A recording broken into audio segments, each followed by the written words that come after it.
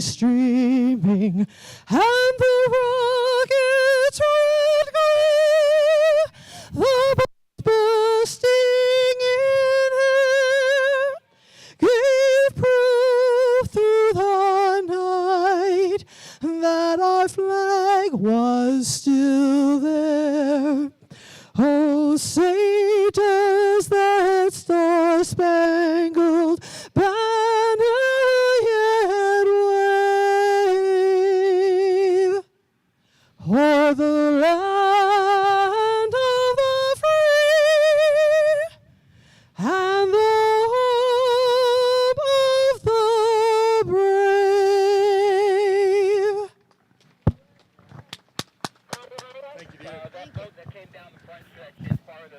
All right, wonderful job, Donna Waltz.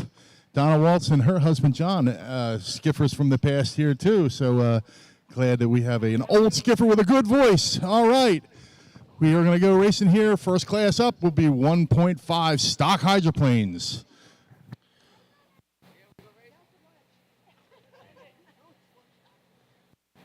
Before the 1.5 stocks come out, got a really cool thing we're going to do here with Greg Barker in the SE9 Rewinder. Greg and the Barker family have been in inboard powerboat racing 70 years, marking 70 years here in 2023.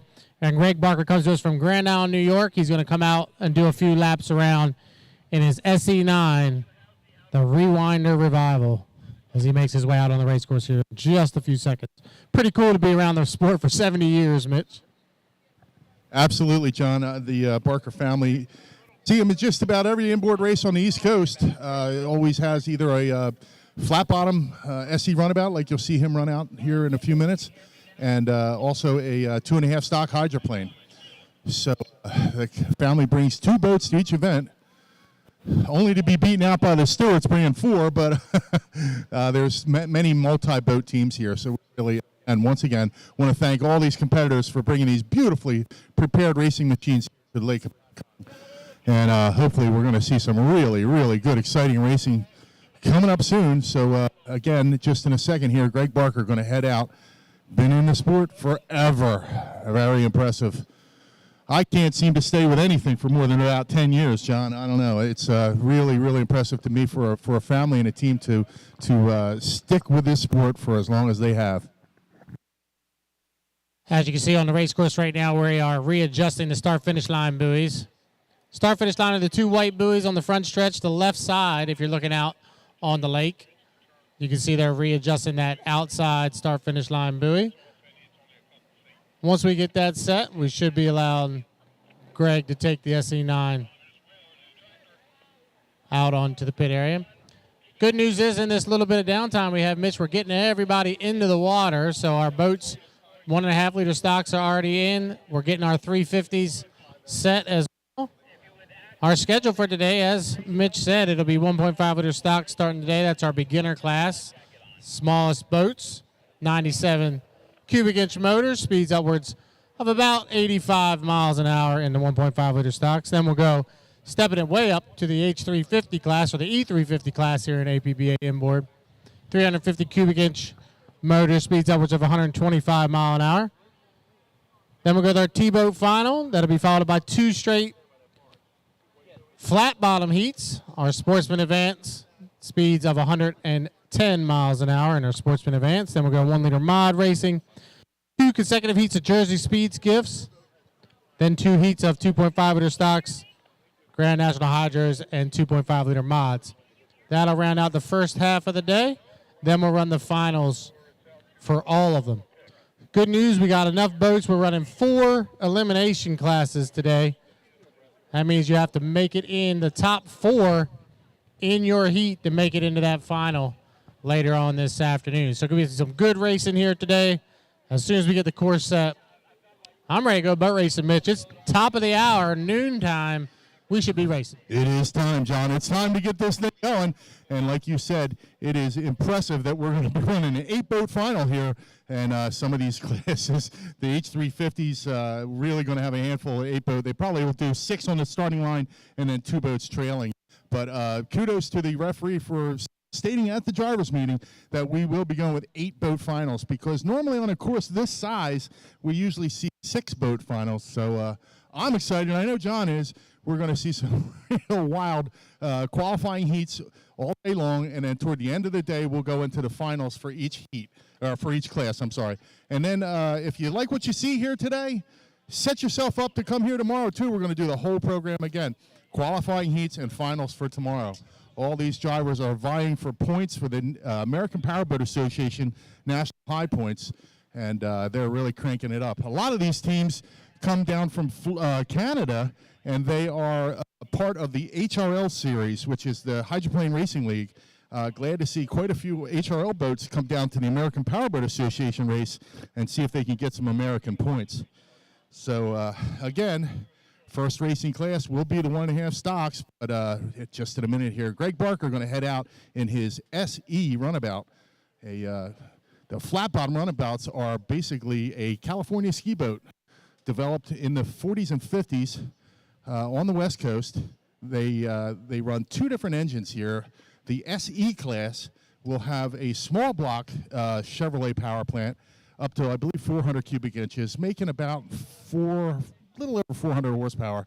And then the other ones, the SA runabouts, are big block powered, methanol burning animals at about 800 horsepower. I think we only have 1 or 2 SEs here today, so I believe we're going to run them combined. But on a tight race course, an SE can actually give an SA a hard time, because the SA accelerates like it's shot out of a gun, but that SE can really crank up some RPMs toward the end of the race course. As Greg Barker, 70-some years in the sport, is going to go out and test his boat on the race course right now, the Greg Barker. Now, he's going to have a qualified driver race this boat a little later this afternoon in competition, but Greg Barker, owner of this Honeybun SE9 and the Rewinder S9, making it here to Lake Hopatcong, John, and what a trip. Grand Island, New York is a long drive here, but we got quite a few competitors from all over the country. And listen to that engine.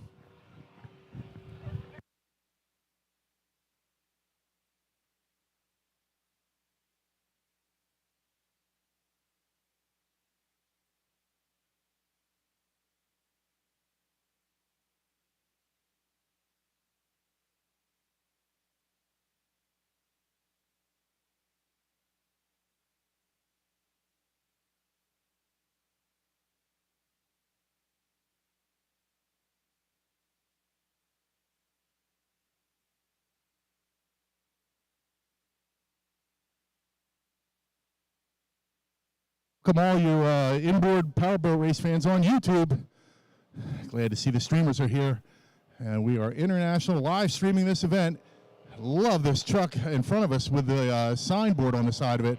Little bit of a delay, but really cool thing for our inboard powerboat racing here. As Greg Barker just taking it easy around the race course.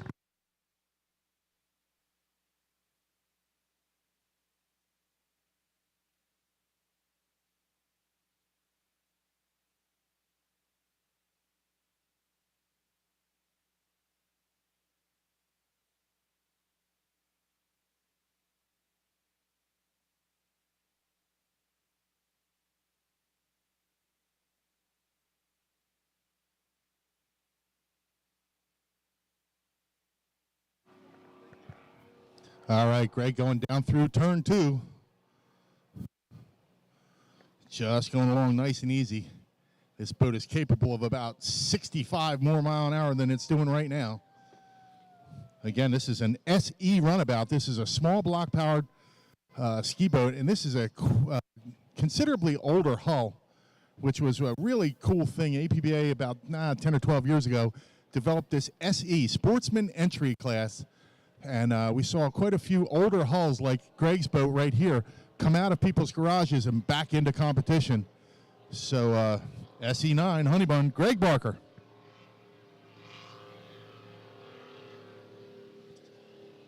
Now in competition a little bit later this afternoon, Jimmy Stewart out of Pasadena, Maryland will take over the driving duties.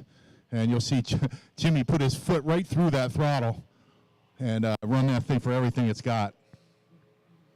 So Greg gets in the throttle just a little bit more going down the back chute. But again, this is just basically a testing session and some seat time for Greg to get into his own race boat after fielding boats with other drivers driving for him for many, many decades now.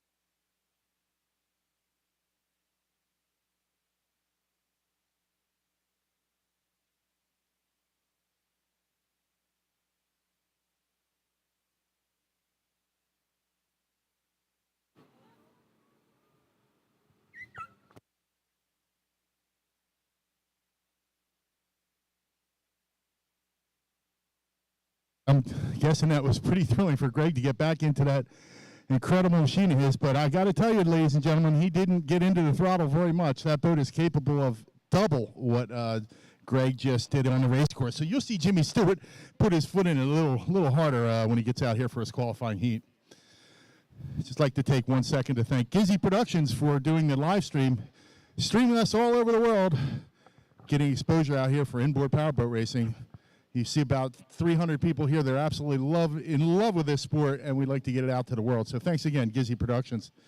And thanks, Louis Venegas, for this sign truck, something new I've never experienced. Really cool for the fans. So you'll be able to see what's going on all the way down at the far end of the race course. All right, so Greg Barker climbing out of his boat, John, and I'm sure he got quite a thrill to be out on that race course. First time in quite some time. Yeah, pretty awesome to have Greg back out here. I know Miss Ann here as well. Congratulations to them. 70 years of inboard powerboat racing. Pretty cool.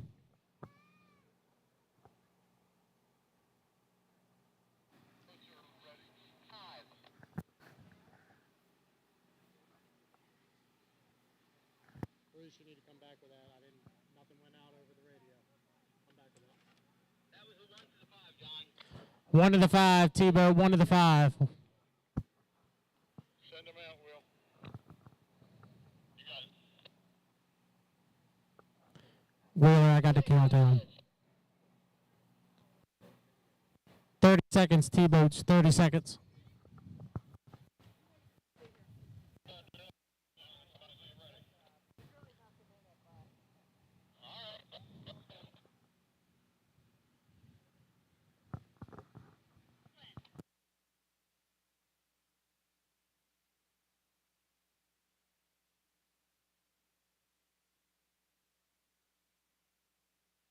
Count, hold the count.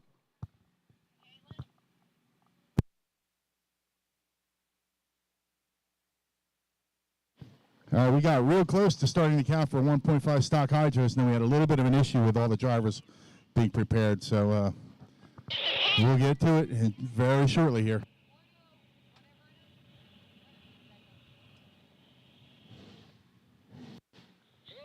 One to the 5, 1 to the 5. 1 to the 5, T-boats, 1 to the 5.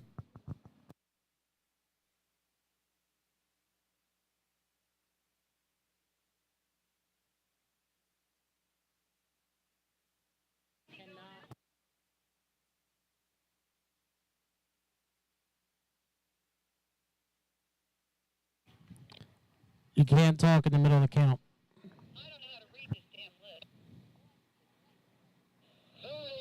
30, 30 seconds.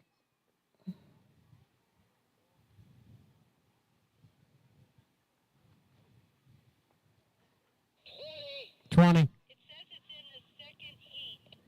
Guys, we need you off the radio until we give the count. Please stop. 10, 9, 8, 7, 6, 5, 4, 3, 2, 1. Green flag!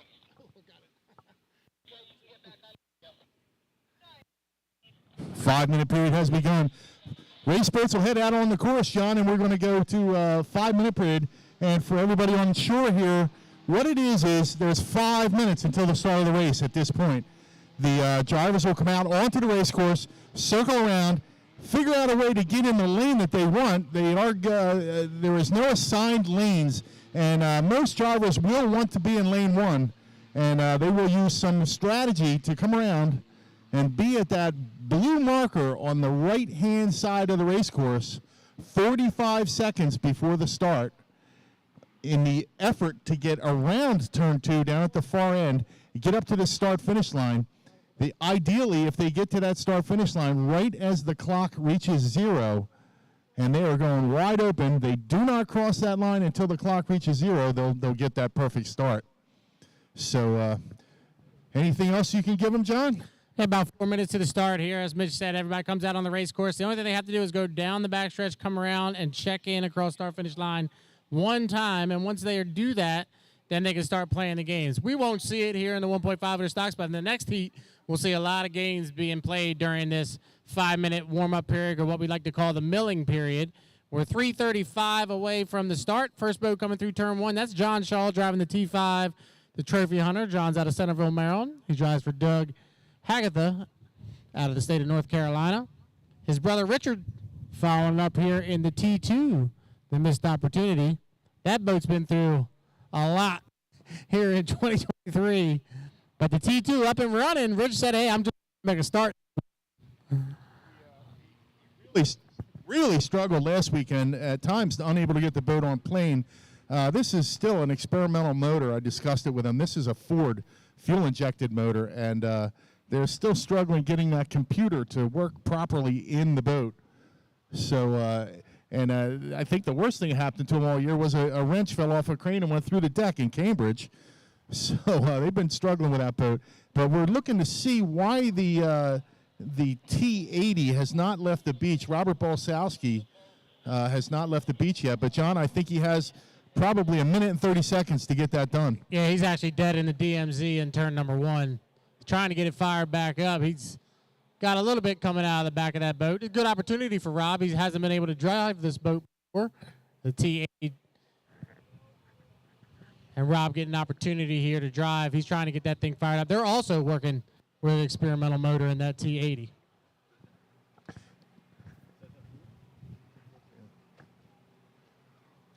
Two minutes from the start. As it stands right now, we will have a 2-boat heat here in the 1.5 liter stock class. Mitch, this is our beginning class, 1.5 liter stocks, 97 cubic inch motors. Speeds upwards about 80 to 85 miles an hour. Good contingent of T-boats on the West Coast now. Got 7 or 8 of them out west, and unfortunately here on the East Coast, the numbers have dwindled down to what we see here this weekend, with only 3 of them running here on the East Coast in 2023. Yeah, sometimes it's a little bit heartbreaking to see a class struggling and possibly going away. But like you said, John, the West Coast contingencies keeping the 1.5 stock class alive. By the way, we're 1 minute, 20 seconds to the start. So again, on the East Coast, like John said, it's struggling a little bit to get boats here. But this is a great beginner class. You only have to be 14 years old to drive these boats. So love to see some new teams get involved in 1.5 stock hydroplanes. I'm guessing there's quite a few of them sitting in garages on the East Coast waiting for a new young guy to get involved in it. So anyone sees the hydroplane racing here as something they want to get into, there are some 1.5 stock hydros for sale. So it's going to be a legal score up as there's the 45-second mark. So everybody behind that blue buoy prior to 45 second. That's a legal score up. John Shaw looks like he's going to lead him up down the backstretch here. Oh, Richards lost it. Right in turn off the exit of 1. Sorry to see Richard struggling again. John Shaw driving for Doug Hagatha. That boat is always dialed in and prepared properly. So Doug Hagatha's T5 is going to go around alone, looks here, as looks to me like Richard is trying to grind the starter to get the boat off the race course to stay out of his brother's way.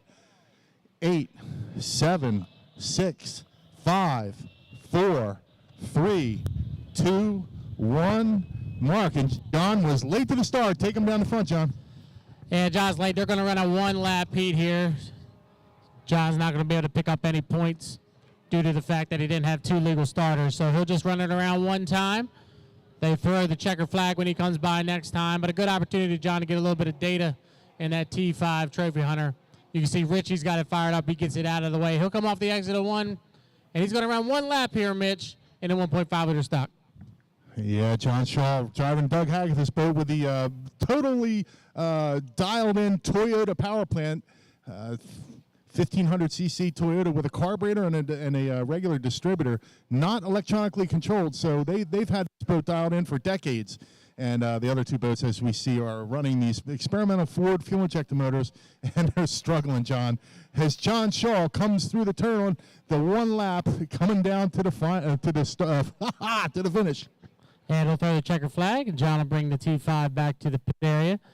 John will have to get out of that T5 and get ready for a little bit later on this afternoon. John is driving multiple boats here this weekend. He's in 1.5-liter, 2.5-liter stock mod as well as GNH. So John's going to be a very busy guy here at the Lake Hopatcong Racing Association's Governor. Up next, our first heat. First heat of H350. I keep saying H350. I'm used to HRL, Mitch, so excuse me. I've been doing many HRL races here in 2023, but E350's on the water next. Yeah, the old 5-liter class. Everybody's running 5.7-liter.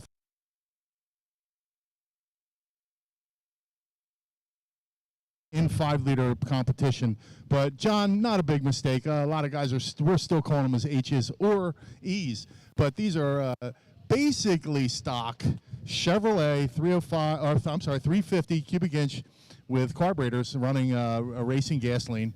So highly modified, but wait till you people on the beach here see these H350s. They really get it cranking. And boy, we have quite a few boats down here from Canada. And John, you're way more familiar with the Canadian boats. I tend to announce more on the APBA, so I'm glad to have John with me here to keep all these boats straight on the race course. So again, just a couple minutes here. We'll be going to the 5-minute period for H350 hydroplane. 2 qualifying heats. They're going to try and get the top 4 boats from each qualifying heat will transfer to the final a little bit later. And if the referee deems it that we are going to run 8 boats, you are in for a treat, I got to tell you.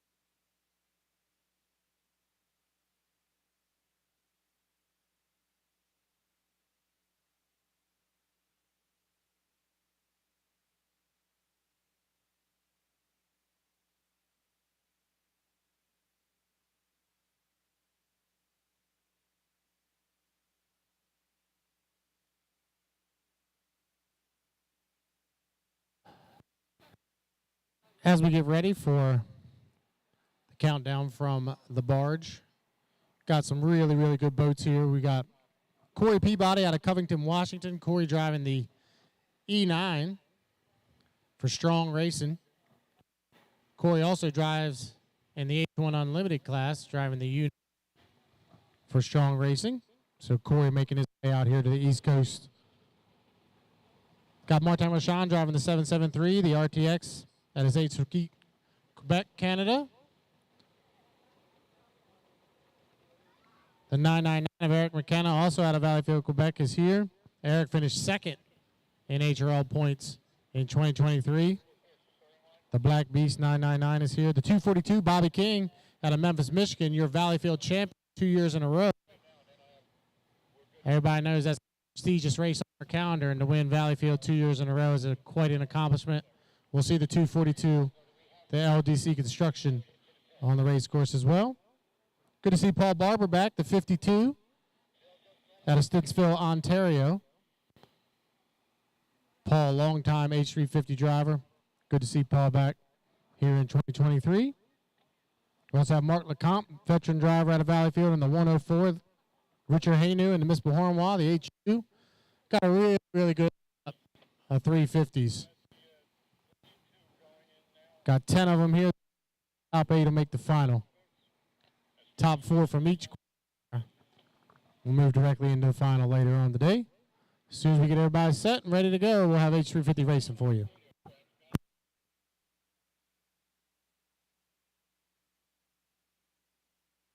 Little cool thing for me to see the E80, the Geronimo, back on the race course after many, many, many years in retirement. Kyle Johnson out of Jackson, Georgia, up here to run Jay Brennan's old Geronimo. What a beautiful machine. It's an older wooden hull, driven by the late Mark Johnson back in the day. So some of us locals here are really, really glad to see that boat back out on the race course. And kudos to Kyle Johnson, really struggling to get engines straightened out of that boat, and just put the engine in it just yesterday or the day before. So good luck out there to the Kyle Johnson crew.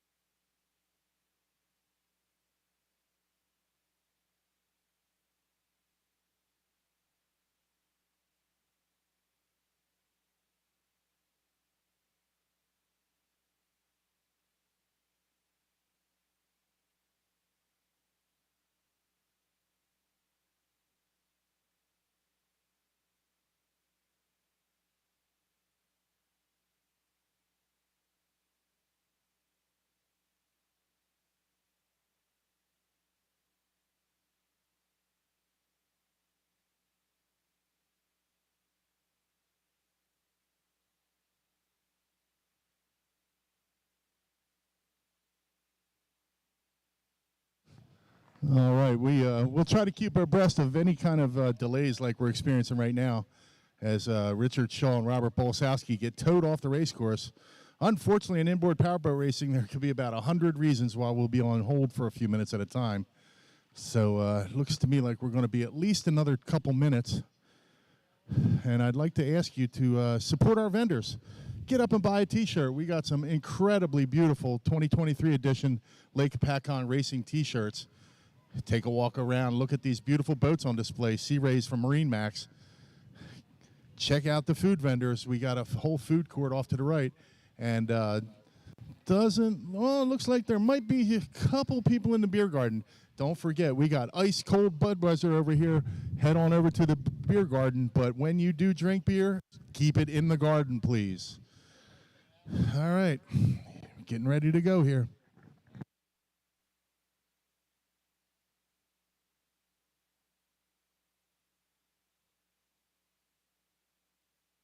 Runabouts, SA runabouts that are up in the parking lot. Get your boats down to the water. We're ready to get you in the water. SA runabouts, please get ready to go in.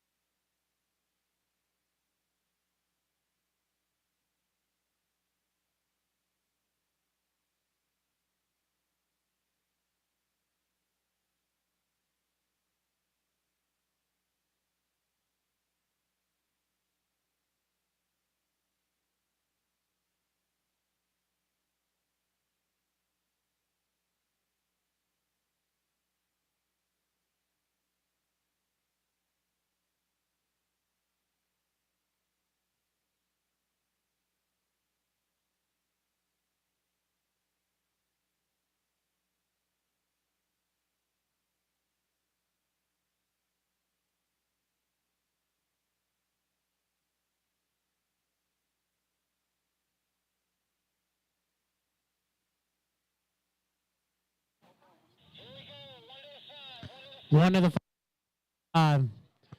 350 heat number 1, 1 to the 5, 1 to the 5.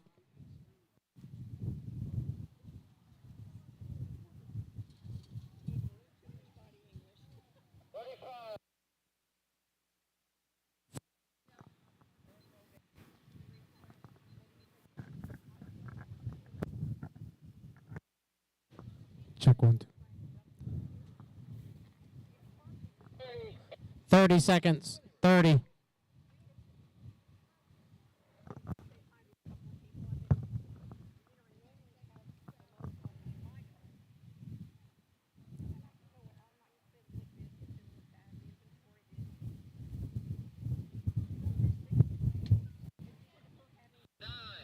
Eight, 7, 6, 5, 3, 2, 1, mark.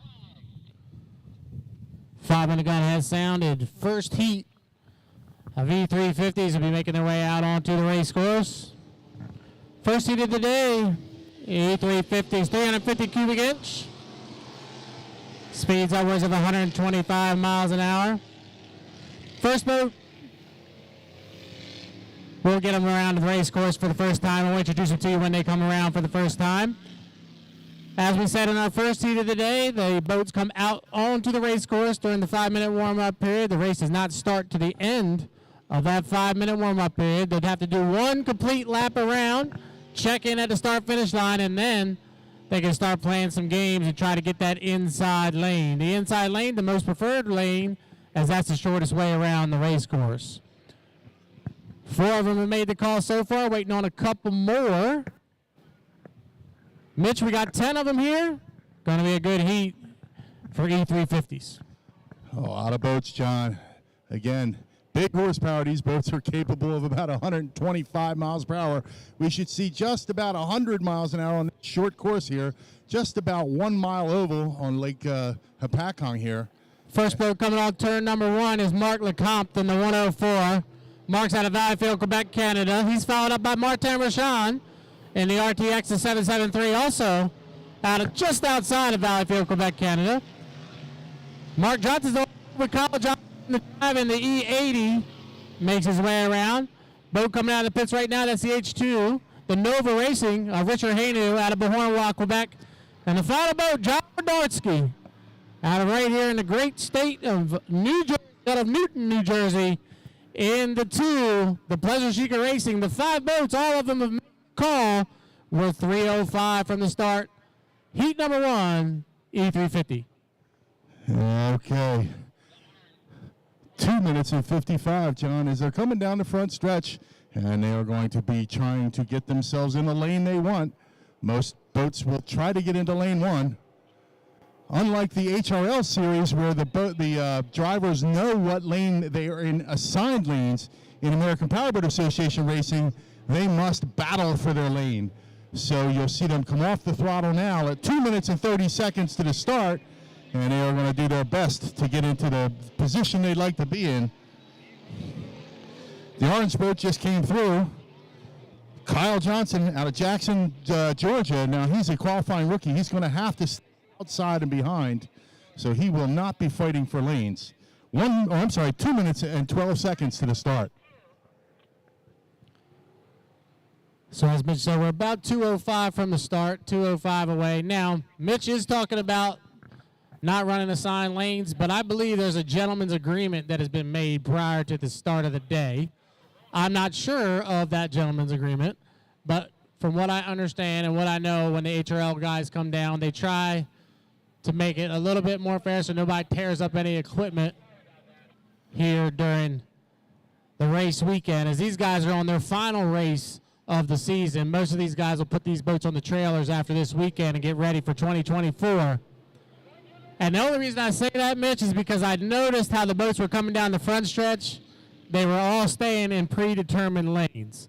I don't know what they are, but usually we do run a gentleman's agreement when we come to Lake Hopatcong. Well, it makes sense, John. That way they're not going to tear up equipment. When you are fighting for lanes, if you get aggressive, there have been times when the 5-liter class in Region 3, I've seen some real bumper boat action and, busted sponson edges and deck issues. I actually have seen a rudder get ripped off of a boat from a boat coming up behind. Go ahead, John. All right, so what we can see here is boats cutting the race course. Those are legal maneuvers as long as you cut from back stretch to front stretch. We'd like for them to cut in between the start-finish line of the entrance turn number 1, as everybody just did. So now they're all starting to line up down the back stretch here, as we are 35 seconds from the start. So it is a legal score-up. So it looks like Wardarski's in 1, Rashawn in 2, LeCompte in 3. One bit about that score up. So as they're coming through turn number 2, it looks like John Wardarski's got lane number 1 in the Pleasure Seeker Racing as we are 9, 8, 7, 6, 5, 4, 3, 2, 1. Mark. It could be a little early on the outside. You see Rashawn had to get out of it, but Mark LeCompte, he's going to lead him from lane number 3 down here into turn number 1 with Richard Hainu right on his inside. Hainu and LeCompte are side by side through the apex of turn number 1. We're going to go 4 times around. Hainu's your leader off of turn number 1, Mitch. Hainu on the inside, LeCompte on the outside. They're going to get hard on the throttle down the back chute. Hainu really accelerating hard. LeCompte on his outside, only back by about 4 lengths coming into turn 2, into the exit. Into the apex. Coming out of the exit into the front stretch, John. Bring him to the line. Hainu with a nice, comfortable rooster tail advantage. That boat's really been running well at the latter part of 2023. Hainu leads lap number 1. LeCompte got washed down, and Rashawn's on the outside trying to move over into lane number 3. LeCompte in second. Oh, they're going to get really tight between Wardarski and Rashawn through the apex of turn number 1 here on lap number 2. But off the exit of lap number 2, it's still Richard Hainu, your leader. Hainu out by about 15 lengths over LeCompte, but the real race is for 3rd and 4th position coming into the back chute. Looks to me like Rashawn on the outside by about 1 length of Wardarski, as it looks to me like Hainu charging out of the exit pit into the front straight, John. 2 down, 2 to go here in Heat 1 for the H350 qualifier. And Richard Hainu chime walks the H2. The Municipal Horn will across start-finish line. He'll come through with about a 2 full rooster tail advantage. Mark LeCompte running really well back here in second in that 104. The old Bergeron Hall still doing really well is that 104. Rashawn in 3rd position. Wardarski in 4th, and Kyle Johnson in 5th. And the field spreads out in the back chute as Hainu opens up about a 25 boat length lead over LeCompte into the turn 2. Big rooster tail off that turn skeg. Hainu dialed in here, but LeCompte hard on the throttle. Looks like he closed up just a little bit there, John. 3 down, 1 to go here in H350 qualifier number 1. And Richard Hainu in the H2. The Nova Racing running really, really strong here in the first qualifier for the H350s. LeCompte really flying that right spots, and he comes out here into turn number 2. Rashawn in 3rd, Wardarski in 4th, and Johnson in 5th. One more time down the backstretch for Hainu. Richard Hainu down the front stretch. I saw he had his wing in the real hard down position as he's running into the headwind, but a nice tailwind down the backstretch, and he opens it up again as Rashawn trying to make up some ground, but falls back. It's not much of a race. We got a freight train coming through turn 2 into the front, John. Down the front stretch for the final time. Checker flag waves your winner unofficially in heat number 1. We're going to H2, the Nova Racing and Richard Hainu. Nice run for the 104. Mark LeCompte, also out of Valleyfield, Quebec, Canada. He'll come around and get 2nd position. Martin Rashawn will get 3rd as he comes across start-finish line. John Wardarski will round up in 4th in the Pleasure Seeker Racing. And nice run for Kyle Johnson. He'll get 5th position in the Geronimo, the E80, to round out the field here in the first qualifier. Got to tell you, John, it warms my heart to see that E80 Geronimo back on this race course. This boat was built right in this area here, Lake Hopatcong, by Jay Brennan decades ago, and really glad to see those guys have gotten a new engine in it and got it back on the race course. Again, 5th place position, but the boat looked good, and big kudos out to the Johnson crew. Congratulations to Richard Hainu and the H2 team out of Bullhorn. Richard's come down a lot here to Lake Hopatcong over the last few years. Picks up a nice heat victory here in the qualifier.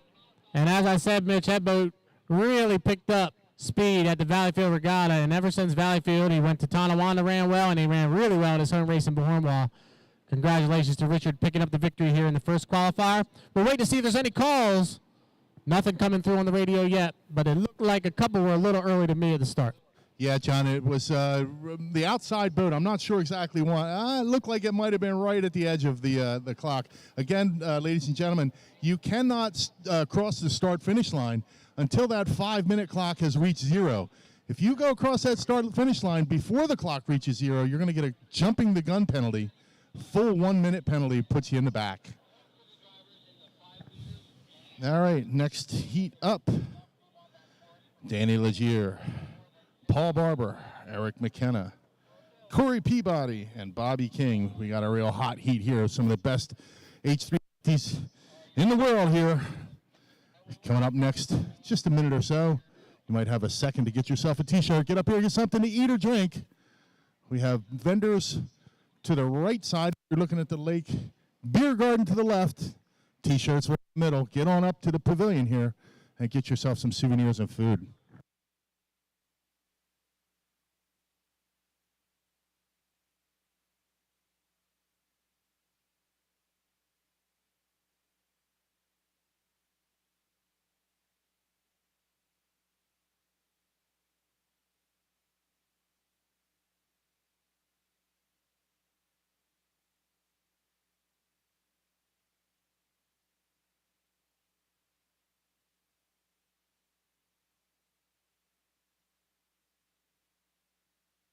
Getting word from the race course, we did have a buoy break loose there down on turn number 2, the exit pin of turn number 2.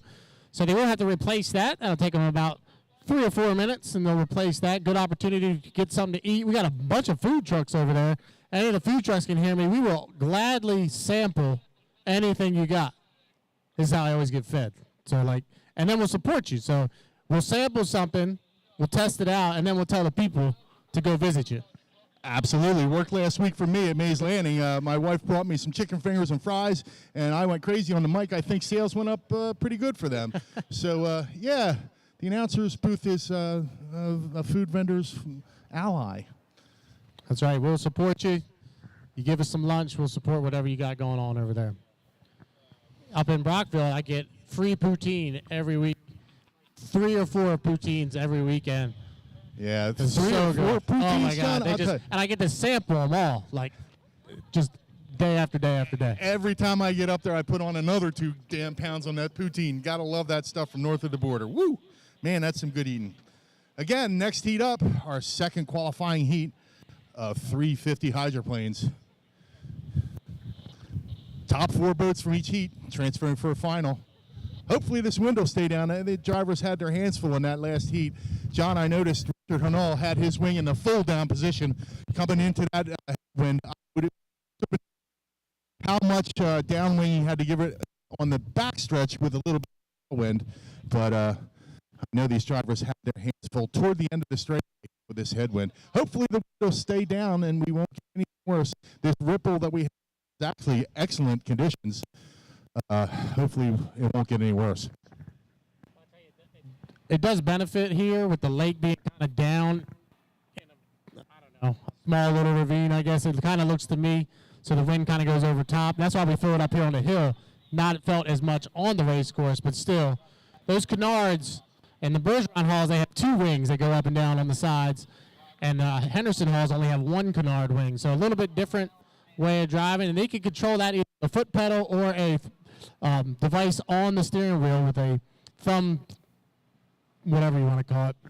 Felt like a thumb rocker switch. Thumb rocker switch, yeah, that can go up and down. And now you say the Bergeron uses 2 wings. Are they independent of each other? Yeah, well, not usually. Some are. On the bigger boats, on the GPs, they are independent, and they'll have 2 pedals to control either wing. But mostly the 350 is just 1 pedal that controls the wing. Boy, and a lot of the Bergerons have opted out of that and gone to the 1 canard, 1 stabilizer. And those canard wings are why these modern hydroplanes are reaching the speeds that they do safely. Way back in the day, before the invention of the wing, you would see all kinds of crazy things happening with inboard hydroplanes because once the wind packed under the boat, the driver was just along for the ride. So now the driver with a quick foot or a quick button finger can control the trim attitude of the boat while it's racing. And my kudos go out to those drivers that can coordinate all that, the throttle and the wing. It's definitely got to be a challenge. I've never driven a hydroplane, but I'll tell you, in a Jersey Speed Skiff, we set the trim plate for the straightaway, and then we'll free up the boat just a little bit in the turn, but it's just very easy. One click, one click. The hydroplane drivers, they actually have to keep their foot or finger on that switch and play that wing depending on how much headwind, how much tailwind, balance point of the boat. There's a lot of different factors that make an inboard hydroplane fast or just kind of fast. Down the front stretch, right across start finish line, our buoy tender is going to replace that buoy down there at the exit of turn number 2. Big thanks goes to the volunteers that make this event happen, these towboat drivers and Region 4 Rescue up here from the Maryland area. Can't do it without you folks. Thanks again to Bruce R. Corner, crane operators, crane company, for bringing these beautiful machines here. These boats are not launched off of the trailer directly into the water. Every boat here has to be lifted off its trailer and put in the water by a crane. So thanks again to Bruce R. Corner, crane company. And again, one more thanks. I don't know if they'll be able to hear me, but the towboat operators help us bring in disabled race boats and tend to any buoy issues on the race course. So huge thanks to all our volunteers.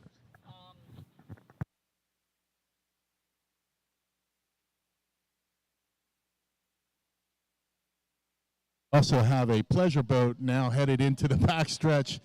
So that may hold us up again for another minute because we have to wait till the wake settles from that boat. As soon as that boat clears the race course, hopefully we'll get going here. Second qualifying heat. E350, H350, E5 liter. I don't know, John. I'm okay with just calling them H boats.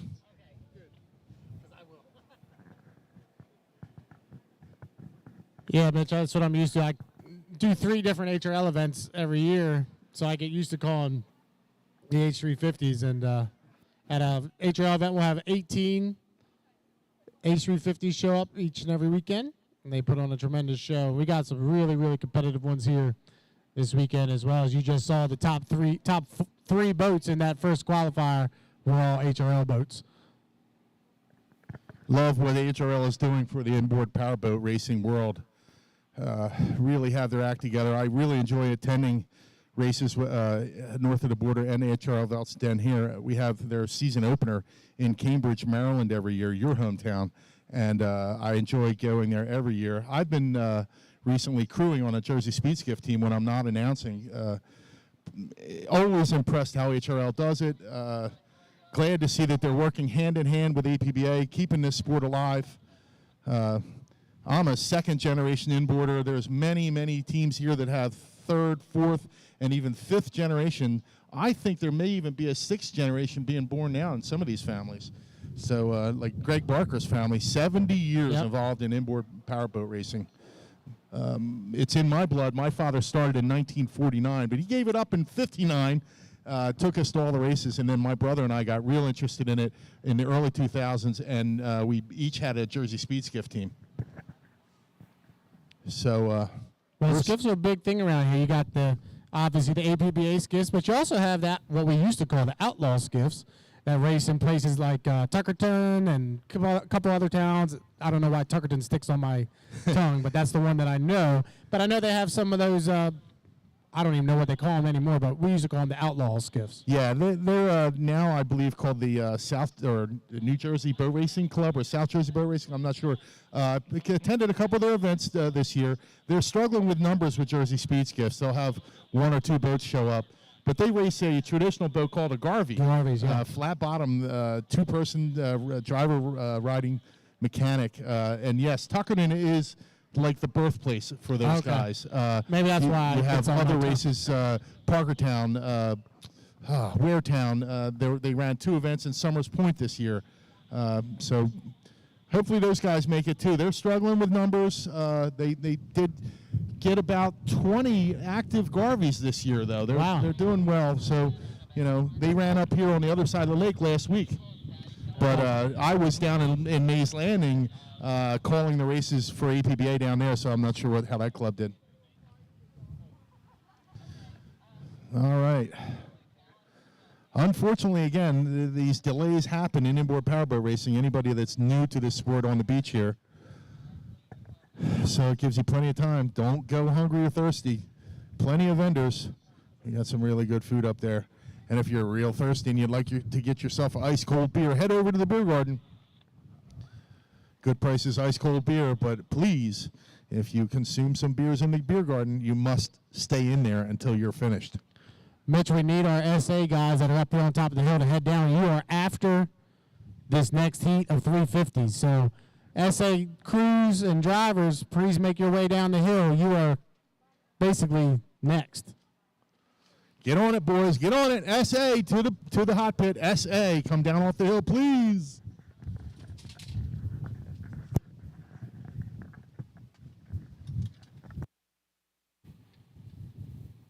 I see our rescue team getting that buoy in place. And that's the worst thing when the wind blows is the buoys. The buoys like to detach from them carabiners, and because I don't think anybody hit a buoy. I never saw anybody hit the buoy during that heat, so just came unattached. Yeah, John, you're right. I was completely involved in setting up the race course in Mays Landing last weekend, and I found two buoys that had like dry rotted string on them, so I replaced that. But you're right. The buoy, from this far away, they don't look very big, but they are actually pretty big. The smaller orange ones in the turns are probably around close to 3.5 foot in diameter, and the big entrance pins are probably 4.5 feet. So they get a really good gust. You're right. They can break their hardware. Also, I've actually seen before where they'll actually drag a block. We use concrete blocks as the anchors. So it's a struggle every year to try and keep the buoys in place, and you see them tending to buoys down all the way at the other end of the race course in what we call turn 2. Looks to me like Region 4 Rescue might be involved in that operation too. Region 4 Rescue, a dedicated group of volunteers that head up to all Region 3 races. This is as far north as they go, but they were in Mays Landing for us last week, right outside of Atlantic City. But they're based down in the middle Maryland area. It's a dedicated group of people, trained EMT divers, 2 flat bottom boats with the nose of the boat can be lowered into the water to drag a driver in the case of we have an injury on the race course. About a 13-second response time on average. Also, they have 2 personal watercraft on the race course with EMT certified scuba divers on board. So most of the time, if we have any kind of a melee where a boat ends up upside down or in trouble, Region 4 Rescue will be on them within an average of 13 seconds. So I always like to give the kudos out to Region 4 Rescue. They're funded, they're self-funded and volunteer oriented. The APBA gives them some money, but these people are so dedicated. I can't thank them enough. I'm going to beat that dead horse all day long, John. I can't help it. Those guys are my heroes. Guys and girls, I'm sorry. Plenty of girls involved.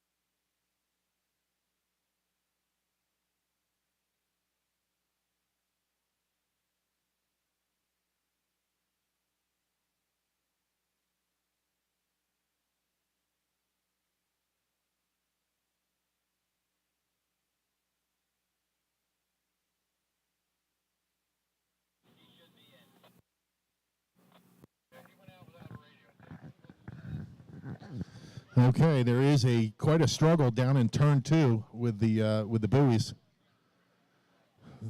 Not sure. I didn't see anybody hit a buoy, but it's kind of hard for that from our perspective this far up on the hill. So maybe somebody in one of those 350s smacked some buoys, John. I'm not sure. But they are trying to get that straightened out. These are the lulls and lags that John and I are going to keep you informed on. So, again, do not go thirsty or hungry.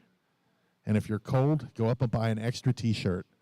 Got some really beautifully printed 2023 Governor's Cup T-shirts up there.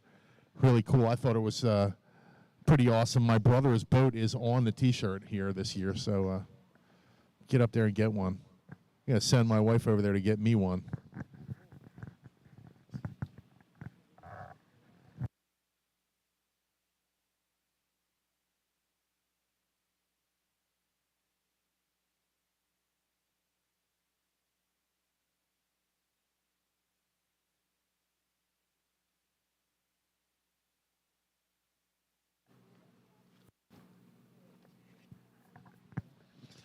All right, we might as well use some of this time. So we're going to have a second qualifying heat of the 5-liter H350.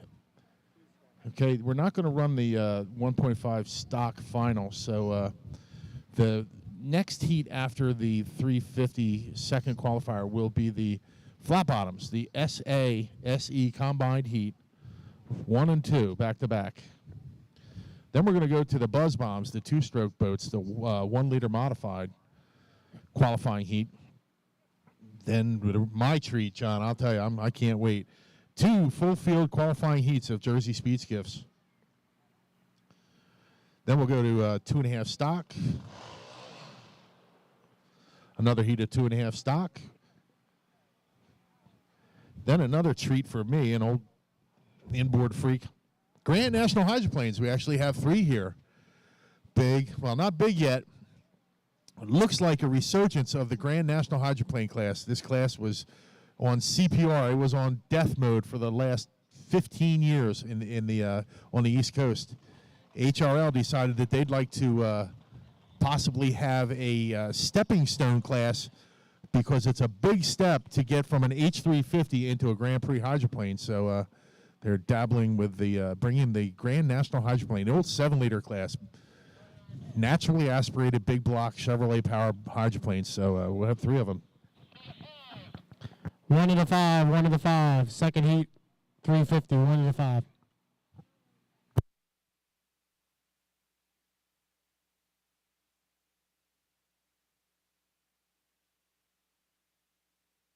Up 45 seconds.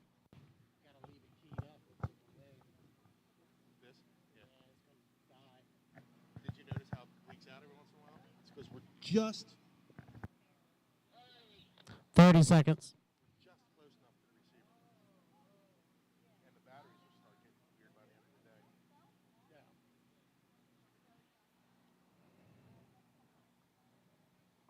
Let's 15. 10, 9, 8, 7, 6, 5, 4, 3, 2, 1. Mark. 5 minute go. All right, second heat of H350s will be making their way out on the race course. This will include your 2-time defending Valleyfield champion, the 242, the LDC Construction, the all-white boat. First out of the pit area, Bobby King out of Memphis, Michigan. Makes his way out of the pit area. That boat is a hot machine. Can't wait to see what Bobby King can do against this other pretty stacked field. Into the back chute. Love Bobby King. That boat is absolutely fast as all. Yeah, you know. Bobby King, also current driver of the U12 Graham Trucking in the H1 Unlimited class. Bobby got an opportunity to drive out in the Tri-Cities and Seattle in the U12. All 5 boats making their way out of the pit area for Heat 2 of the H350. Here comes Bobby coming through the LTC Construction, the 242. Followed up by Corey Peabody in the 9, the Strong Racing, E9, Corey and Bobby, two H1 Unlimited hydroplane pilots, out on the race course here in Heat 2. Boat coming down the front stretch. The 999 of Eric McKenna. I'm sorry, that's the 52 of Paul Barber coming into turn number 1 right now. Paul Barber is right out of the Ottawa, Ontario, Canada area. That's a fast H350 as well, is that 52 Barber Racing. The final boat going way wide, coming across start finish line right now. That's the 999, the Black Beast of Eric McKenna. He ended up second this season in HRL in that highly competitive H350 class. If it wasn't for a couple of hiccups at the Valleyfield Regatta, he could have won the championship. Had a tough weekend in Valleyfield in that 999, the Black Beast. But he's making his way through turn number 1 right now. And the final boat, the Carpentech out of Valleyfield, Quebec, Danny Leger in the 666, the Carpentech. And it looks like Danny might be having mechanical issues. He's coming back towards the pit area. So it looks like, Mitch, we're going to have 4 out of the 5. We're 2:30 from the start. Yeah, he shut down coming out of the pits. It looked like right here in turn 1, and then went around one more time, come back into the pits. Sorry to see that. We are 2 minutes, 20 seconds to the start, and we got 2 drivers on the race course that actually competed in the Unlimited Series this year. Bobby King and Corey Peabody, really competitive in the Unlimited Hydroplane ranks. So they're stepping down a little bit, getting into an H350 that would terrify the likes of any mere mortal. Yeah, the H1 Unlimited class, 28 feet length boats. They weigh up 6,300 pounds, and they do speeds upwards of 200 miles an hour. So, yeah, they're stepping down just a little bit here to run in the H350 class. But very highly competitive boats, both the 9 and the 242. The 242 this season has been on another level. He had to start on the outside of all of qualification heats in Valleyfield, and he still won them. He only ran second in one of the qualifiers. He was able to get the inside lane for the final and won the coveted H350 final in Valleyfield back in July. At 242, the LDC Construction coming through the race course right now. He's the one to watch, Bobby King, but got some really competitive boats here. We only got 4 of them, but all of them very competitive. Every time I see Bobby King run, he gives me goosebumps. That machine is so dialed in, and he is absolutely fearless. He runs it right on the edge. Has scared the dickens out of me a couple times watching him carry the right sponson halfway down the front straightaway. But I got to tell you, Bobby King dialed in all the time. 50 seconds to the start, John. Yeah, 50 seconds away, and Bobby is up a little early. He's actually going to cut through one more time. Watch him put this thing on the hook as he comes through turn number 1. Wow, really flying. He's got to go, and he's got to catch up with the rest of the field. Looks like Paul Barber will have lane number 1. Peabody will be to his outside. McKenna up just a little bit early as well. And watch for Bobby King in the 242. The LDC Construction as he comes flying. 25 seconds to the start, Mitch. John, how many G's do you think he pulled when he came through the infield? He had to pull probably 2.5 G's, maybe close to 3 when he turned that boat real hard to the left and hooked it onto that skeg. And with 13 seconds, bring him to the start, John. Over 10, 9, 8, 7, 6, 5, 4. They're early. 3, 2, 1. Mark, and it could be a little bit early, but we're called like we see it on the race course. Bobby King on the inside with Barber to his outside, and Peabody out in lane number 3. King and Peabody, the 2 H1 Unlimited drivers. They're side by side through the apex of turn number 1, but it's going to be King out of Memphis, Michigan, your leader off the exit of 1. Paul Barber was in the 2nd or 3rd position, got wet down real bad by Peabody and Bobby King as down the back stretch. Corey Peabody seeing if he can get a little bit closer. Bobby King out to about 5 or 6, maybe 8 boat lengths, coming through the apex into the exit pit in the front stretch, John. King is your leader off the exit of turn number 1 to complete lap number 1. We'll go 3 more times around. Watch him chime walk that 242 LDC Construction as he heads down here into turn number 1. Peabody back about on Rooster Tail in the 9, the Strong Racing entry. Out of Covington, Washington, 3rd. Out of Valleyfield, Quebec, Eric McKenna. And Paul Barber out of Ottawa, Ontario, running in 4th. But off the exit of 1, it's King. Bobby King, absolutely dominant all season long. I don't think I've seen him lose one in the races that I've been to. Peabody falling back about 15 to 20 boat lengths now, but the race is in the back. Who's at Looks like there's a boat coming up on the inside. I believe that is Paul Barber making a move for the third position. 2 down, 2 to go, and the battle is for third between Barber and McKenna. 2 down for Bobby King. He's your leader as he comes into turn number 1. Peabody running in second. Look at a nice battle for third between McKenna on the outside and Barber on the inside. Barber's out of Ottawa, Ontario. McKenna out of Valleyfield, Quebec. But it's still Bobby. Oh, Bobby slows off of 1. King is slow off of 1. That's going to open up for Peabody, Mitch. Okay, here comes Corey Peabody. Right on by Bobby King. Oh, my goodness. I never see Bobby King break. Oh, that is a real rare occurrence. But down the back chute where the field is bunching up a little bit, Corey Peabody holds on to the lead by about 13 lengths over Dana Gier. Coming through turn 2 into the front stretch. Bring him home there, John. And this will be lap number 3. 3 down, 1 to go, and Corey Peabody has the lead, but watch Paul Barber. Paul Barber has moved to the inside lane, trying to make up ground, running in that white water of Peabody to complete lap number 3. 3 down and 1 to go, and Peabody is your leader. Barber back in second, and McKenna right there on his outside. We'll see how they come through the apex of turn number 1, but it's Corey Peabody out of Covington, Washington. He is your leader, Mitch, as they come off the exit of 1. Side-by-side action here. Daniel Legier. See, I'm sorry, McKenna on the outside, but it was Legier on the inside, isn't it? Now Barber. Barber on the inside, I'm sorry, but down the far end, Corey Peabody into the turn, coming through the apex. Corey Peabody, checker flag is flying. He's going by the exit, but the race is back in the back there, John, and bring it on home. So Peabody will take the checker flag. He'll be your unofficial winner of Heat 2, but look at the battle for second between McKenna and Barber. It looks like Paul Barber will just hold on a second over top of Eric McKenna running in third, and unfortunate, did not finish. That doesn't happen very often for the 242 LDC Construction and Bobby King. So congratulations to the strong racing team all the way from Covington, Washington. Corey Peabody, your unofficial winner of Heat 2. How about that, Corey Peabody, coming all the way from Washington State. What a long drive that is, but he got rewarded with a heat win here.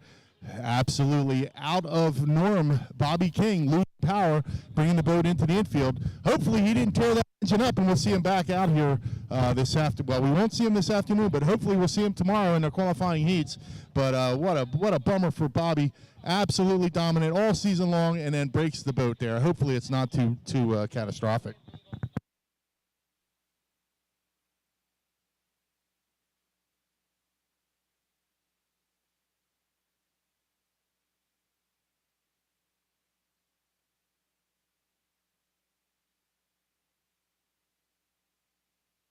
Have a couple gun jumpers in that heat. Everybody jumped except Eric McKenna. So the 999 is officially your winner of the first qualifier.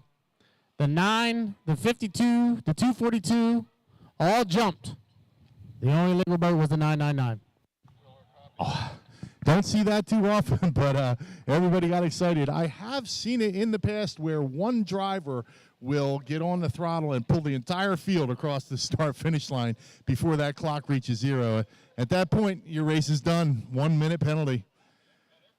So we will have the list for the final of 350 hydros a little bit later. We'll let you know.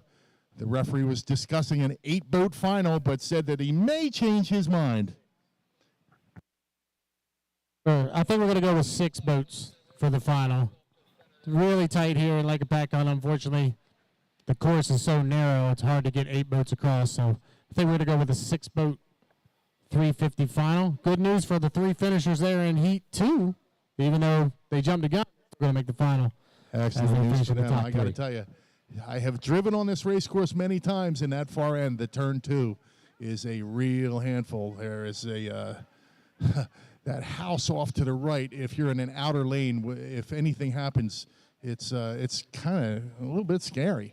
But right in front of us here in turn 1, nice sweeping 7-pin turn. Not so much of an issue, but the referee decided that we're going to go with a 6-boat final in H350 later this afternoon. All right, next up, John, is our flat bottoms SA-SE combined heat.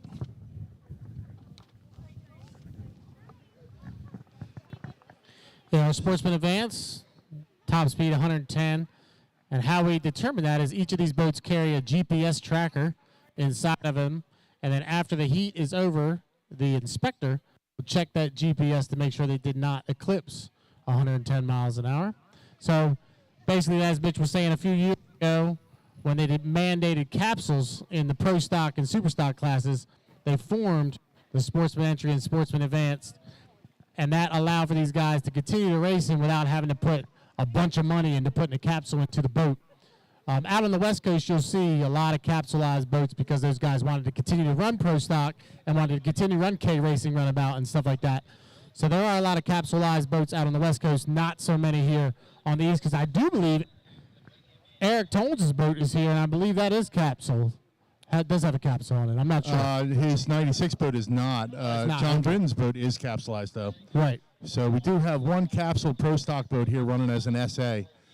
Still mandated to only go 110 miles per hour, but that's about what they can do here maxed anyway on this tight 1 mile. But it is a driver's course, driver's class, I should say. Part of the difficult part is not going faster than that breakout 110 miles per hour.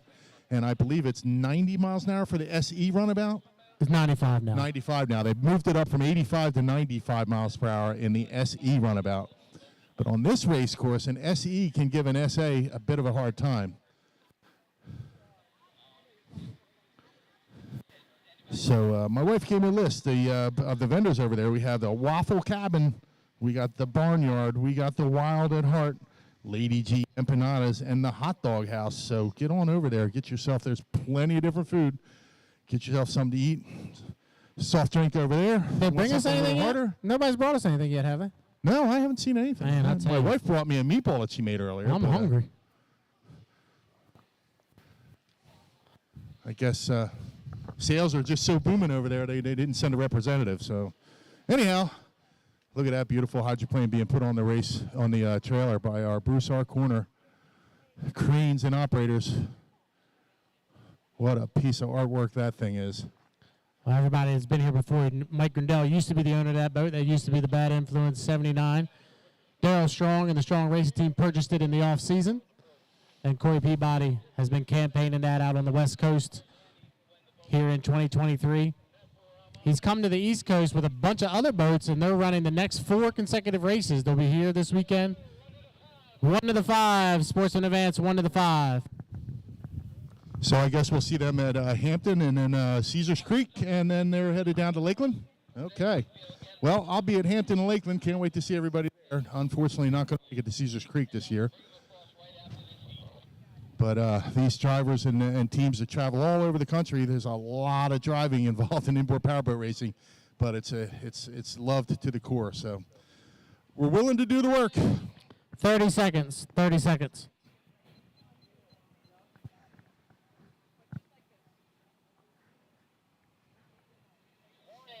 20. 15. 9, 8, 7, 6, 5, 4, 3, 2, 1, mark. 5-minute gun.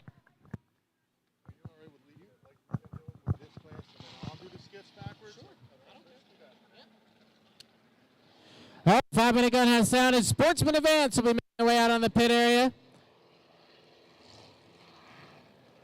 Sportsman Advance. Flat bottom boat.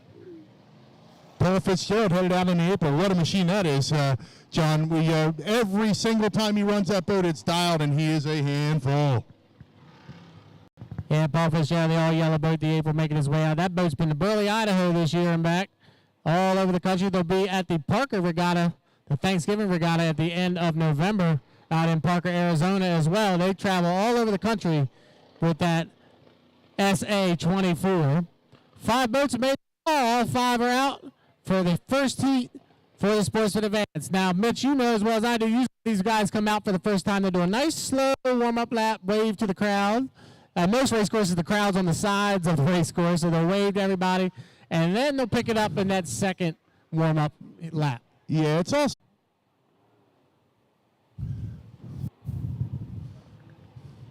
of Jody Cross, and then Sebastian LeBouf Real quick, John, back to what you were saying about the trim. These boats are different from the other classes as they hit the trim down for the turns. The hydroplanes will lift their wing to lighten the boat up, and also a Jersey Speed Skiff will come out of the plate and lighten the boat up for the turn. 2 minutes to the start, John. 2 minutes away, and unfortunate Dominic Courier in the 122 has brought his boat back to the pit area. So we should have the 100 of Jody Klaus, the 86 of Eric Jones, the 106 of Eric Hahn, and the 25 of Paul Fitzgerald. Those should be the 4 boats out on the courses. We're 135 away from the start, Mitch. Paul Fitzgerald has himself where he wants to be in lane 1. This boat is always dialed and always on top of his game. Paul Fitzgerald is absolutely fearless and runs this boat right to its max. Eric Tolnes pulling up on his outside. Eric out of Staten Island, New York. And the green boat, Eric Hahn out of Carmel, Indiana. Followed up by Joe Klaus out of Mullica Hill, New Jersey in the 100. 1 minute and 8 seconds to the start, John. Everybody line up in a pretty good position. Got to be behind that blue buoy at 30 seconds. So Fitzgerald's in 1. To his outside. Jody Klaus. Then you have Eric Hahn. I believe that's Eric Tolnes on the outside. And the 86, Tones on the outside? Okay, in the 86. Yep, Eric Tones is in lane number 2. Paul Fitzgerald was too early. He had to come back around. So he's going to go through the infield. Now, you were technically not allowed to go past that blue buoy until 30 seconds. They got 3, 2, 1, mark. So everybody's legal to the start now. Paul Fitzgerald was way early, did not want to incur a penalty. So now he's going to have to run this boat for everything it's got to get around to the start in 22 seconds. And that motor doesn't sound as good as I've heard it in the past. With 13 seconds from the start, they're going to have to get on it here, Mitch. 8, 7, 6, 5, 4, 3, 2, 1. Mark. It's a super clean start, as my friend likes to say, from Madison, Indiana. Everybody legal. Eric Hahn will lead him across from lane number 2 as he come down here into turn number 1. We'll go 4 times around here in the Sportsman Advance qualifier. Eric Hahn will turn left first on his inside. Jody Klaus, Eric Toles on his inside, and Hahn and Toles are side by side for the lead here in the first qualifier, Mitch. Eric Tolnes running really good at Mays Landing last weekend. Always prepared, but he's got some real pressure on the outside from Eric Hahn as Jody Klaus following up from behind. Paul Fitzgerald trying to catch up to the field. Normally dominates this class, but way off in his timing today. But down the far end, coming into turn 2, Eric Hahn on his outside. Eric Tolnes. Woo! Here we go, John, into the front stretch. Eric Hahn, your leader, as they come around to complete lap number 1. Eric Hahn in the capsulized boat. He leads them across start-finish line. 1 down, 3 to go. Eric Tone is on his inside, running back in second position with Jody Klaus in third and Paul Fitzgerald in fourth. So Hahn is your leader through the apex of turn number 1. We'll call it about a 6 boat length advantage as they come off the exit of 1, Mitch. Really cool to see Eric Hahn holding Eric Tolnes to about an 8-foot lane coming into turn 1 in front of us. Eric Tolnes hard on the throttle. Can he catch up to Hahn? Down the back chute, Jody Klaus holding on to third position, but look at Paul Fitzgerald hard on the throttle to see if he can get up past Jody Klaus. Looks like he might be able to get it done. Into the back chute. Into the front chute, the green boat. Eric Hahn, bring him in, John. Eric Hahn with about we'll call it 6 or 7 boat length advantage over top of Tolnes, running back in second. 2 down, 2 to go here in the Sportsman Advance qualifier. As Hahn brings it down here through the apex of turn number 1. He's opening it up now by about 15 boat lengths over top of Tolnes, running back in second. Paul Fitzgerald's moved up to third, and Jody Klaus is back to fourth.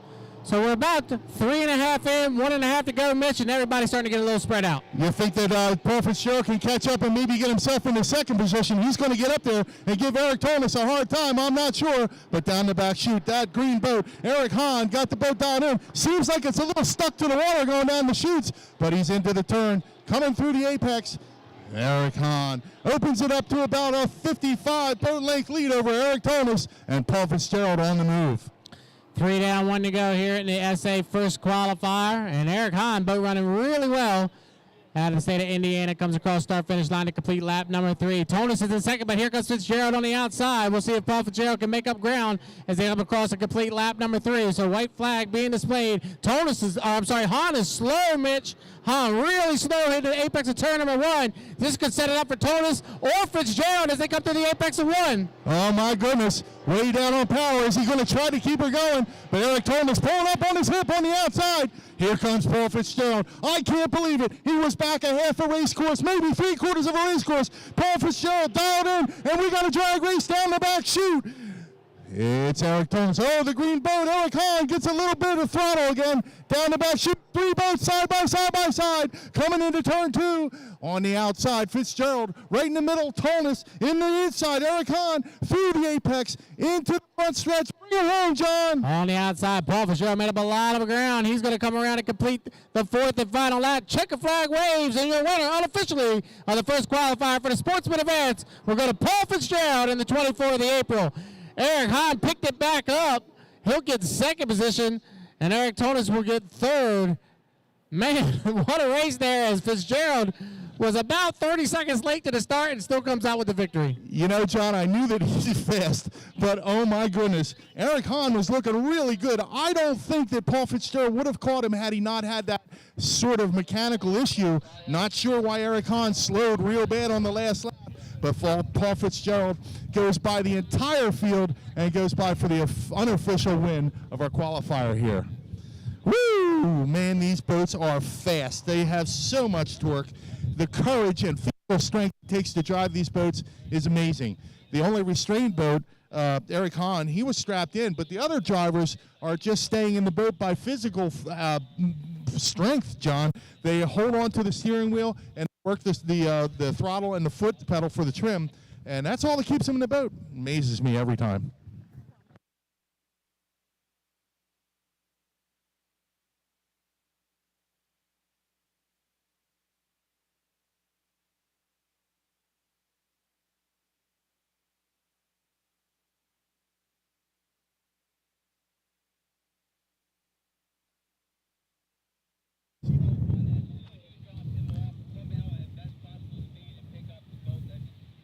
So right now we're going to get our tow boats.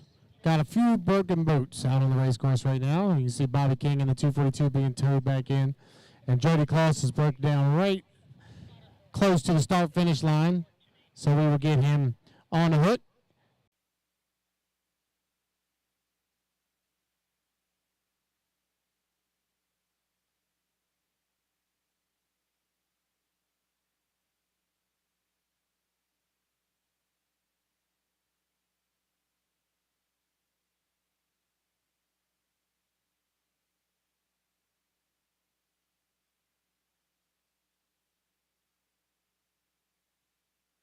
All right.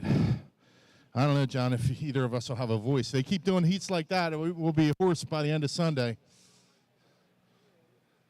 I'll be fine, but you got to do Hampton next week, so you better keep that voice in shape, buddy. Well, I did 67 heats in Valleyfield over the 3 days, and then I had to do Cambridge the next week. I was struggling at the end of Valleyfield. I was watching the live stream, and I felt for you, buddy, because I've been there. I know what it's like. I did a couple ACHA events before it was HRL with, like 70, 60-plus boats, and I had no voice left at the end of the day.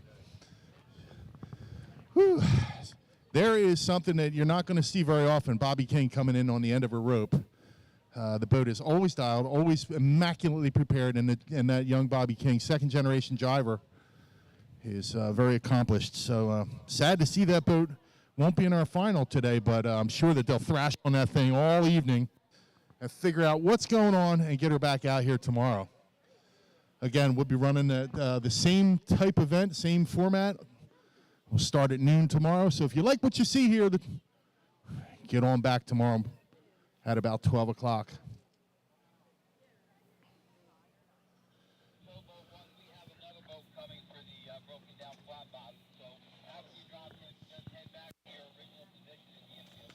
All right, we have one more essay runabout needed to be pulled off the race course. So we're just in a slight hold. We're going to have these all day long. Please, please, please do not go hungry. We have some wonderful vendors over there.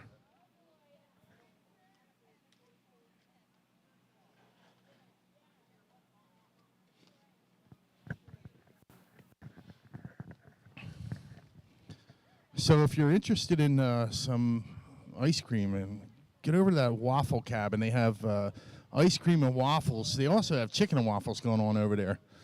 Ooh, John, I don't know. Boy, that sounds pretty good. Yeah, John, come on, give us something. You're supporting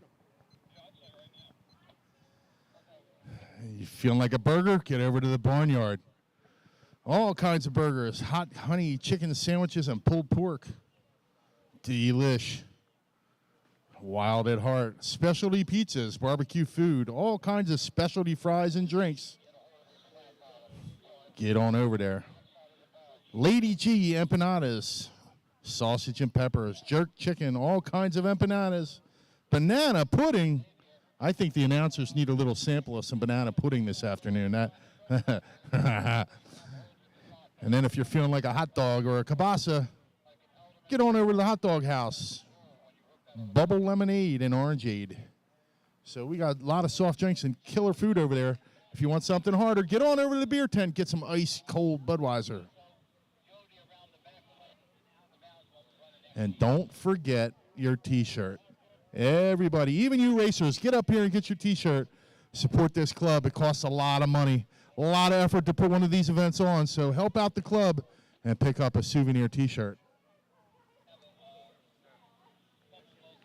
Another big thanks goes out to Gizzy Productions for getting us on the internet, live streamed all over the world. Also, we have another little thing here. Happy 62nd birthday to Officer Eric Kruger. 62nd birthday to Eric Kruger. I got one of those coming up next month. Oh, no, I'm sorry, 61. 61.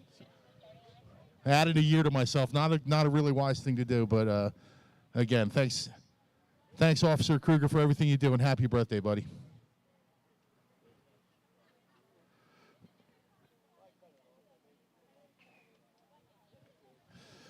Whew, boy, still coming down from that SA runabout heat. That was something to see.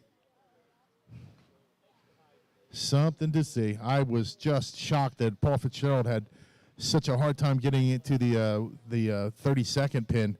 Had to go around again. Had a terrible start, and then charged hard, charged through the field for the win. Very impressive. Hey, well, we go to a second qualifying heat, SA runabout.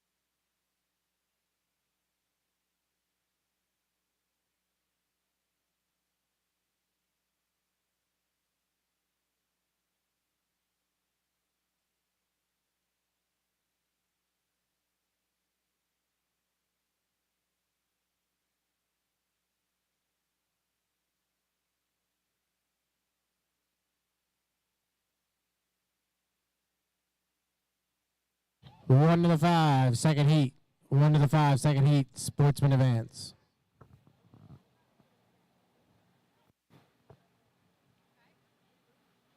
It's been a while since I saw the Britons out. Can't wait to see 45. this beautiful light speed, but that is some pro stock.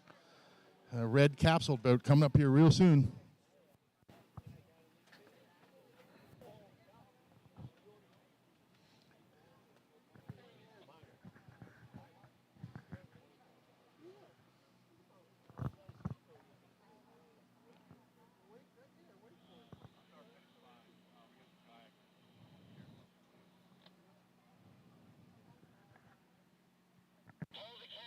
Hold the count. Hold the count.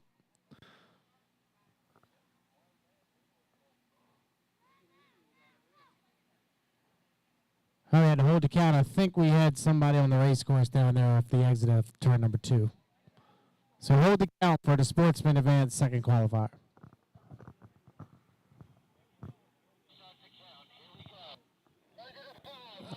All right, 1 to the 5. Restart. 1 to the 5. Sportsman Advance, heat 2.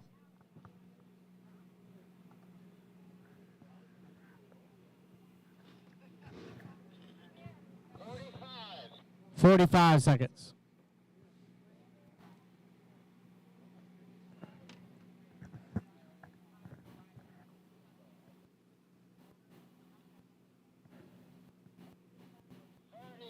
Thirty seconds.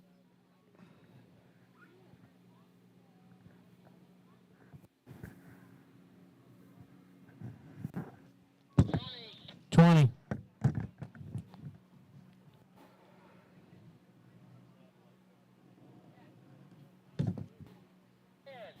9, 8, 7, 6, 5, 4, 3, 2, 1, mark.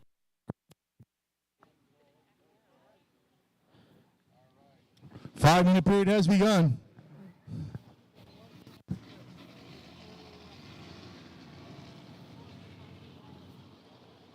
All right, the first one out is, it looks like Jimmy Klaus. Let's see here.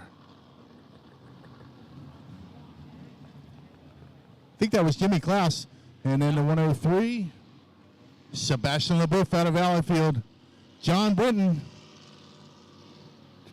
in that red boat. I thought they were going to run the capsule boat. I was wrong, John. So that is their SA boat.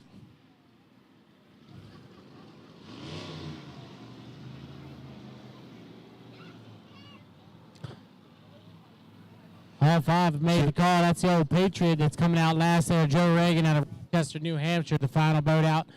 And the SE9, driven by Jimmy Stewart, makes his way out of the pit area. So all 5 have made the call here for Sportsman Advance second qualifier.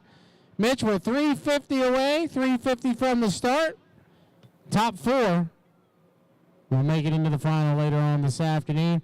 Great contingent of SA-SE combo, 10 boats. It's the biggest SA Can-Am class we've had in many years.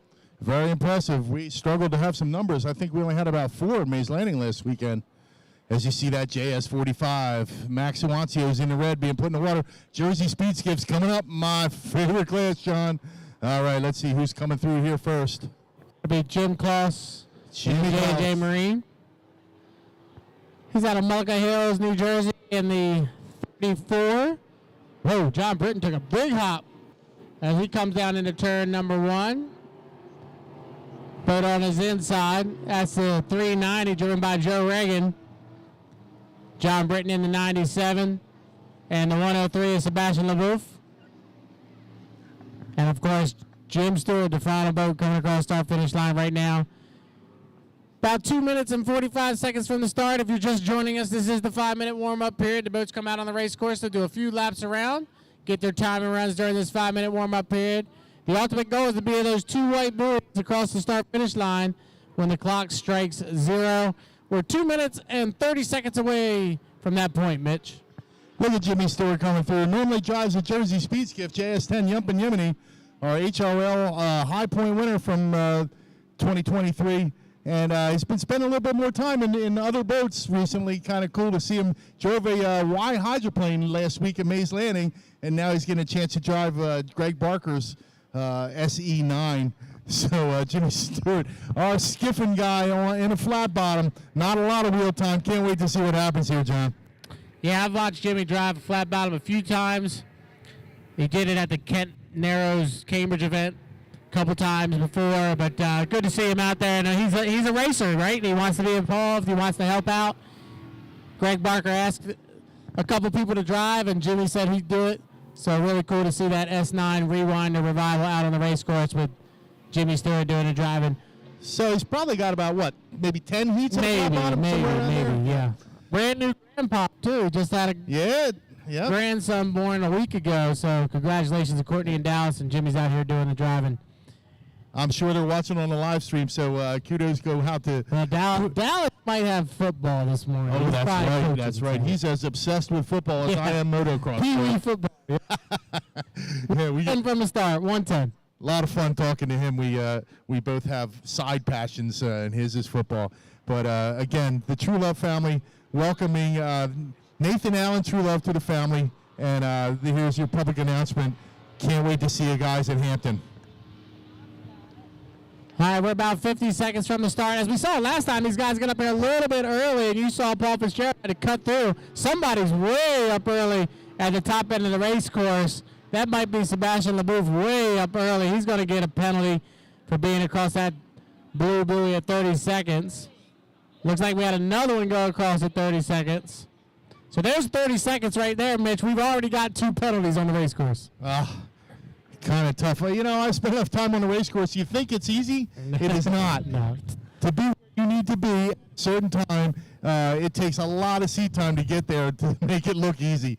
But I guess we're coming up. My clock is off. Yeah, we're so about let's call 10, it. 9, 8, 7, 6, 5, 4, 3, 2, 1. Mark, it'll be a clean start. It's John Britton way up on the outside. He'll be your leader in lane number 5 as they come down here into turn number 1. So Britton in the 97, the light speed. He'll be your leader through the apex of turn number 1. He'll be followed up on the inside by Jim Kloss and the 690 on the outside. But it's John Britton off the exit of 1, Mitch. John Britton showing some incredible speed down the front chute after the start. Has running the boat nice and light. The boat is aired out, and he is absolutely on the throttle. John Britton, a second-generation flat-bottom driver. And it looks to me like Jimmy Klaus might be showing a little bit of speed, trying to catch up, but he's back about 10 or 12 lengths, coming through the apex as John Britton stays way, way wide. John coming into the front stretch. Yeah, that 97, man, haven't seen the boat in the water in a few years, but running really well as he comes around to complete lap number 1. 1 down, 3 to go for the 97 of John Britton Jr. as he comes through the apex of turn number 1. Followed up by Jim Klaus in the J&J Marine, running in second position. Oh, Jimmy Klaus piling onto the infield. Jimmy Klaus down and out of running. But John Britton down the back stretch. Looks to me, John, like he might be able to give Paul Fitzgerald a hard time in the final, showing some real incredible speed here down the back chute. He's got about a half a race course lead over second position through the apex, and coming into the front stretch is Jimmy Stewart just entering turn 2 in the 9 boat. Yeah, John Britton running really well as he comes off the exit of turn number 2 to come around and complete lap number 2. He'll be 2 down, 2 to go here in the Sportsman Advance second qualifier. You got Sebastian back in second. On his outside is Joe Reagan running in third, and Jimmy Stewart in fourth. But it's all John Britton as he comes through the apex of turn number 1. He's getting ready to put Jimmy Stewart a lap down if he's not careful. He comes off the exit of 1 with a comfortable advantage. John, I think he's getting pretty close to that 110-mile-an-hour breakout by the end of the straightaway here. Look at John Britton. He is fearless driver going down the back chute. Every bit of 90, 95 close. I'd say he's about 100 miles per hour there. And the second position boat, Sebastian LeBoeuf. Third position coming into turn 1 right in front of us here. Joe Reagan way off the throttle. Jimmy Stewart looks like he might go a lap down there, John. Yeah, white flag being displayed on the race course for the red boat that goes on the outside. John Britton Jr. takes the white flag. He is your leader and puts Jimmy Stewart a lap down. So John Britton, all he's got to do is complete about 3/4 of a lap. He'll get the 100 points to go with the victory here in the Sportsman Advance second qualifier. But I'm ready for that final later on today between the 97 and the 24 later on today. Should be something. Can't wait to see it. Look at that beautiful red boat. John Britton Jr. out of Royal, New Jersey, hard on the throttle. You think he would back off a little bit, but this is a little test session so that he knows what he's got to do to get himself near or in front of Paul Fitzgerald in the final. He's come put the whole field down a lap. He comes into the front stretch. Take him to the finish, John. So John Britton Jr., he'll come across start finish line and checker flag waves. Your unofficial winner of the Sportsman Advance second qualifier. Oh, Britton blows up. He just blows up coming across start finish line. You see all the smoke coming out of the back of that boat. Hopefully he's all right. I don't know, John. Hopefully, he just lifted out of the throttle and maybe. surged a bunch of oil out of the crankcase up into the exhaust evacuators. He's still underpowered, John. Boy, Yep. that spooked me too, buddy. Good run for Britain. He gets the 100 points and the victory here in the Sportsman Advance second qualifier. Everybody else has to complete their fourth and final lap. Looks like second position will go to the 103 of Sebastian LeBouf. Joe Rogan will get third, and Jimmy Stewart, he'll bring the 9 around to complete the field in fourth. But, wow, John Britton Jr. in that 97 light speed. He's going to be one to watch in that final. Wait to see it. It's almost like Paul and John are in a different class. Wow, dialed in and letting her rip. The green boat in that first heat, Eric Hahn, looked to me like if he would come out of the plate a little bit, that boat shows some speed too. So hopefully he got his mechanical issues situated, and we might have 3 boats battling it out for the front in our SA final come up later this afternoon. All right, up next we'll have our 1 liter mod. We'll go back now. Inboard hydros coming up next. Our 1 liter mods will be out on the race course. I believe we have 3 of them here this weekend. The 40, the 41, and the 80. 3 good 1 liters are here, including your defending national high point champion, in 41, driven by Corey Peabody.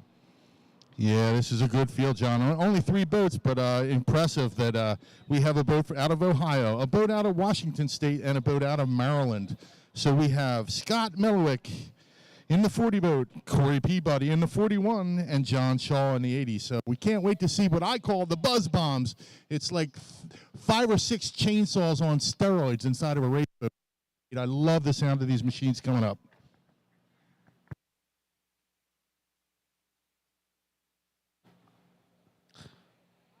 Well, good news of that heat is everybody went out and everybody came back in under their own power.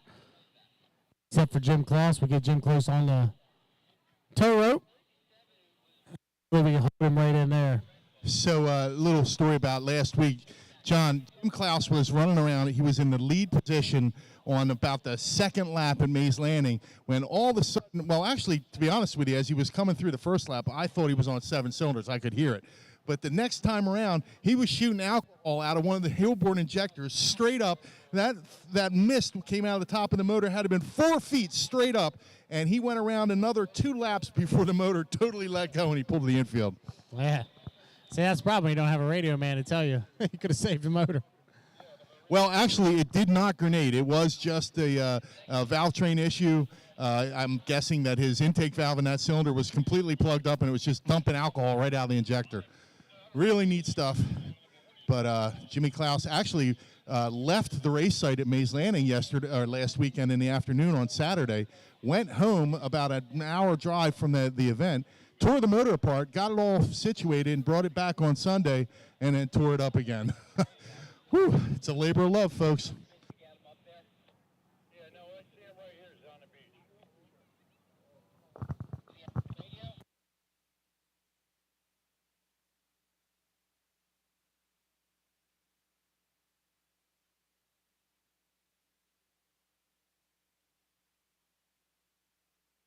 All right, again, next up, 1 liter mods.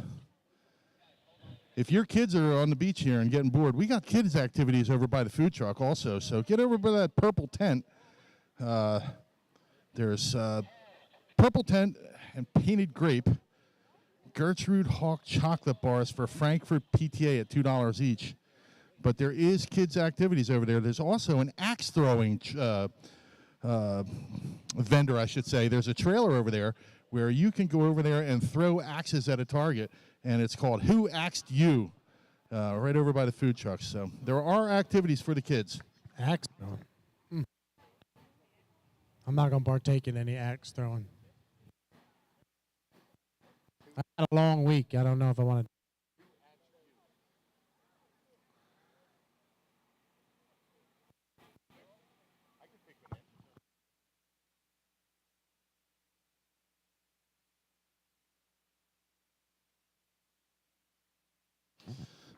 All right. Can't wait. 1 liter mods. The sound from these boats is just, if you're close to them, it's ear piercing. From this distance up on the hill, That's a sweet sound for an old gearhead like me. Can't wait. 1 liter mods coming up.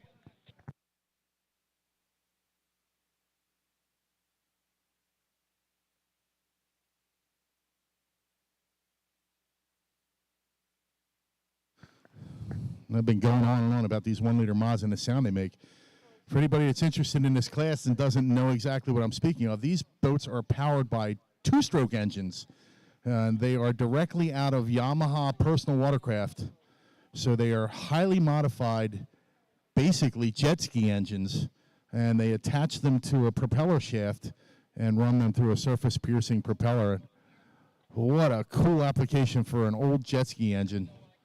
And they are fast. You're going to see probably close to 100 miles per hour out of this class. They're capable of about 110, 115, somewhere in that area. But that is on a little bit bigger course than we have here at Lake Hopatcong.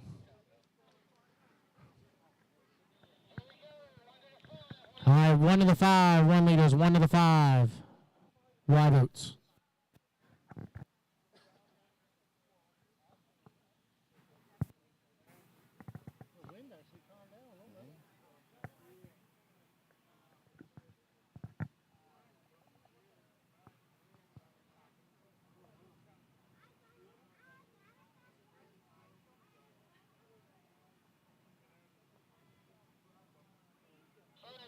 Thirty seconds.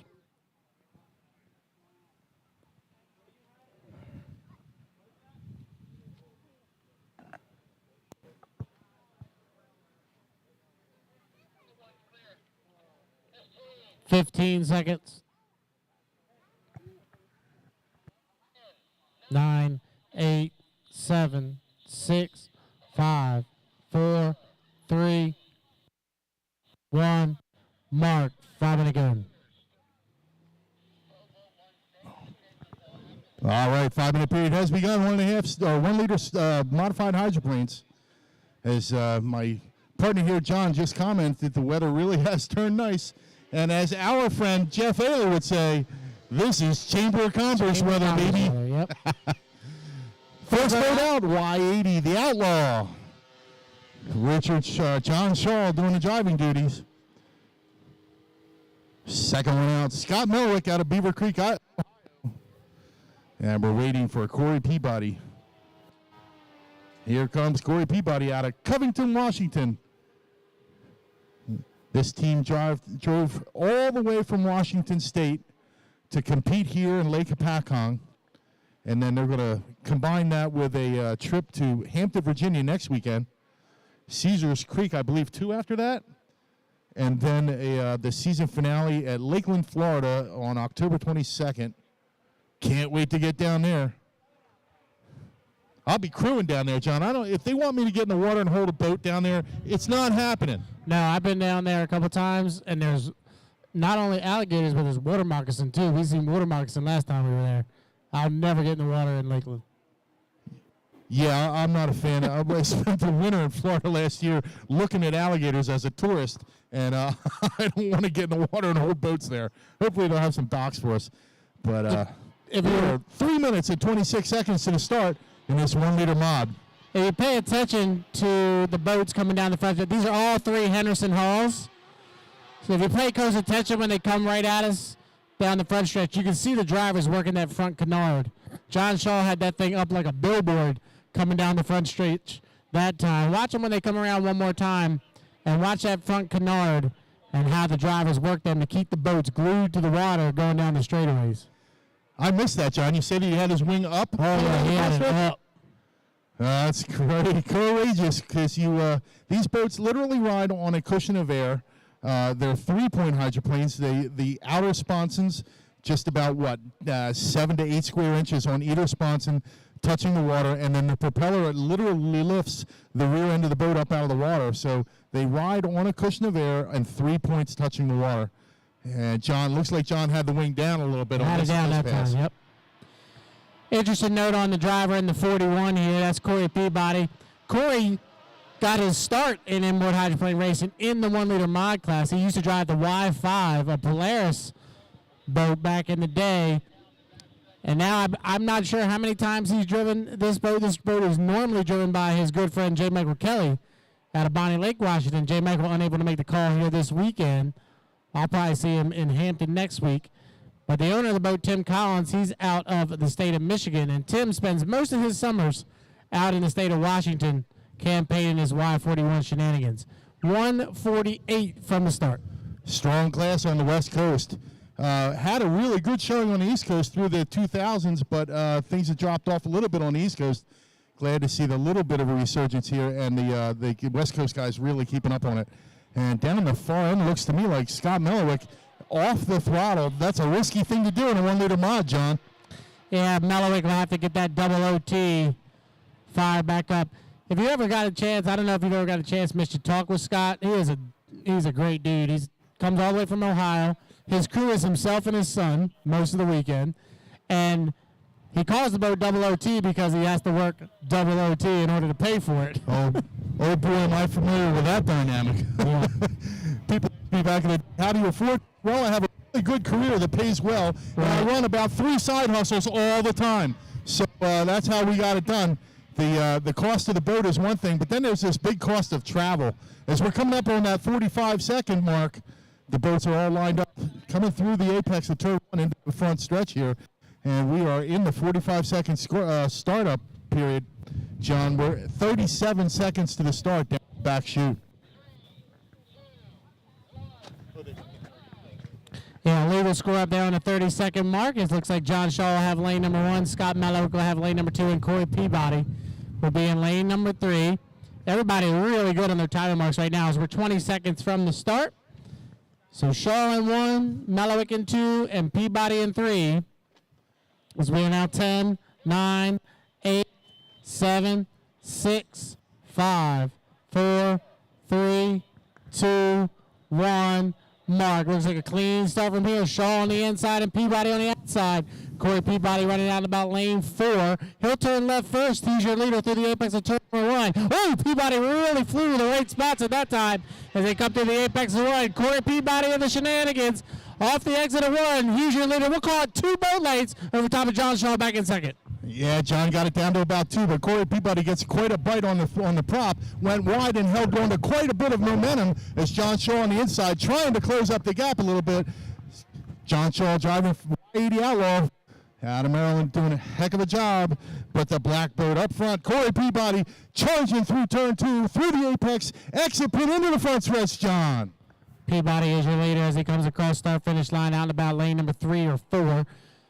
Shaw back about 2 full rooster tails as Corey Chime walks it down here into turn number 1, tightens it up just a little bit. He'll move over to about lane number 2 as he comes to the apex of turn number 1 here on lap number 2.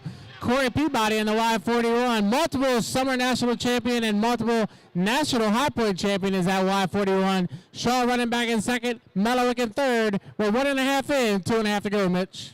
John Shaw driving for Bobby Wilson out of Severn, Maryland. Took the driving duties away from a longtime driver, Keith McMullen, and has been doing quite a job. But he's got his hands full as Corey Peabody has about a 40-boat length lead, charging through the apex at turn 2 into the front stretch. And John Shaw following up behind, trying to hang in there as Scott Mellowick trailing behind. So 2 down, 2 to go for Peabody. All the way from Covington, Washington. As we said, Corey drives in the H1 Unlimited Series as well. Drives the U9 for Strong Racing. He'll come to the apex of turn number 1 with a comfortable 3 to 4 roost tail advantage over top of John Shaw.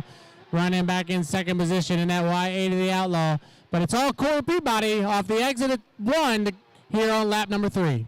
Corey Peabody really dialed in, holding a little wider line as to keep that momentum up. John Shaw a little bit tighter to the pins, but just not quite having enough power to keep up as Scott Mellowick falling behind by half a race course. Peabody through turn 2 into the front stretch, John. He'll come around to complete lap number 3. It'll be 3 down, 1 to go as white flag being displayed on the race course. Corey Peabody using a lot of wing as he comes across start-finish line. You can see him chime walking that thing across start-finish line to complete lap number 3. Shaw will call it almost a half a straightaway advantage for Peabody as he comes to the apex of turn number 1. 3/4 of a lap away, Mitch, for the victory here in the first qualifier. Awesome job by Corey Peabody to keep the boat to the water. I see John Shaw's got that wing in the full down position because it's getting a little puffy here, we call it, when these gusts come through. A 1 liter mod hydroplane is packing a whole lot of air. The boat rides on a cushion of air, and these gusts of wind can really get the driver's attention. But Corey Peabody totally dialed in, down the back chute, about almost a full straightaway lead over John Shaw. Coming through the apex, into the front. Take him away. Take him to the finish there, John. Off the exit of turn number 2. We'll come around and get the checkered flag this time by. And you're on a finisher winner all the way from Covington, Washington, Corey Peabody in the 41. The Shenanigans, your winner of the first qualifier for the 1 liter mod. Second position, nice run for John Shaw in the Y80, the Outlaw. John's out of Centerville, Maryland. And Scott Belowick, he'll come around and bring the double OT, the Y40, around turn number 2. He'll get third place points here in the 1 liter mod qualifier. All right, up next, Mitch, Skiffs on the race course. Oh, my class, baby. I get so awful excited. Hopefully, we're going to see some really good action. 4 boats will qualify for the final. 4 boats from each heat.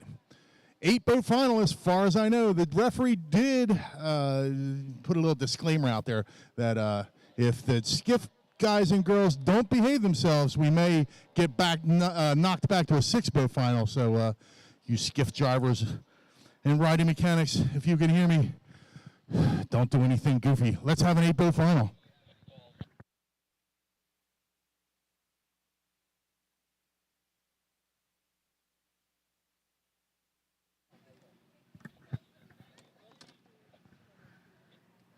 Two qualifying heats, Jersey Speed Skiffs. 5 boats in the first,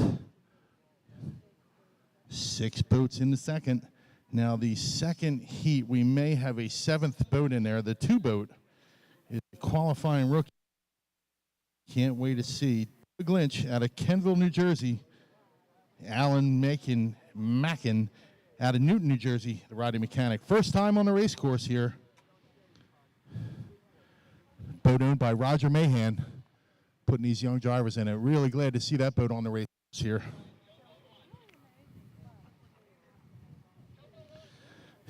In qualifying heat 1 is JS 721, Jerry Wancio out of Berlin, Maryland, driving for his niece, Courtney Truelove, who we spoke just earlier, just had a little baby boy. And Uncle Jerry's been doing the driving duty, doing a heck of a job. Got his first heat win. Got a heat win and then his first overall win at Mays Landing last weekend. So glad to see Jerry Wancio been doing a spectacular job driving for Courtney Truelove. Jerry Wancio, Courtney, and her husband Dallas, part of the Stewart Wancio Truelove Langford family. Jimmy has 2 daughters, both married, and they run 4 skiffs normally. Unfortunately, Abigail Langford, the 41 boat, the 4th boat, the newest boat in that racing family, unable to make the call here this weekend. So Stuart Awancio, Truelove family, going to tear it up out here this afternoon. Again, 8-boat final. The JS35. JS35, Brandon Kennedy and Mason McClure in a brand new boat. Brandon Kennedy, an accomplished hydroplane driver all the way up to the Grand Prix class, does really well in the HRL series. Wrecked his first skiff a few years back and really beat it up bad. So they built a new one, and they're back out here for their first racing experience in this new hull. I spoke to Brandon a little bit earlier today. They haven't even had a chance to test the thing, but once on the river, just one little ride. So can't wait to see what Brandon can do with this new 35 boat.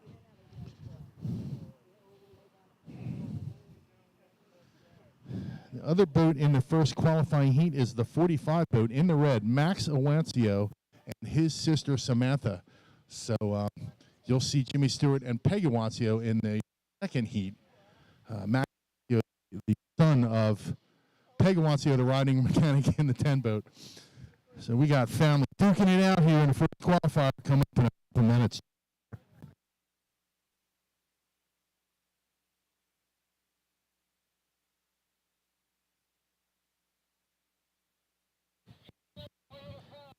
1 to the 5. Jersey Skiff first qualifier. 1 to the 5.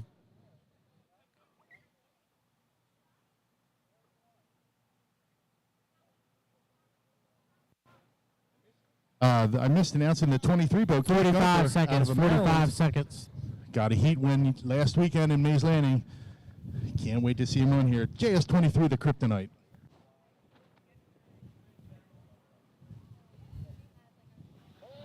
Seconds.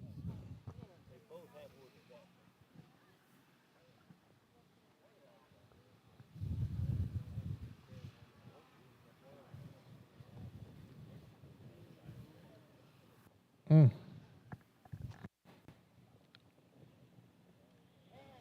9, 8, 7, 6, 5, 4, 3, 2, 1. Mark. Green flag. Here we go. 5-minute period has begun. Jersey Speed Skiff qualifier number 1. First boat away from the bank. JS2. Doug Lynch out of Kenville, New Jersey, with Alan Meekin as the riding mechanic.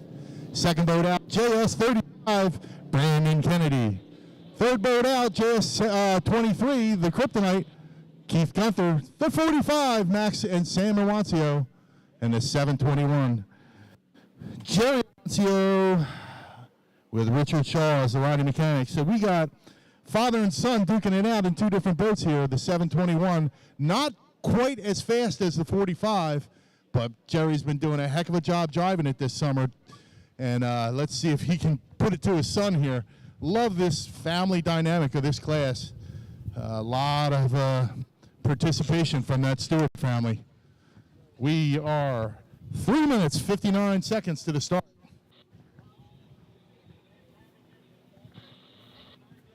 And coming down the front stretch, John, our brother and sister team, Max and Samantha Awancio out of Berlin, Maryland. Yeah, I've been really impressed with Max and Sam this year. They've done a really good job. Max not scared of that thing at all. He's really done. He's come around in the last couple of years driving. Done a really good job in that JS45 in the red. And I think being part of the HRL series, getting more reps has been really good for you, because the more you drive these things, the better you get. Absolutely, John. I consider myself basically kind of like an expert at running any boat, from yachts all the way down to the hot rod boats. And the Jersey Speed Skiff, by far, the most difficult boat to get any good at that I've ever experienced. 100% agree. 100% agree with that. So charging down into turn 1 side by side, especially if it's your father or mother right next to you, is a kind of terrifying thing at times. But like you said, Max has really come a long way. 2 minutes and 49 seconds to the start. I'm interested to see here what Brandon decides to do in that JS35. As you mentioned a little while ago, the last time these two were competitive in a heat, the boat went to the bottom of the Niagara River. So broke that thing right in half, basically, and had to resurface it. They tried to fix it. They did a lot of work on the old boat. The old Red, White, and Blue was named, and unable to do it, so they decided, hey, let's just build a brand new one. They got a sked mold, built a brand new hull, put an outboard rudder on it, which I know a lot of people have their feelings about inboard versus outboard rudders, but they got an outboard rudder on that thing. I'll be interested to see how Brandon and Mason do here. Well, I've driven both. I actually converted my boat from an inboard rudder to an outboard rudder, just trying it out, and it makes it a completely different boat. They are different, as in the fact that most outboard rudder boats are actually faster, John. They tend to be faster down the straightaway, a real handful in the turn. You'll see some of the best turning skiffs in the world here today. You'll see Jimmy Stewart come out in the second heat, and you'll see, and that's an inboard rudder boat and turns on a dime. So that's the difference. All right, Mitch, we're 134 from the start, and already you can see the games being played as you've got 2 of them camped out right here after the start-finish line. Awancio is going to cut through with his son Max right behind him. Now he's going to take the inside lane. Mitch, I'll let you explain, because this, to me, is just crazy. Well, what they're doing right now is this is a strategy game. They are working on trying to get lane 1. Now, I know Jerry likes lane 1, and Max wants to get in there too. Now, I saw Brandon Kennedy laying way back.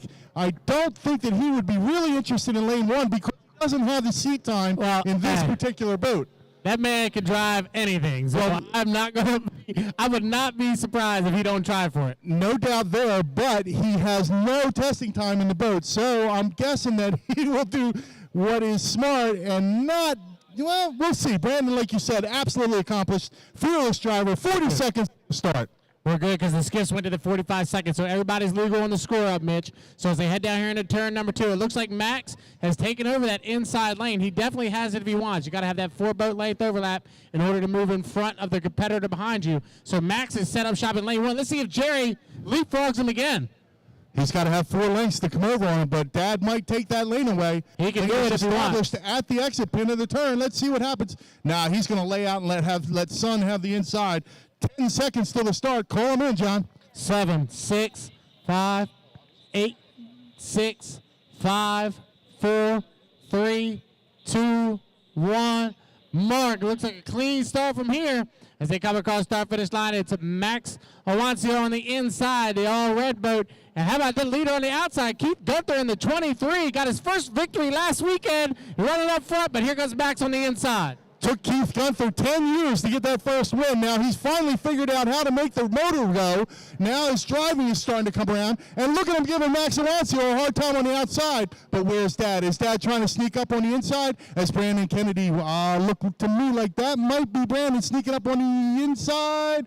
Negative. Brandon's on the outside. Keith Gunther in the middle. And on the inside, I believe that's Jerry Awancio. As Max Awancio leading them down the back chute into turn 2. Max Awancio really getting some seat time and dialed that boat in. They put a lot of effort into it, and it's glad to see that brother and sister team coming out of turn 2 into the front stretch, John. Max Awancio is still your leader off the exit of turn number 2 to come around and complete lap number 1, but the battle is for second. You got 3 boats within about 2 boat lengths of each other. You got Jerry Awancio, Keith Gunther, and Brandon Kennedy almost side by side as they come across start-finish line to complete lap number 1. So Max Awancio and Sam Awancio, your leaders through the apex of turn number 1, but his dad, Jerry Awancio, running back in second in the 721. Can't imagine why Keith Gunther came over and ran in Jerry Awancio's prop wash and lost about 15 boat lengths. Brandon Kennedy sneaking up around the outside, and the 2-boat on the move on the outside, Doug Lynch. But down the back chute, Max and Sam Awancio, Dad and friend Richard Shaw following up in second position, back by about 15 boat lengths, but the race is for third place. Brandon Kennedy making a move around Keith Gunther on the outside. Down the back chute, we got real racing for the third position.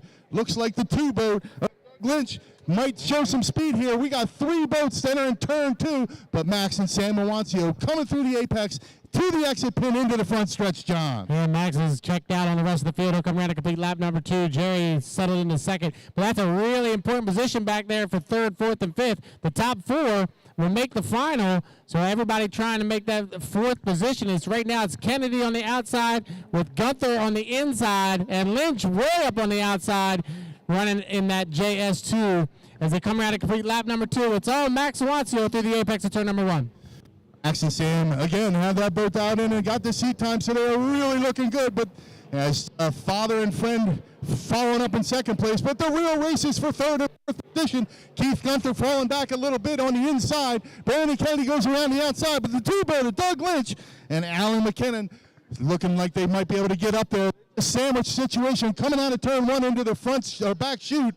Down the far end, coming into the entrance pin, turn 2, Max and Sam Awancio, brother and sister team, with their father, Jerry Awancio, following up behind in second. But we got a real race here, John, coming up into the turn 2. What lap are we on? Yeah, Lynch just split the middle there. He's taking it up all the way from 5th to 3rd down the backstretch. That's the white flag being displayed on the race course for Max and Sam Awancio. But how about this rookie, the JS2? Lynch has split and he's moved into 3rd position. But Max Awancio, he's looking to pick up the victory here, 3/4 of a lap away. Wow, Max and Sam coming through the apex of the first turn. Here comes Dad, back in second position, but the race is for 3rd. And wow, real impressive. Doug Lynch out of Kentville, Jersey, driving for Roger Mahan, and Alan McKinnon as the riding mechanic. Spoke to those young men this morning. They were terrified. They got to be on the race course for the first time. They had no idea what to expect. And look at them out there, going to get qualified for that 8-boat final. down the far end. Max and Sam hard on the throttle. Look at that boat up on its side.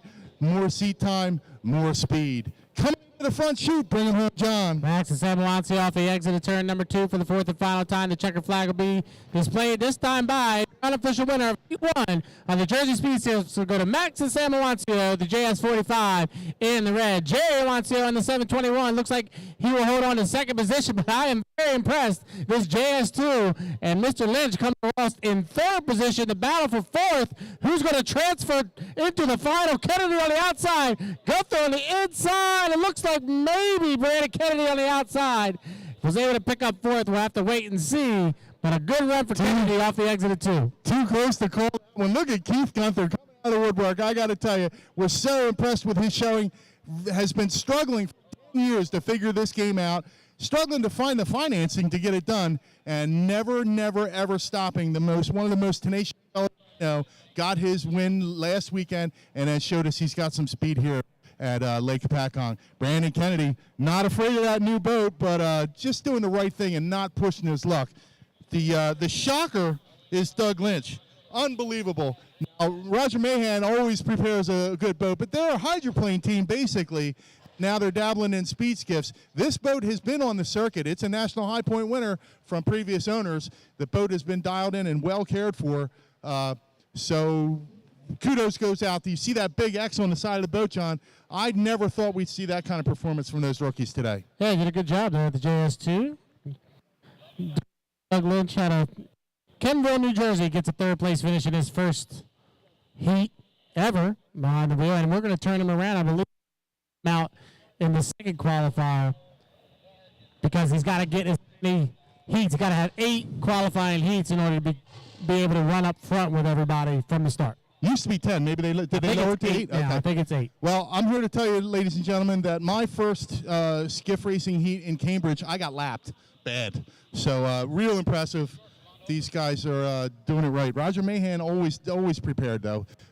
Very impressive skiff effort from the Roger Mahan camp. Kudos goes out to Jerry Awancio for pulling in a strong second. And how about that? Max and Sam Awancio, another little tidbit story. I watch these kids grow up. They used to help my wife walk the dogs. They were just the cutest little kids, and it is so cool to see them grow up, get into the skiff, and now they're up front. So really cool, really cool. Second qualifier coming up in a few minutes. 771, whole lot of horses. Randy Weber driving for Juanita Pedersen. Randy's out of Stockholm, New Jersey. Kyle Johnson out of Jackson, Georgia as the riding mechanic. JS99, Very Cherry, Davey Greenlaw out of Philadelphia, Pennsylvania with his daughter, Sammy Jo, as the rider. S10, Yumpin Yimini, Jimmy Stewart out of Pasadena, Maryland with his sister, Peg Awancio, as the riding mechanic. She's out of Berlin, Maryland. JS135, our local entry, kind of local. Dave Savage out of Palmerton, Pennsylvania in the Not Right. Riding mechanic, Eric Sadowski out of Newfoundland, New Jersey. Then we have the 113 boat, Louis Bourdain and Evelyn Concadelis. They're out of, where are they? Quebec, Canada. Sorel Tracy, Quebec, Canada. Now, the 113 boat did not get down to Mays Landing last weekend, but when I see him run, he gives Jimmy Stewart a really hard time. The Kent Narrows event down in Cambridge, Maryland this summer, Louis showed some real speed. Can't wait to see what he's got. And then we have the JS11. Patrick Dender and Mike Hendrickson driving a brand new, the first flight, and the boat's out of Kitty Hawk, North Carolina. So that's your field for the second qualifier here. As you see the JS135, Not Right, Dave Savage's boat, headed to the water. It's the Bruce R. Corner. Putting these boats in and out all day long. These crane operators won't get a break, John. All day long they're going to be putting boats in and out of the water. So we want to thank Bruce Corner Crane Company for bringing out these magnificent machines and highly skilled operators.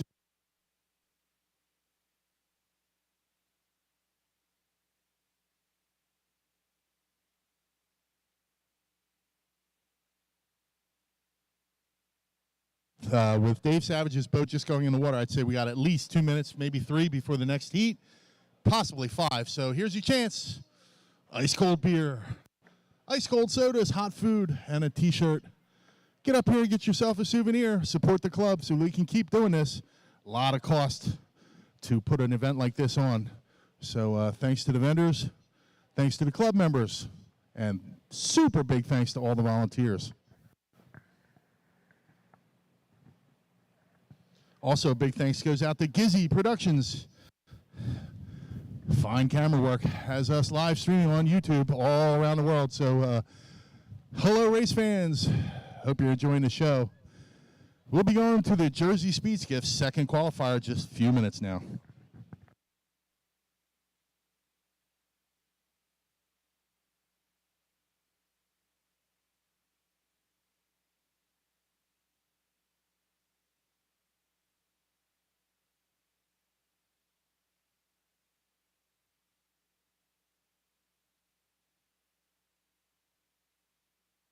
I just realized something. I'm sure I'm going to be in trouble when I get home because I'm already in trouble with my wife all the time watching motorsports, mostly boats and motorcycles on YouTube.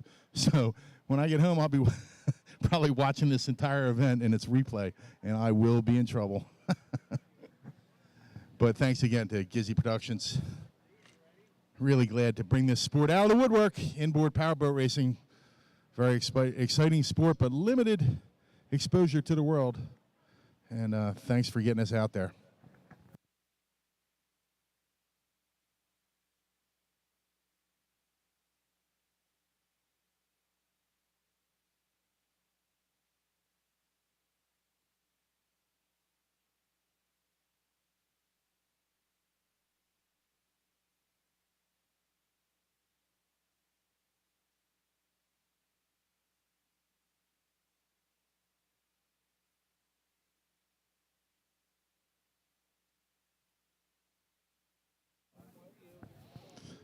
All right, after this second qualifier of skiffs, then next up will be 2.5 stock hydroplanes. We're going to have 2 qualifying heats of that. And we should see some real good 2.5 stock action here. Our little 4-cylinder, well, I shouldn't say little, our mid-size 4-cylinder class. 2 qualifying heats followed up by a qualifying heat of Grand National hydroplanes, the big block hydroplanes. Some of the old-timers like me on the beach will remember calling them 7-liters. And was the most exciting class when I was a little boy. I just absolutely loved, of course, speed skiffs, but the G&Hs were the big boats in the show. And the class has been in decline, drastic decline over the last 20 years. And seems like there's new interest to bring the class back. So we're going to get treated to 3 Grand National hydroplanes. Then we're going to run a 2.5 modified class, but this is just a couple 2.5 stock boats stepping up to the mod class. Unfortunately, the actual 2.5 mod class is pretty close to dead. The highly modified 2.5 liter hydroplane, extremely fast, very finicky. Boats from the past are really struggling to get numbers in that class. So hopefully we'll see some 2.5 guys out there with boats in the garage. Say maybe it's time to bring them back out. But at that point, we will be finished with all of our qualifying heats, and we'll go to our finals. Our final list will be the 350 5-liter boats, followed by the ski boats, the SAs. And then we're going to have a final for the 1-liter mods, Jersey Speed Skiff final, 2.5 stock final, the G&H final, and we'll finish our day up with the 2.5 mod class final. If you enjoyed what you saw here today, get back here tomorrow, 12 o'clock. We're going to do it all over again.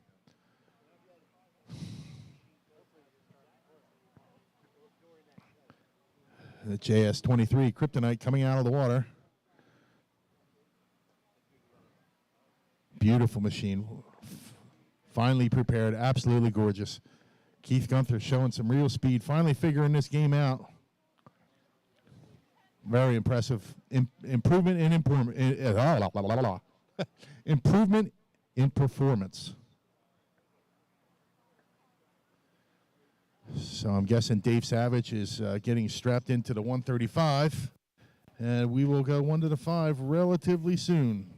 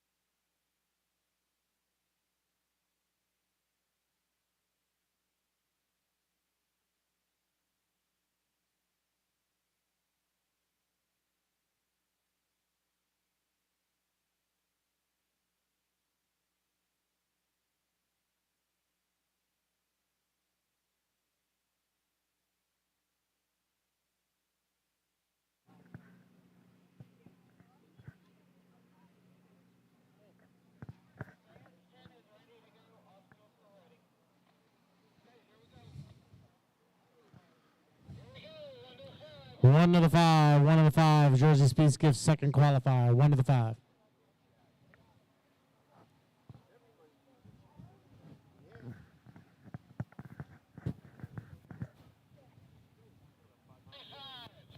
"45 seconds.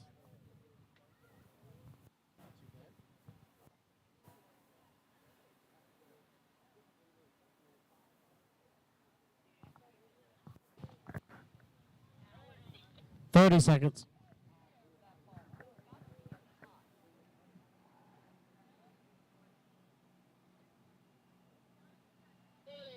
"20.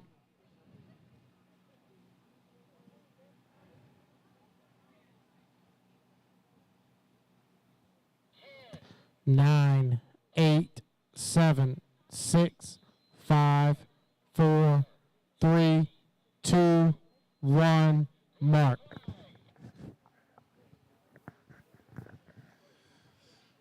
All right, here we go. 5-minute period has begun. Jersey Speed Skiff second qualifier. First one off the beach. JS10, Yumpin' Yimmy, Jimmy Stewart and Pegarancio. Second row, it looks like JS 771. Whole lot of horses. Randy Weber out of Stockholm, New Jersey. Kyle Johnson as the driver. Driving for Juanita Pedersen. Juanita, a strong member of this club, putting this event on every year. Sometimes fields 2 Jersey Speed Skiffs, but she just has one here today. We got the JS 135, not right. JS 99, very cherry. The JS 113, another one, Louis Bourdon. Louis showing some real speed in Cambridge last time I saw him run. Shows some incredible shoot speed, but struggling to turn. Jimmy Stewart is probably the most advanced driver as far as turning the boat. Shows real good speed, but Louis showing just a little bit more speed, struggling with the turns, but he's just got to get more seat time. Been at it about 2 years now, maybe 3. But again, as John and I were discussing earlier, it takes a lot of time to get really dialed into these boats, and some people get it faster than others. Absolutely.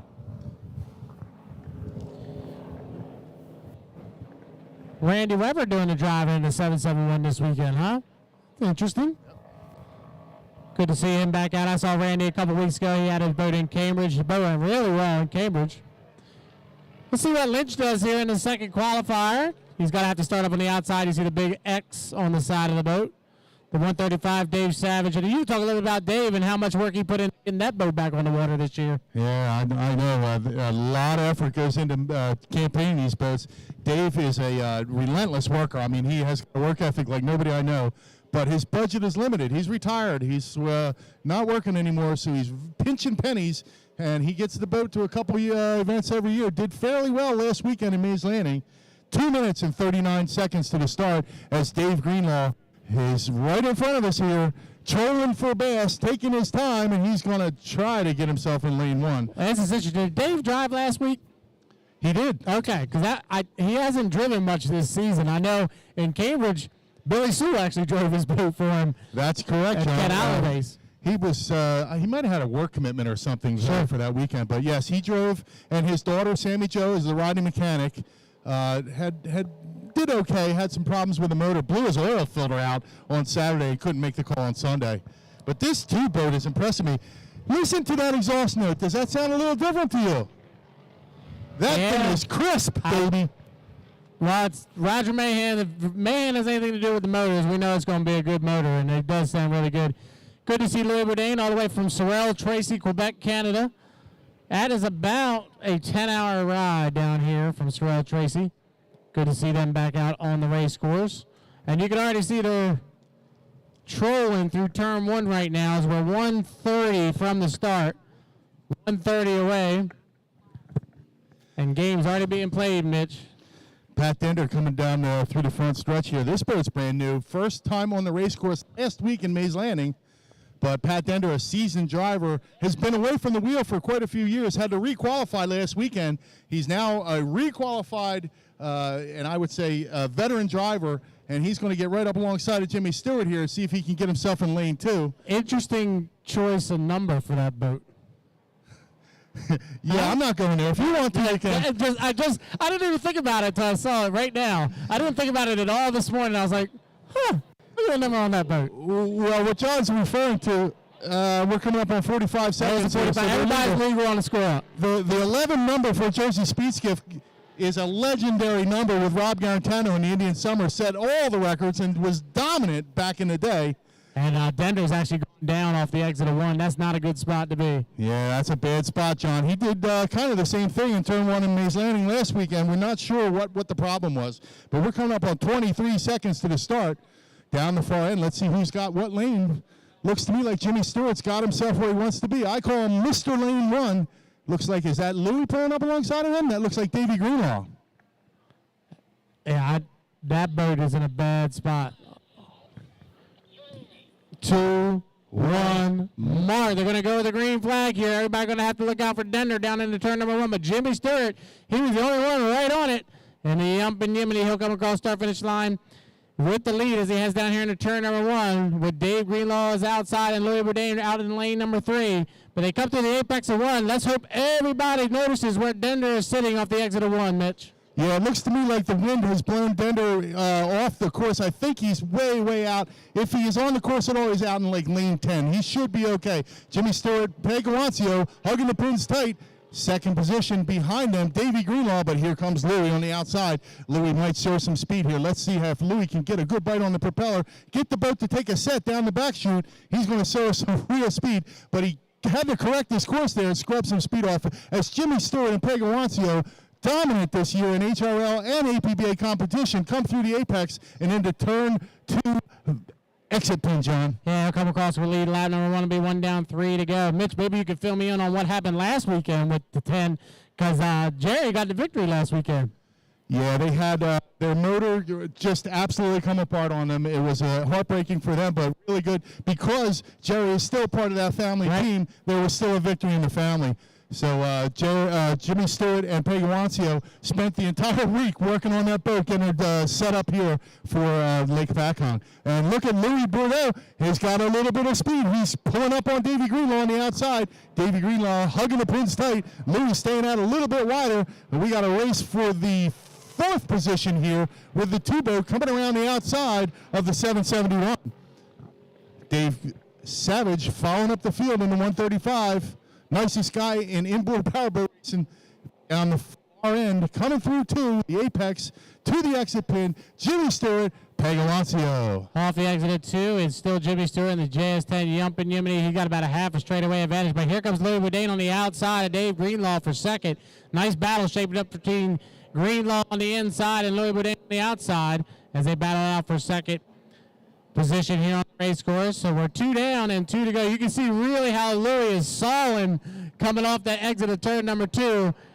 As they cross start finish line, that battle for second between Greenlaw and Boudin rages on. And now we got a battle for fourth as well. Battles all over the race course as Jimmy Stewart's checked out. How about that two-boat? Doug Lynch got the hammer down, pulling up alongside of Randy Weber, and let's see what happens there. But we got a race for second place. Coming out of 1 into the back chute. Louis Bourdais on the outside. Davey Greenlaw on the inside. Louis showing some real good speed through the turn here. Went real wide to try and hold on to some momentum. And let's see what he's got. Hardcore acceleration. Henry Boat takes a set. He keeps it straighter and goes right on by Greenlaw down the back chute. Louis Bourdais got himself in second position as Jimmy Stewart and Pegawancio come out of turn 2. White flag being displayed on the race course. 3 down, 1 to go here in the Jersey Speed Skiff second qualifier, and it's all Jimmy Stewart and Pegawancio. The battle still for second between Louis Boudin out of Sorel, Tracy, Quebec, Canada on the outside, and Davey Greenlaw out of Upper Black Getty, Pennsylvania on the inside. Battle shaping up for fourth still, the 771 and the 2 side by side for fourth and fifth position. Remember, the top 4 will qualify for the final later on today. But off the exit of turn number 1, the JS10, Yumpin' Yiminy, Jimmy Stewart, Pegawancio, Mitch. Yeah, but look at Louis Bourdais. Can he get it, a bite on that prop, get the boat straightened out, and take a set down the back stretch? I don't think he's got quite enough to catch Jimmy. Jimmy and Pegawancio, absolutely the best turning boat in the circuit right now as Louis Bourdais trying to hold on to second position. Davey Greenlaw tries to wind him in on the inside, but I don't know if he's going to get it done. As down the back, down the front, Jimmy Stewart and Pegawancio coming through the front stretch. Bring it on home, John. Checker flag being displayed on the race course of the JS10. The Yumpin' Yiminy going to go way wide and give a shout out to the guys and gals on the start finish line. Your unofficial winners of Heat 2 for the Jersey Speed Skiff, Jimmy Stewart and Pegawancio.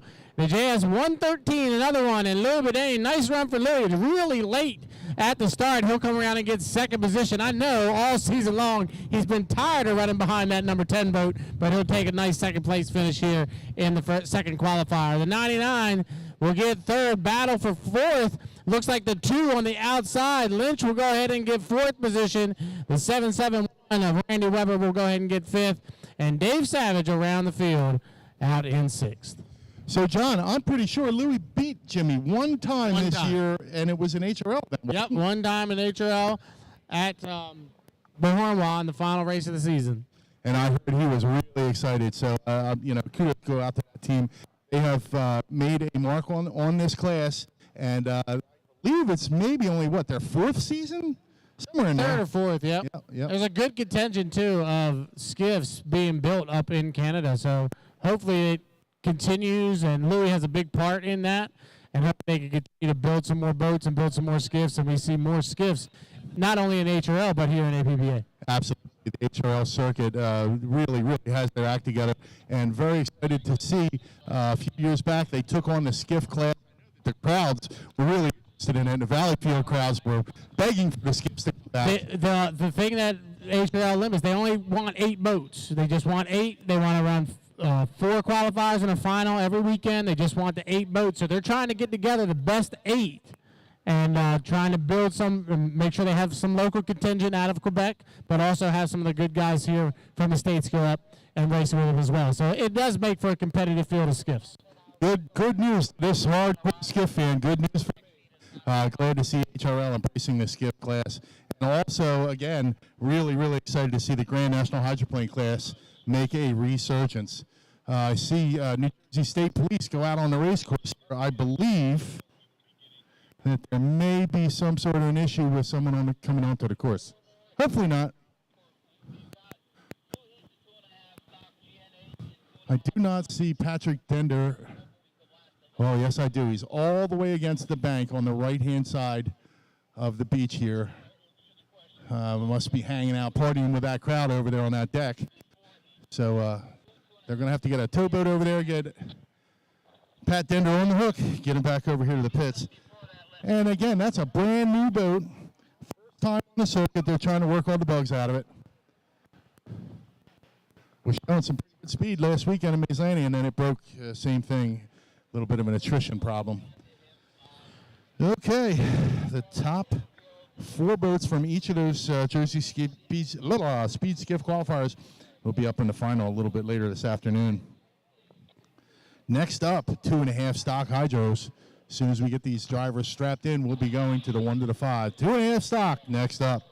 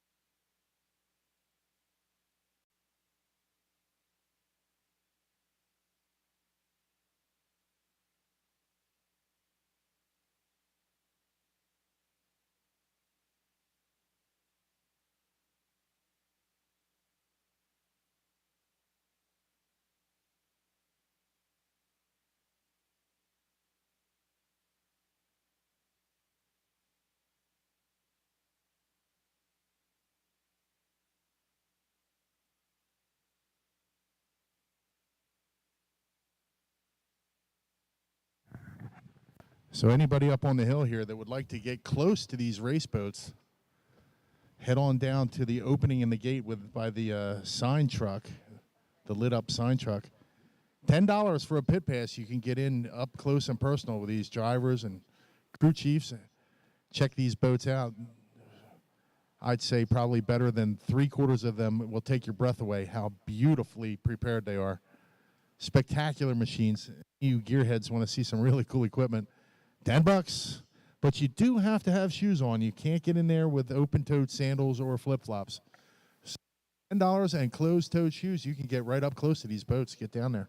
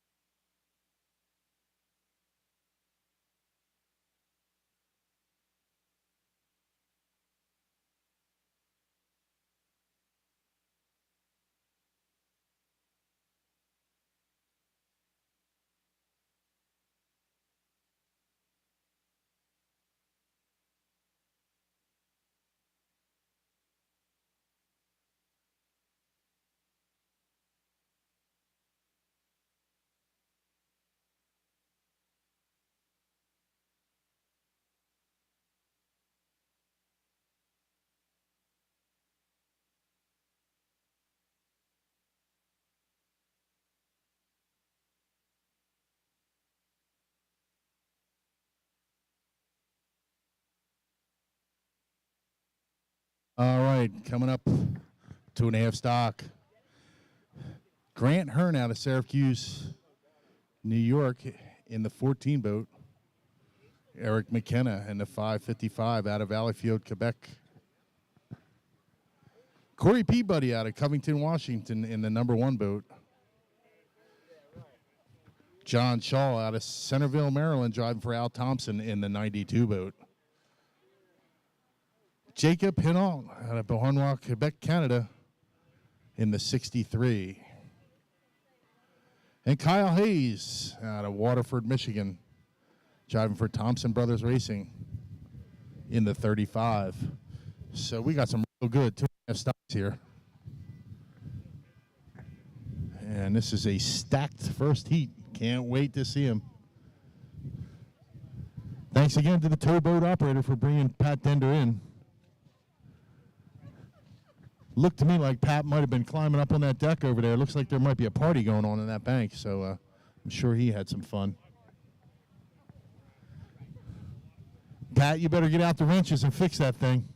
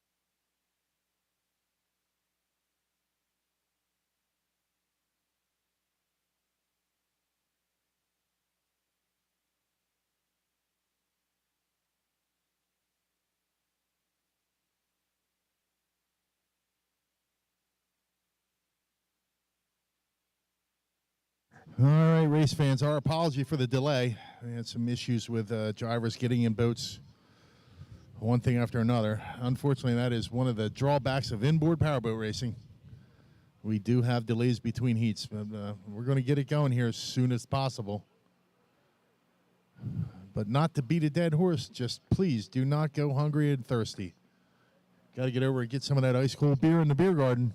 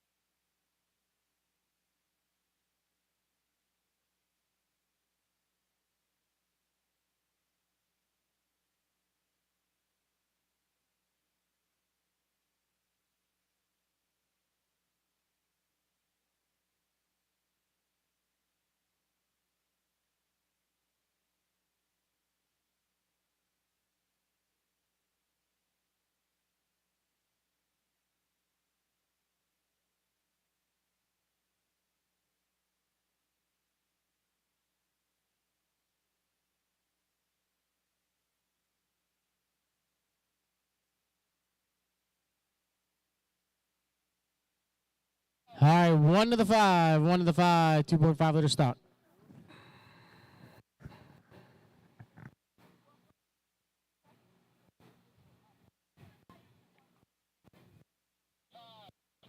$45.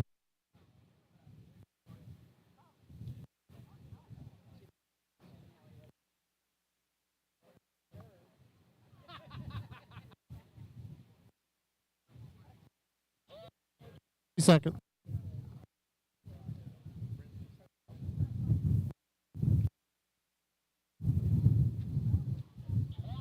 20.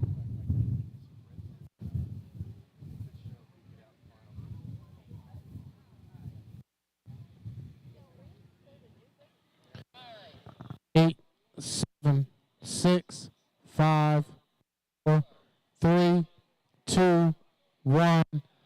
Mark. 5 minute gun. First qualifier, 2.5 stock.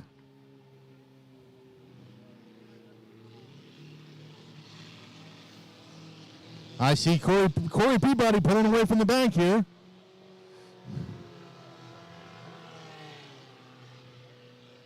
Looks like Eric McKenna headed down this second. Oops, someone snuck out in front of me. Grant Hearn headed out from the beach. And Jacob Hinault out of Beauharnois. You saw his father driving the H350 a little bit earlier. 4 minutes and 15 seconds till the start. They're going to go around. John, do they have a gentleman's agreement on lanes, do you think, in this class? I didn't hear about this class. I'm not sure. I'll have to ask. I don't think so. We do have a couple guys coming from up in Valleyfield area, but I don't believe, and I'm pretty sure it's not because we do have the National High Point Chase being contested with the S1 being here from Covington, Washington. So it'll be interesting to see how Corey stacks up against John Shaw. John coming through right now in turn number 1, the 92 Tenacity. He is your High Point champion for the Hydroplane Racing League, the Formula 2500 class up in the Hydroplane Racing League. He actually wrapped that up with one race to go a couple of weeks ago, about a month and a half ago. Grant Hearn, he's out of Syracuse, Indiana. Grant, very, very competitive in that 14 Legacy 1, the Hearn Motorsports. You can see Corey Peabody already sitting up shop, that S1, the J&J on the inside there in turn number 1. Eric McKenna. Eric McKenna driving the 555, the yellow and red boat. He's taking over for Sebastian LeDuc. Sebastian had a really, really tough crash in Valleyfield. They had to replace the entire cockpit on that 555 Happy Sunny. And unfortunately for Sebastian, he was injured and unable to compete. So Eric McKenna took over the driving duties in that 555. And Jacob Haynu, his only second weekend driving the 63, that's Willard Wilson's old boat. Then Scott Liddicoat campaigned, and now it's owned by the Haynu family out of Bohorwa, Quebec, and Jacob, the son of Richard, is doing the driving in that 63. So, Mitch, games being played. That inside lane is where you want to be. Yeah, we got a John Shaw in Al Thompson's boat, dominant last weekend in Mays Landing, won the prestigious Memorial Trophy, the Marianne and Daniel J. Murphy Memorial Trophy for the second time. Showed some incredible speed in Mays Landing. Al Thompson always has that boat dialed perfectly, so I can't wait to see if he can give Corey Peabody a little bit difficult time here, John. Yeah, no gentleman's agreement. We can see already that Shaw is back here just now on the third pin of turn 1, and Peabody's all the way almost to the exit of 1, trying to set up shop for the inside lane. 1:44 to the start. Yeah, Peabody's got an entire minute plus to scrub off here to get down to that blue buoy on the back chute. I hope these boats have water pumps in them, John. I'm not sure. All they got to do is keep them running. That's it. As long as they have forward propulsion, they can go as slow as they want during the warm-up here to try to get that inside lane. And in these stock classes, it's very important to have that inside lane. That is all the advantage in the world, having inside lane number 1. Absolutely. And these are not the torquiest engines in the world. These are basically Ford 4-cylinder, 2500cc, basically stock trim. Some of the F-boats from Canada run an aluminum head, but not an intensely accelerating boat, so it's very important to keep their momentum. But Corey Peabody has really, really, really been going for quite some time off plane there. He probably has a water pump in there to keep that engine cool. All right, there's 45 seconds, so everybody's legal on the score. Now we'll see if Peabody and Shaw play the game. If John's just going to set up shop in lane number 2. Watch Grant Hearn. Grant Hearn might leapfrog everybody, Mitch. He's going to power down the backstretch here, and we'll see if Hearn jumps in front. You got to have 4 boat length overlap. He can do it. He's trying to do it, and he just did it. He's got 2, 3, 4 boat lengths. As you said, John, he can come over and take lane 1 away from Corey Peabody. Corey's probably going to be a little bit frustrated. Thought he had plenty of room there, but Grant Hearn doing a heck of a job running out 4 boat lengths in front of the pack and able to take that lane 1 away. 6, 5, 4, 3, 2, 1. Mark. It looks like a clean start, and John Shaw will lead him across start-finish line in lane number 2 with Grant Hearn on his inside. Wow, they're really flying down here into turn number 1. Shaw will turn left first. Grant Hearn on his inside and Peabody on his outside. The F92, the Tenacity, running in lane number 2. He'll be the leader off the exit of turn number 1, but Hearn on his inside and Peabody on the outside.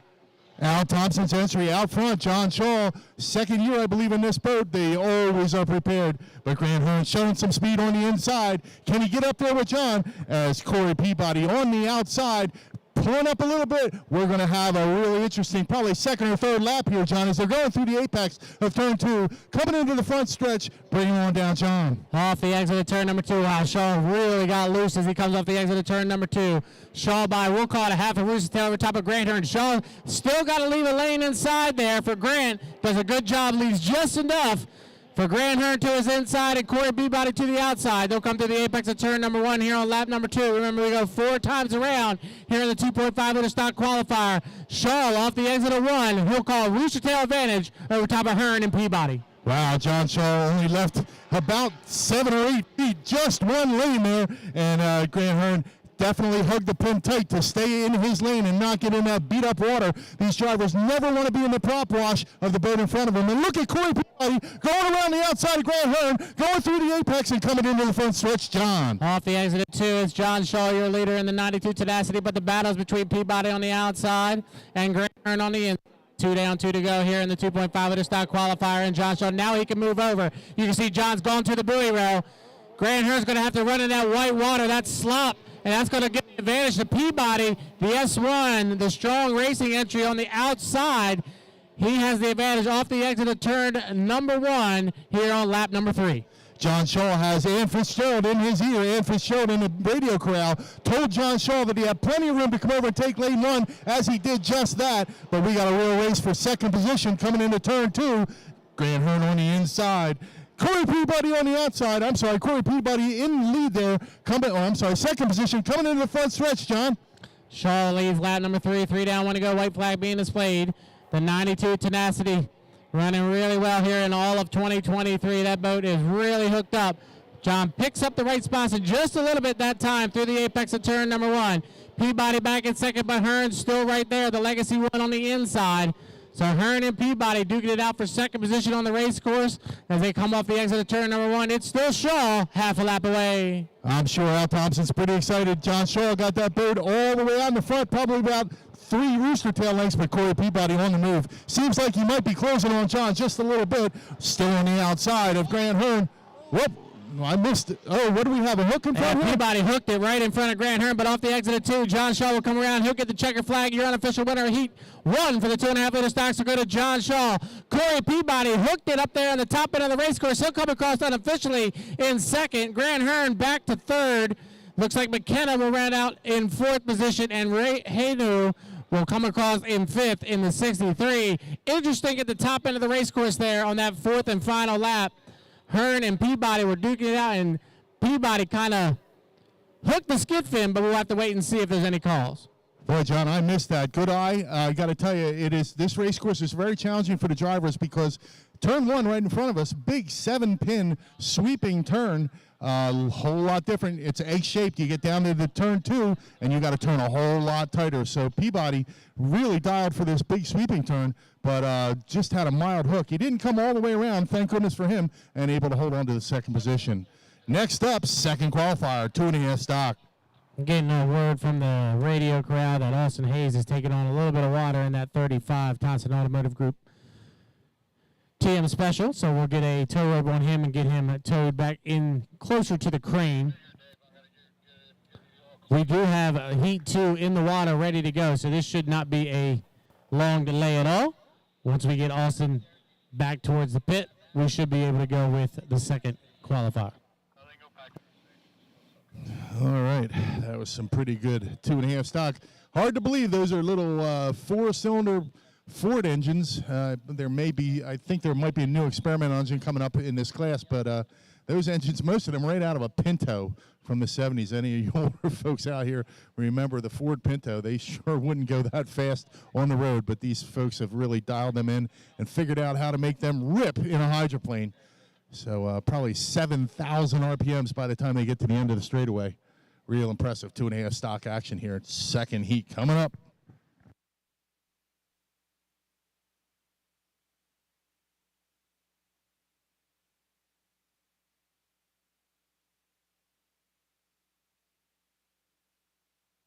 All right, second qualifying heat will have the 751 boat. Mark Allende out of Valleyfield, Quebec, Canada. Frederic Courtier in the number 52 boat out of Saint-Zotique, Quebec, Canada. Stephanie Racine, Les Cedres, Quebec, Canada, in the 17 boat. Boy, I hope I'm not butchering that. Chris Feranis, out of Maryland area, a transplant from Seattle, Washington, married into the Shaw Racing family. Going to duke it out here. Had some real speed in Mays Landing, New Jersey last weekend, but just not quite enough for John Shaw in the 92. Chris Feranis in the 137 boat.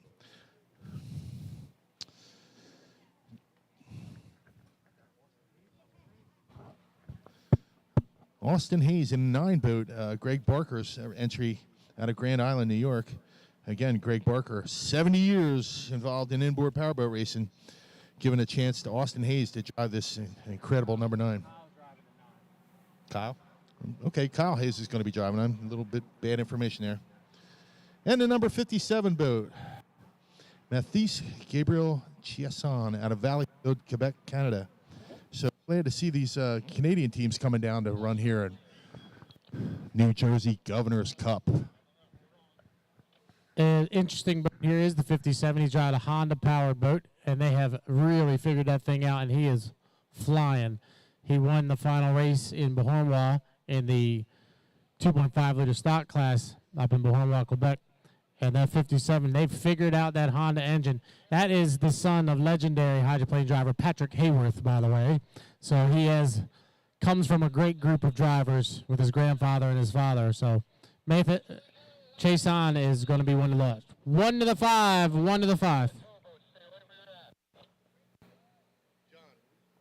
John, real quick, the Honda, fuel injected? Yep.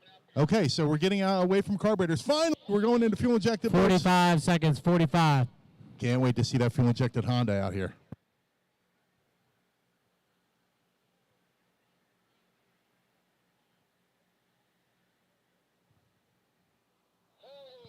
$30 seconds.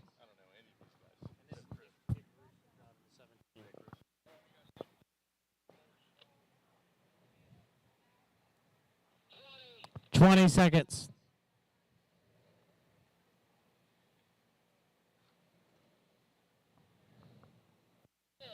9, 8, 7, 6, 5, 4, 3, 2, 1, mark.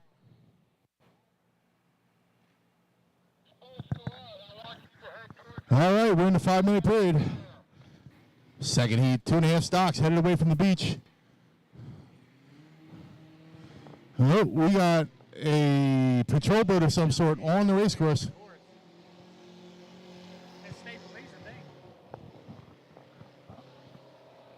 All right, 2.5 stocks making their way out of the pit area. We should have 6 of them make the call here for heat 1B. See, I'm still in my HRL. This is 1B to me. Sorry. But we have a really, really good contingent, 2.5-liter stocks. You saw a very competitive heat 1. Should be a very competitive heat number 2.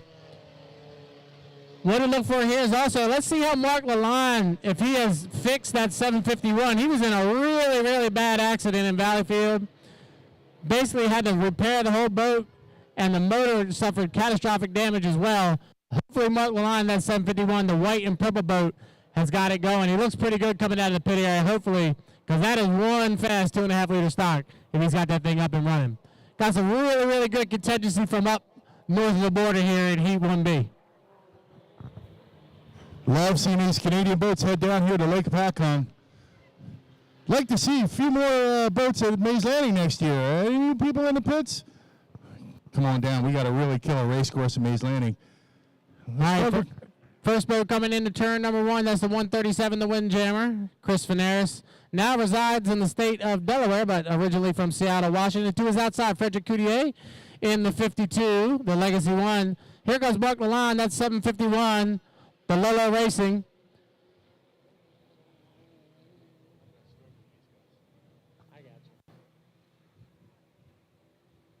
Here comes Mathis Chason coming off of turn number 2 down across start finish line. He's the one we talked about that has the Honda-powered motor in that 57. And the final boat, the red boat, up in turn 2 right now, driven by Nick Roos out of Valleyfield, Quebec, Canada. Drives the 17 Defying Gravity here this weekend. driver change in the 17. Nick Roos driving here this weekend. Wow, John, I'm really interested in this power plant. It has the same sound as the Ford. I can't tell the difference in the exhaust note, but real interested in these, getting some more modern fuel-injected engines in these boats. Get away from carburetors. And we are 2 minutes, 22 seconds till the start. So once again, if you're just joining us, this is the 5-minute warm-up period. The race has not begun until you hear me count down zeros, and the ultimate goal for the drivers is to be at that white buoy when the clock strikes 0, and we can already see games being played. Lalonde's going to cut the race course, and Fanaris, Chris is already setting up shop in lane number 1. You see Mark Lalonde's going to pull right up to his outside. He'll take lane 2 away from the 57 of Mathis Chason. So it's Fanaris in 1, Lalonde in 2, Chason in 3 right now. But we are about 55 seconds away from the score-up. So this will change.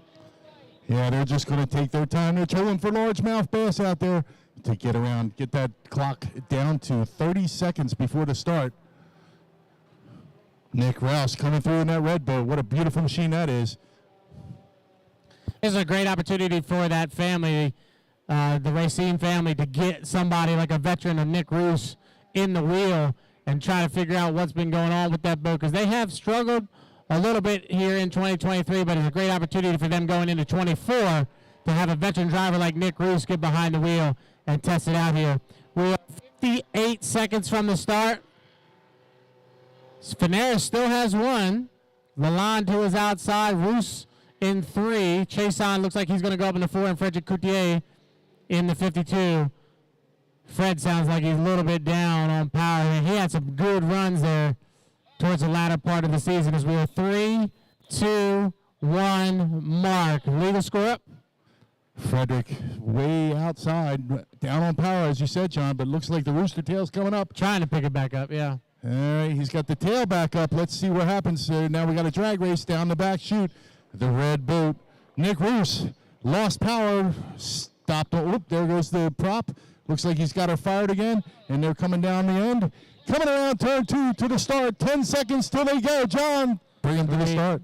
2, 1, mark. I think the clock was off by 5 seconds, but everybody's going to be legal as they come across start-finish line right now, and it's Coutier on the outside. He'll lead him across start-finish line down here into turn number 1. So Frederick Coutier got that billboard up in front of him.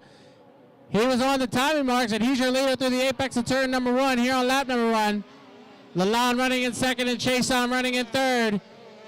Not sure what happened to Fanaris. Fanaris is somewhere. Oh, he's dead up in turn number 2. Unfortunately, Chris Fanaris dead coming to the start-finish line. But it's Frederick Coutier halfway down the backstretch. What a shame for Chris Fanaris, showing some incredible speed last weekend, giving John Shaw a hard time in the final. But we got a real race up front here. Frederick Coutier coming through turn 2, through the apex to the exit pin. The pack's bunched up a little bit for 2nd, 3rd, and 4th. I'm not really sure in the spray. Can't see him, John. Bring him home. Yeah, Frederick Coutier is your leader, but it's Lalonde and Chason side by side for 2nd and 3rd. Mark Lalonde going to push the young driver a little bit out as Chason going out in lane number 3. Coutier through the apex of turn number 1. We'll call it a 2 to 3 rooster tail advantage. Mark Lalonde in the 751. The Lolo racing back in 2nd in the 57 of Matthew Chason running in 3rd, and Nick Roos running in 4th. But off the exit of 1, it's all Frederick Coutier. Frederick Coutier taking a set, showing some speed, but that rooster tail dropped. Looks to me, John, like he might be down on power. We were a little bit worried in the warm-up period, just about shut down coming through turn 1 here, but then when that 30-second mark came, the tail came up, and he got into the throttle. Frederick Coutier got some speed again, coming out of 2 into the front stretch. 2 down, 2 to go for Frederick Coutier, your leader in the F52, the Legacy 1. He'll come around and complete lap 2. We'll put 2 in the books, and Coutier opens up by 3. 4 rooster tails over top of Lalonde and Chason running in 2nd and 3rd respectively. Through the apex of turn number 1, Fred Coutier looking really good in the old Hydroid. He'll break through the apex of turn 1 with a comfortable advantage over top of Lalonde and Chason. But Mitch Fred looked bad in the warm-up. Looks good here during the heat. He sure did fool us. We thought he was down and thought it was shutting down. I can't believe he just came alive, kind of like Paul Fitzgerald did in the Pro Stocks, but down the back chute. He's dialed in, coming into turn 2. Frederick Cordier opens up to about a 30-boat length lead over Mark Lalonde, coming through the exit into the front stretch. And it looks to me like the white flag is up, John. White flag being displayed on the race course. 3 down, 1 to go for Frederick Goodyear in the F52. He's opened up by almost half a straightaway over top of Mark Lalonde, running back in second. And Matthew Chason running in third. Fred Goodyear going to be a happy gentleman as he comes around and completes 3/4 more of a lap as he comes off the exit of turn number 1 with a comfortable advantage over top of Mark Lalonde and Matthew Chason. Down the backstretch here on lap number 4, Mitch, it's all Coutier. Absolutely. Really dialed in here. Again, gave us a real scare in the warm-up period, but he's got it out. Got out of throttle going across the square up there.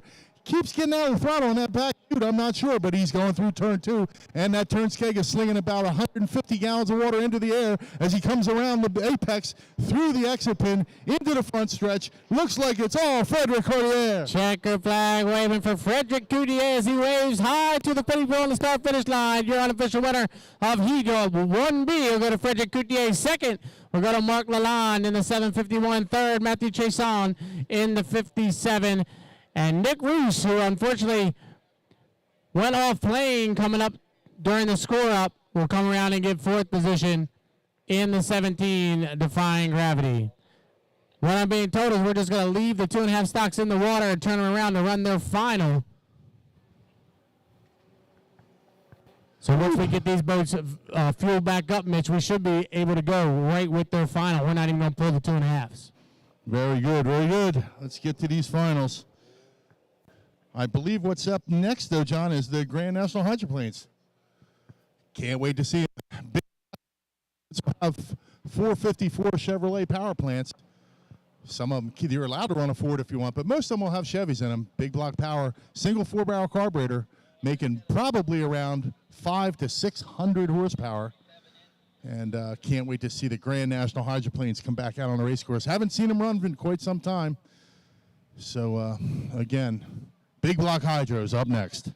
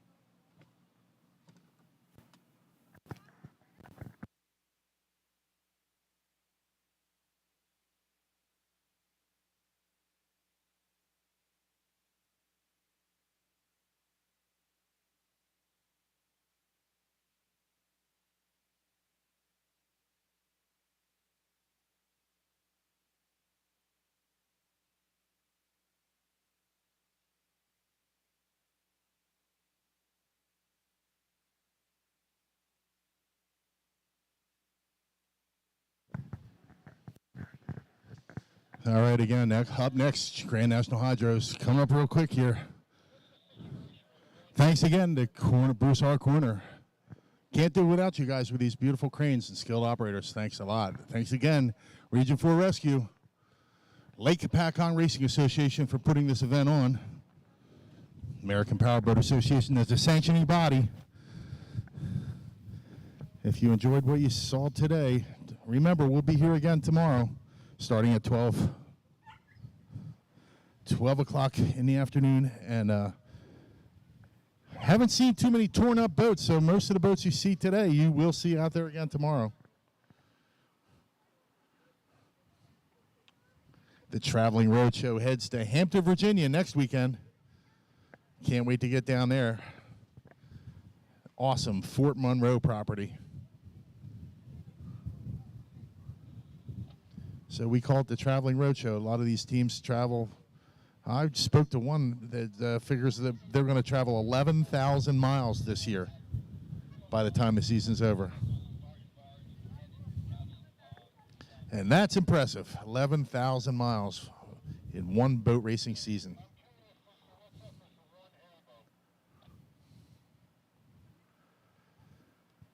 Can't wait again to see these big block hydros out here. Hopefully all three will make the call. These engines have a ridiculous amount of power, and they break parts.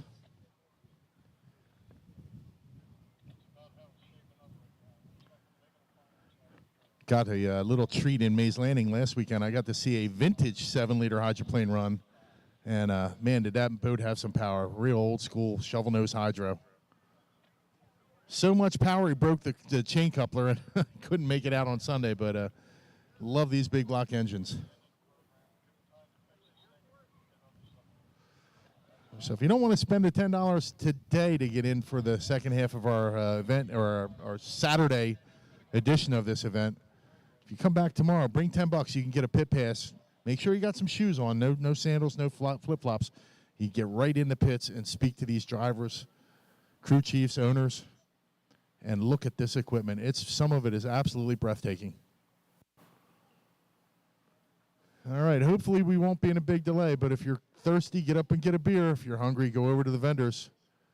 You got a little anger issue, go to that axe throwing booth and take your anger out on that axe target. I think I might try that on my way back to the camper after the event today. Never threw an axe at a target before, so let's give that a shot.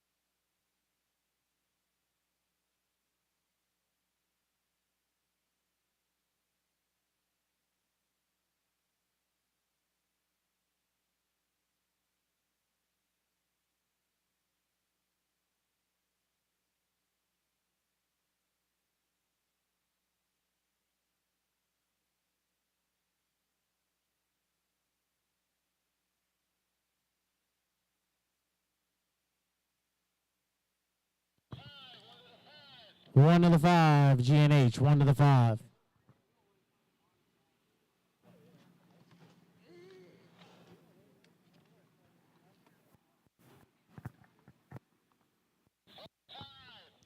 .45 seconds.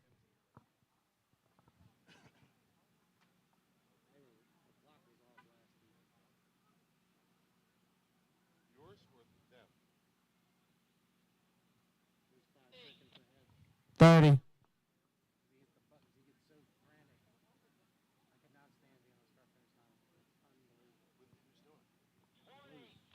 .20.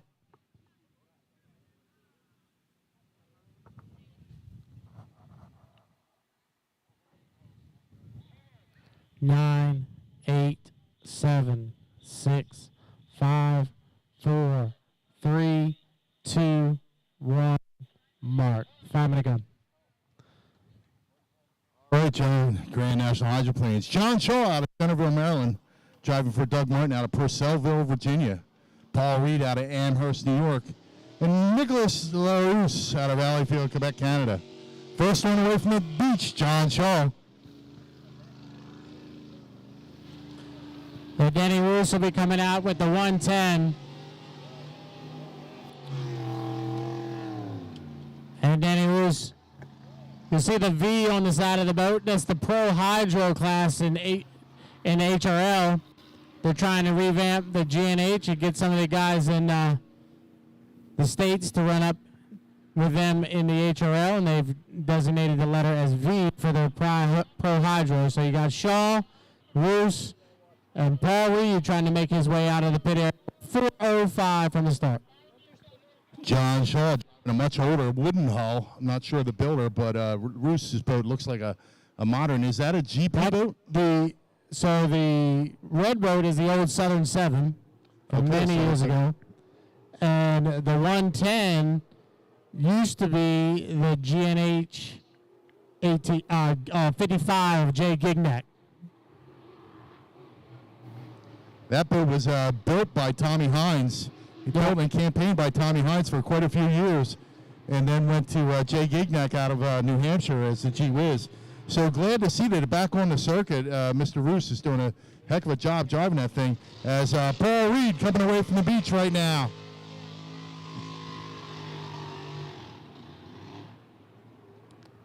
You talk about one of the older hulls, is the old Sky High. This thing has been in a barn for many, many years, and Paul Reed out of Amherst has decided to go back GNH racing like he did many years ago, and hopefully he can get it fired up and out on the race course. Struggling to get it up on plane. It seems like just when it comes over the top and takes a bite, he gets out of the throttle. So I don't know, maybe that's a fuel delivery. It's starting to starve a little bit. But we are 2 minutes and 45 seconds to the start. Glad to see John Shaw bring out the old Southern 7. It looks like he's got some little bit more speed than he has been showing lately. And I know he's been working on that boat diligently to try and get her to go. Really, really cool for me to see the GNH class now called Pro Hydro in HRL. But either way, whatever they call it, I'm just glad to see big block, naturally aspirated hydros out there, John. 2:15 from the start, 2:15 away. Shaw in the red boat on the inside as Mitch said he drives for Doug Martin out of Percival, Virginia, and John comes from Centerville, Maryland. Denny Roos driving the 110, the boat on the outside. Now, Denny had some issues with his front wing in Valleyfield, and I know they were working on that the last couple of weeks. Hopefully they've got that thing worked out in that 110. Paul Reed still unable to get her up on plane. He better be careful. He's going to overheat that thing. You got to be, you got to have forward momentum, forcing the water through the cooling system on these engines. So Paul Reed doing the best he can to get it up on plane, but he is unable to get it to go. And we are 1 minute 28 seconds to the start. Same issue he had in Valleyfield. Paul was unable to get it up on plane. Was the exact same thing happened in Valleyfield. 1:13 from the start. Looks like it might be a two-boat race here between John Shaw and Denny Roos. Good to see Denny back behind the wheel of a hydroplane.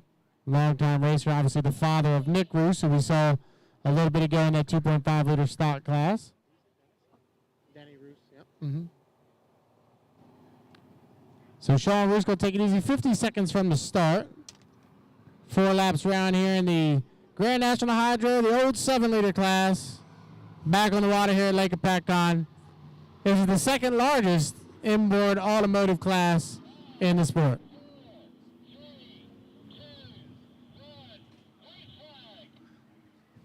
30 seconds before the start, John, as the G&H boats head down the back chute. Den Lewis and John Shaw. Saw the boat run in Valleyfield, in Cambridge a little earlier in the season, and John had boat dialed in, showing a whole lot more. 7 seconds to the start. 4, 3, 2, 1, mark. They're both a little bit late to the start, and John Shaw will lead them across the start-finish line. In the old Southern 7, the G&H 43 down here to turn number 1. We'll go 4 times around here in the Grand National Hydro qualifier. Shaw and Roos side by side through the apex of turn number 1. They'll come off the exit of the wood. Shaw on the inside and Roos on the outside.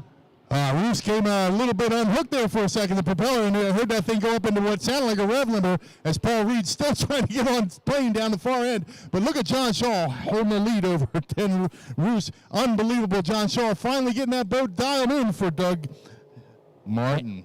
It comes off the exit of, Roos. Oh, no, that's Shaw. The Sky High on the outside went dead in the water. 1 lap down, 3 to go. John Shaw opens it up. We'll call it 3 or 4 boat lengths. Where is Roos? There he is right there. Danny Roos is trying to hold that white water line as they go through the apex of turn number 1 here on lap number 2. John Shaw stretching out by a full. Roos is tailing half, but Roos back in second, Mitch. Well, I'm impressed with John Shaw. Really, he's been diligent with getting this boat set up, and man, it has shown some exceptional speed here as Den Roos trying to catch up to him, but he looks like he might be closing up a little bit, John. Into the entrance pin 2 through the apex. And here we come into the front stretch as Paul Reed out of the racing line, but they're coming down the front stretch, John. White flag being displayed. Looks like we're going to go 3 laps around here in the GNH qualifier, and John Shaw is your leader with Nick Roos right there on his outside. The 43 GNH has about a 7 or 8 boat length advantage through the apex of turn number 1. Nick Roos trying to make up ground, running on the outside. John holding the billy roll. He'll lead him off the exit of 1. Boy, really impressed. I'm kind of shocked. I didn't think John would have this kind of speed, but John Shaw, you saw him tearing it up in the stock earlier. John Shaw holding on to a lead here, but Ben Roos trying to catch him on the outside, charges into the turn with a whole head of steam.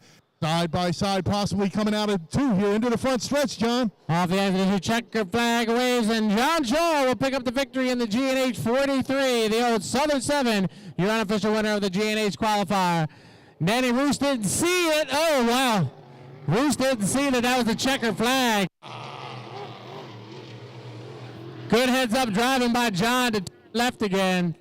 Checker flag was displayed on the race course. I'm not sure if anybody told me they were only going 3 laps.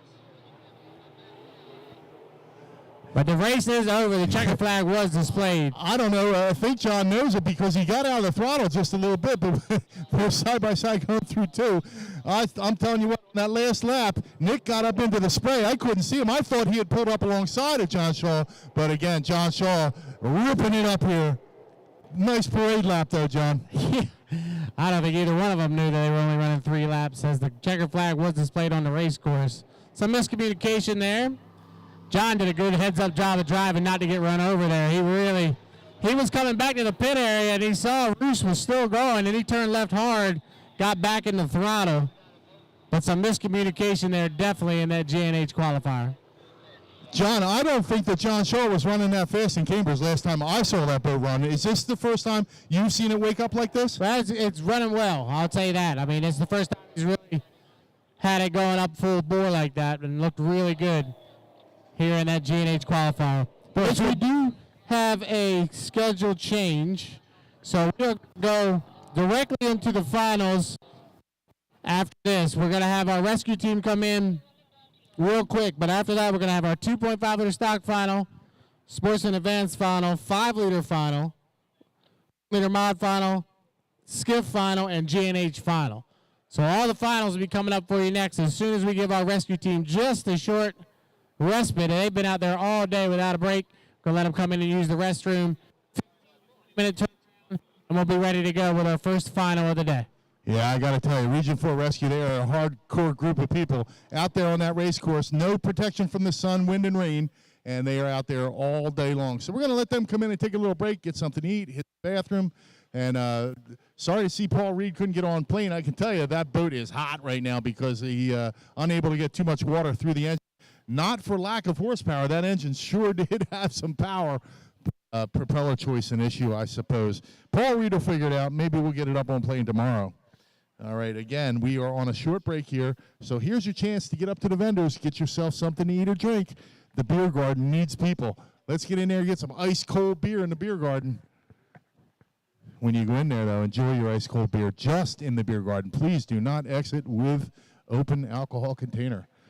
And get on over to the other side of the facility here. Get yourself something to eat and drink. I had some of this killer lemonade. Unbelievable. Really good stuff. Whole bunch of food vendors. And there's activities for kids over there and adults also. So also get up here and check out the T-shirt stand. Get yourself a souvenir. Beautiful, beautiful shirts there. I know my brother's going to want one. His boat is on the picture. So get on up here and get yourself a T-shirt. All right, so we're going to be on break for a few minutes. Now's your chance. Get that something to eat. I'll be back in a few minutes.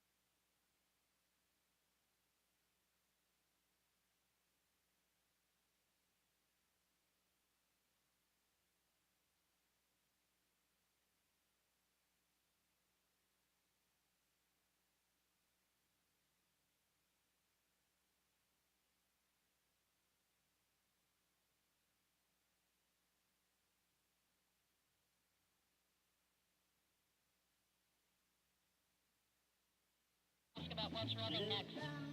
Yeah, please make that announcement. We're ready to go here. Turn 2's almost in position, so.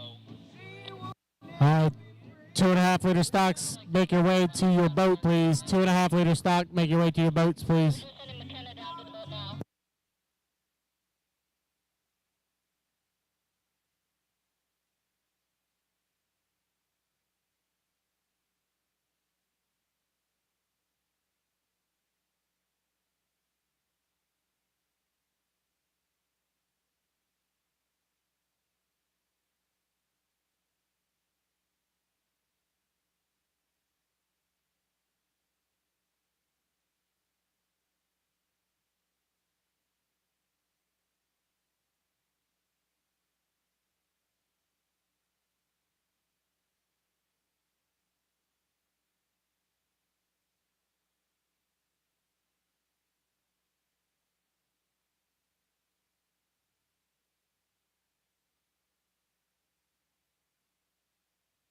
The 5, 1 in the 5, 2.5 liter stock, 1 in the 5.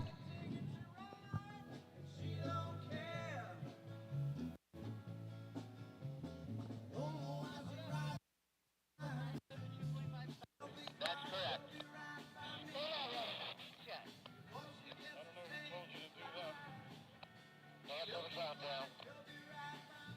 Pause the countdown, pause the countdown.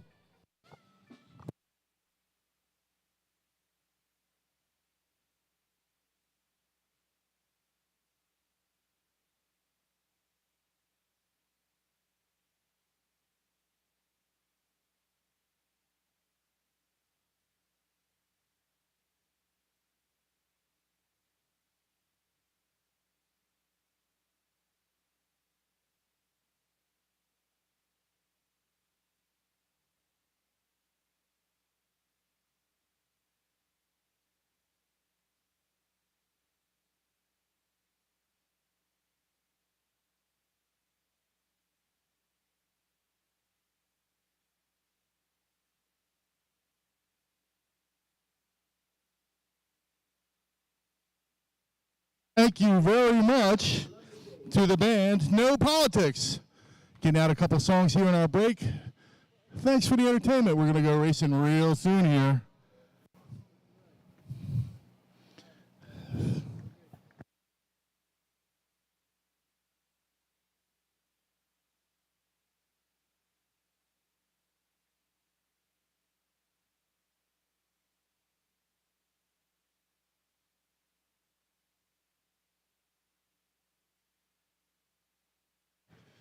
All right, our first final of the afternoon will be the 2.5 stock hydros.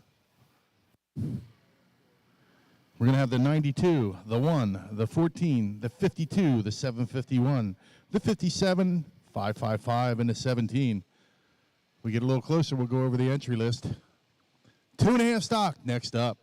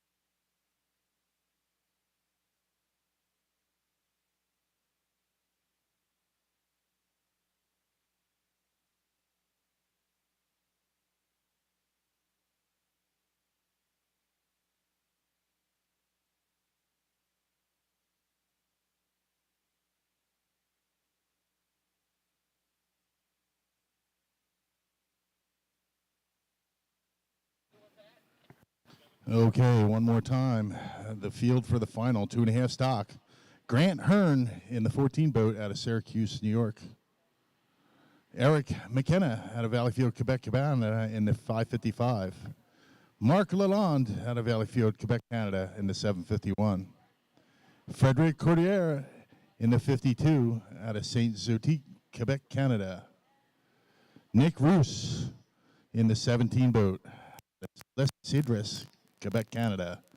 A lot of Canadians in this final here, but we got the 92. John Shaw out of Centerville, Maryland. And we have Matisse Chiasson. Is that right, John? I'm trying to pronounce this name here. Is that Matisse Chiasson. Out of Valley. So we got a stacked field here for our 2.5 stock final.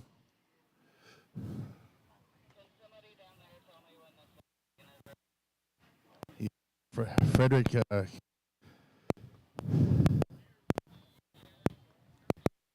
qualifying heat for the air.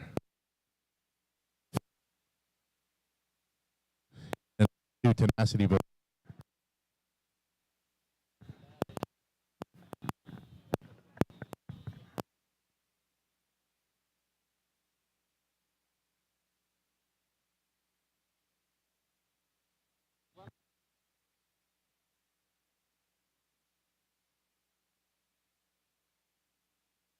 One of the five for the stock final, one of the five.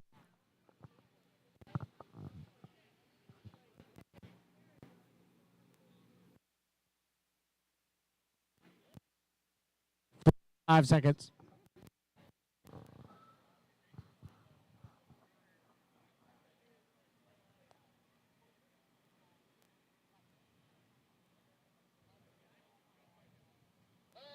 $30.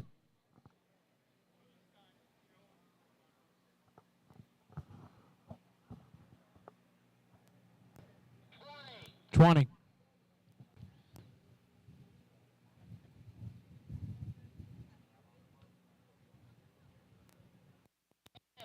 9, 8, 7, 6, 5, 4, 3, 2, 1.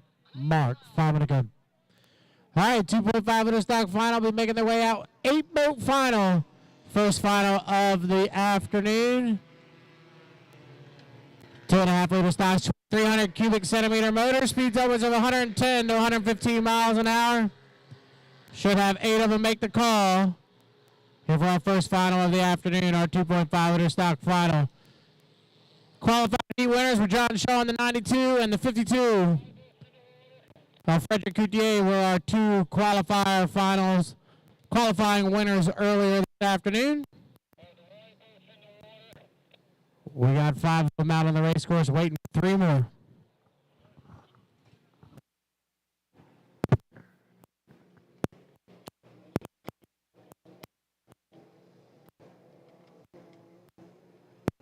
As we talked earlier to the qualifying heats, John Shaw has had a dominating 2023 campaign. He won all the finals that were run in the HRL. With 5 finals. He won all 5 of them in the highly competitive class. He's all orange. He drives for Al Thompson out of Seaford, Delaware. John comes to us from Centerville, Maryland. The boat going through turn 1 right now. That's Fred Coutier. He's out of Valleyfield, Quebec, Canada in the 52, the Legacy 1. The boat to his inside. That's Grant Hearn out of Syracuse, Indiana in the F14. Is Matthew Chason in the 57. Also out of Valleyfield, Quebec, Canada in the Howe. That's the name of the boat, Howe. Corey Peabody has just leapfrogged John Shaw here into turn number 1. Peabody in the S1. The strong racing entry out of Covington, Washington. That's about the earliest leapfrog I've seen already. Yeah, John Shaw get back to roots of fighting for lanes. He used to run in the HRL format. Him and Corey Peabody will fight for this inside lane. Here comes Nick Roos driving the 17, the all-red boat, as he comes up around the outside of Corey and John. And the final boat on the race course, the 555, the Happy Sunny, driven today by Eric McKenna. Now Shaw is going to leapfrog again. Let's see If he tries to leapfrog again in front of Corey, got to have 4 boat length overlap. Nope, Corey's going to hold on to the inside. 2:22 from the start. Game's being played, Mitch.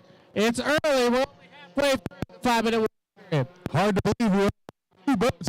So 3 boats trolling for baits here as the other boats going around. They're going to try to go around one more time and scrub off a whole bunch of time here. I didn't get a chance because my mic died, so I don't have any idea where we are on the clock, John. We're 2 minutes to the start. 2 minutes. Peabody's in 1, Shaw's in 2, McKenna's in 3. You can see Grant Hearn cut the race course, Chase on cut the race course. So they're cutting from the back stretch to the front stretch. That's a legal maneuver as long as you cut from back to front. Here comes Nick Roos. Interesting to see where Nick decides to go with that 17. We saw earlier in the qualifier he was down on power coming up to the score up. Actually got off plane. The thing that you have to do is maintain forward progression. You cannot turn the boat off. As long as you maintain forward propulsion, you're fine. 125 to the start. Now, Chase on, if he wants, he can leapfrog all 3 of these guys.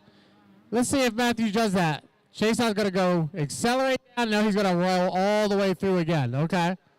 Yeah, he was a little bit too far to pull well, there. And I'll be interested to see if that Honda motor control like these guys or would it get too hot. So he probably doesn't have that knowledge base right now because he hasn't been able to do it running the HRL format. Yeah, good thought there, John. Never gave that any thought. Again, the Honda motor kind of new to the circuit, but really cool that they're experimenting with some new stuff as the entire field is bunched up, coming down into the backstretch with 20 seconds to the score up. So it's still Corey Peabody in 1, Shaw in 2, McKenna in 3, Grant Hearn in 4. Now watch for Grant Hearn. He'll accelerate. 3, 2, 1. Oh, that's close at the score up. We'll have to wait and see. So let's see if Grant Hearn accelerates down into turn number 2 and tries to leapfrog the field, or if Corey's going to be able to hold on to lane number 1. Right now it's Peabody 1, Shaw in 2, McKenna in 3, and Hearn in 4. Nick Roos moving up on the outside in 5 as we're 13 seconds from the start. 10, 9, 8, 7, 6, 5, 4, 3, 2, 1. Mark, I think we got a couple early on the outside, but watch for the 2 boats to the inside. Peabody and Shaw are side by side down into turn number 1. Corey Peabody will turn left first. Peabody with 2 boat length advantage to the apex of turn number 1. Corey Peabody all the way from Covington, Washington. He is your leader with John Shaw on his outside. Grant Hearn is right there as well. All 3 of them side by side by side. Off the exit of 1, it's Peabody and Shaw. A deck-to-deck battle going in the backstretch. Into the backstretch. Peabody on the inside, Shaw on his outside, but we got a couple boats sneaking up from the outside. Corrier and Grant Hearn trying to get up into the mix with the front boys, but we got side-by-side action coming through the apex. Looks to me like John Shaw pulling up alongside of. Peabody slows, and John Shaw jumps out into the lead. Peabody in the bare position there. John, bring it into the front stretch. 1 down, 3 to go here in the final, and John Shaw has put away Corey Peabody. Something went amiss in the S1, the strong racing vessel, but look at the battle for second. Chase out in the middle, Hearn on the inside, and Coutier on the outside. All 3 of them all going to turn left at the exact same time as they go through the apex of turn number 1 here on lap number 2. Remember, we go 4 times around here in the final. John Shaw is checked out, but it's Coutier, Chase on, and Hearn side by side for second. But look at that Al Thompson boat out front. John Shaw absolutely dialed. As I've been saying it all weekend, this boat is absolutely dominant in both APBA and HRL. And wow, we got a real race for 2nd, 3rd, and 4th position. I hear that Honda engine pop a little bit off the fuel injection coming through the exit. John Shaw bringing him into the front stretch, John. 2 down, 2 to go for John Shaw, but the battle is between Chase on and Grant Hearn. The Honda motor on the inside and the Ford motor on the outside. Side by side across start finish line for 2nd position. John Shaw is checked out. We'll call it 3 full rooster tails for the 92 tenacity as he goes to the apex of turn number 1. Chase on the inside and Hearn on the outside. These 2 young drivers battling out for 2nd position here in the Governor's Cup final for the 2.5 stock class. I'm sorry, it's Coutier on the outside. Hearn is back to 4th. I got my yellow Hearn boats mixed up, but it's all John Shaw.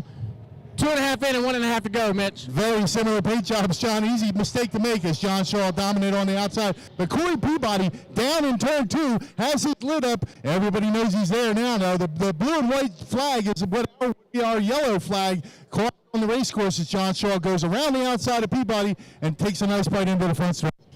3 down, 1 to go for the 92 Tenacity. John using a lot of wing as he comes down here into turn number 1. Really sets that left skid before he turns left. He got a nice comfortable advantage, but how about this battle? The two French Canadians, chase out almost hooked it. The two French Canadians side by side for second position. Chase out on the inside and Coutier on the outside. Those two going to battle it out, but it's all John Shaw. He's half a lap away from a Governor's Cup championship here in the 2.5 liter stock. What a recovery by Kissan in that hook there, John. I thought he was going to go all the way around, but he collected it up. Instant reaction on the steering wheel, had that wing in the down position, and kept that boat straight. Almost went to the infield, but got the turn there. But we got a John Shaw coming into the front stretch, John. Off the exit of 2, the checker flag waves. It's John Shaw, the F92, the Tenacity. Dominates once again. He wins the final here at the New Jersey Governor's Cup Championship. Matthew Chason with a great run to finish second. Coutier with a great run to finish third. The two French Canadians finish out the podium. Grant Hearn will come around and pick up fourth position. Battle between Nick Roos and Eric McKenna for fifth and sixth on the race course. It looks like Nick Roos will be able to come around in fifth in the Defying Gravity, and Eric McKenna will round out the field in sixth. But man, that was going to be a great battle for the lead between Corey Peabody and John Shaw there as they come off the exit of turn number 1 on the first lap. Something went amiss with the S1, and Peabody broke down in turn 2. Well, I tell you, John, that was a sticky situation he was in there. He looked like he slowed down slowly. It didn't shut down too abruptly, but you don't want to be up in the lead and lose power in turn 2 with the rest of the field of propellers churning at you, but everybody got around him. Corey Peabody had his lid up quick. Everybody else was able to see him. But one more time, kudos to Al Thompson, S92. Tenacity, driver John Shaw, absolutely dominant all the time. Boat perfectly dialed and prepared. Our HRL High Point winner on his way for the APBA American Powerboat Association High Point Championship also, which will be sealed up in late October in Lakeland, Florida. So, that was some impressive final, John. Once again, nice run for Al Thompson's boat, the S92 Tenacity. Basically, if it's been a final this year, John Shaw's won it here on the East Coast anyway. But I was really looking forward to that battle with Corey having the inside, John having to run lane number 2. That would have been interesting. John did take a little bit of advantage through the apex of 2 there on that first lap, but Corey was making up ground and something went miss in that S1. We have to get Corey back on the jet ski because Corey's got to run the 5-liter final coming up here in a couple heats. Next, we'll have our Sportsman Advance final. Our flat bottom final will be next up on the race course. Big block action coming at you real soon here. SA final. Can't wait to see it. Paul Fitzgerald, terrible start in his qualifying, charged ahead and passed the entire field for a win in his qualifying heat. John Britton in the light speed showing absolute ridiculous speed down the chutes and turning real hard too. So we're going to see a really good SA final here, John. So getting a couple calls. We did have 2 gun jumpers in there. Unfortunately, the 57 of Matthew Chason was one of them, so he's going to be relegated back probably to last position there. Had finished on the podium in second position, but unfortunately a gun jump. And the other boat was the S1 actually jumped the gun as well. So even though Corey Peabody would have been battling it out with John Shaw, he would have issued a penalty at the end of that heat for jumping the gun. That's I'm sorry, my mic is in and out. For anybody who just got here and is not sure exactly what we're talking about, Corey Peabody came around and went across the start-finish from the 5-minute period. At that point, you're done. 1-minute penalty for jumping the gun. Sorry to hear that, but didn't work out for him anyway with losing power. Whew. All right. Again, up next, SA runabouts. Man, these boats are fast. Big horsepower. Can't wait to see them.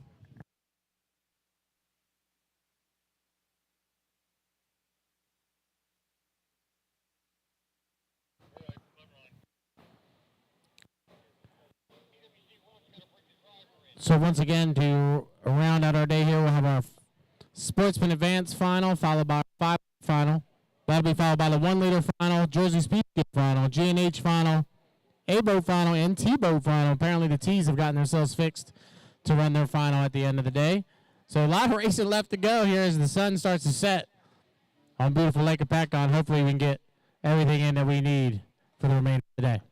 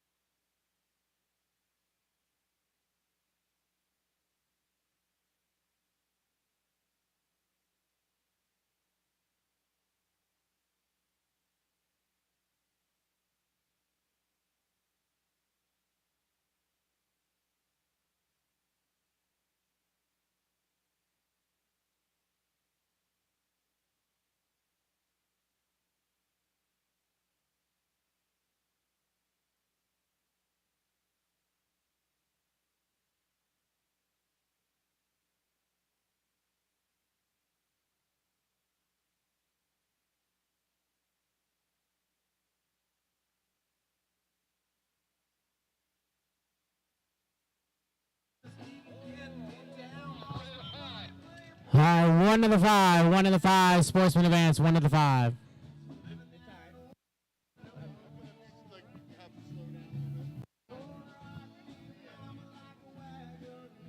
On. 45.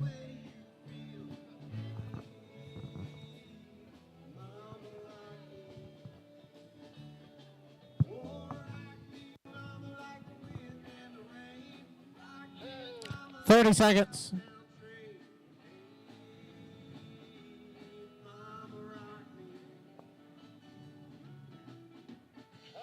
Twenty seconds.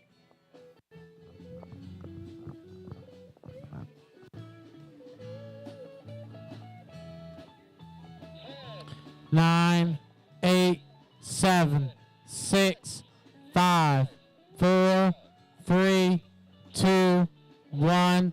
Mark. All right, Sportsman Advance final going to make their way out on the race course. Sportsman Advance final.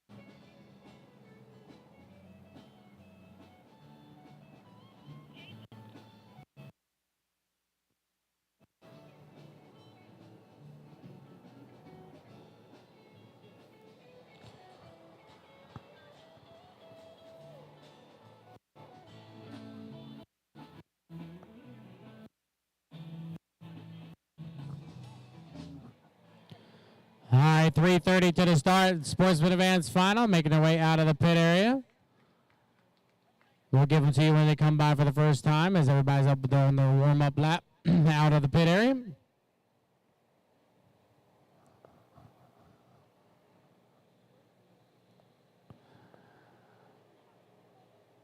First boat coming through will be the that's Eric Tones, 86 out of Monroe Township, Jersey. Oh, he's bringing that boat back to the pit area. Eric must have had something wrong. He's going to come right to the pits. The 103 comes by Sebastian LeBouf, followed by the 97 of John Britton Jr. Here's the 9 of Jimmy Stewart, driving the Rewind and Revival. The 24 of Paul Fitzgerald.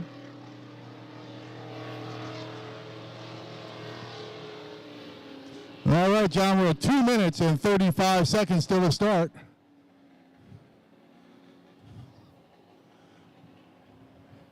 Let's see, we got John Britton Jr. down the back chute trying to get up there for lane 1. Here comes Paul Fitzgerald.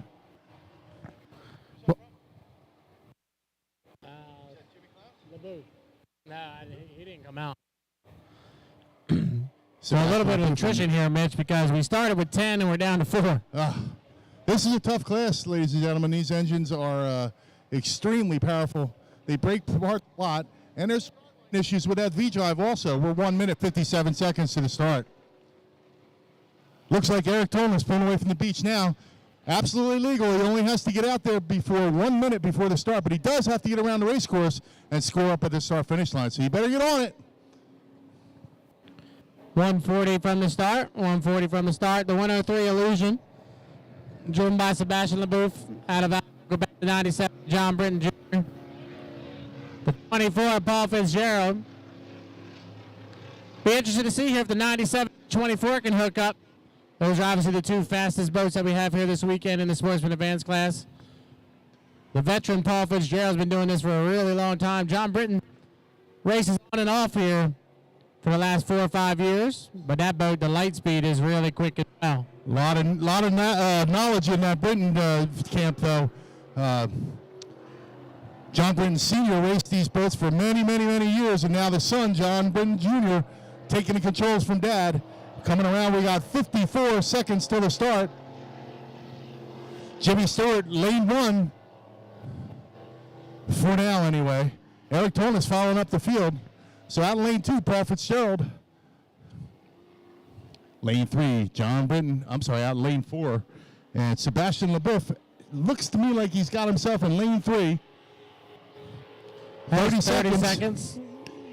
30 seconds from the start. Everybody's legal at the score up. Bunched up down the back chute. Can't wait to hear that yellow boat. The 24 boat, the April 8-into-1 exhaust system sounds like a Ferrari power plant. 15 seconds till the start as they come through turn 2. Bring him to the start, John. 7, 6, 5, 4, 3, 2, 1.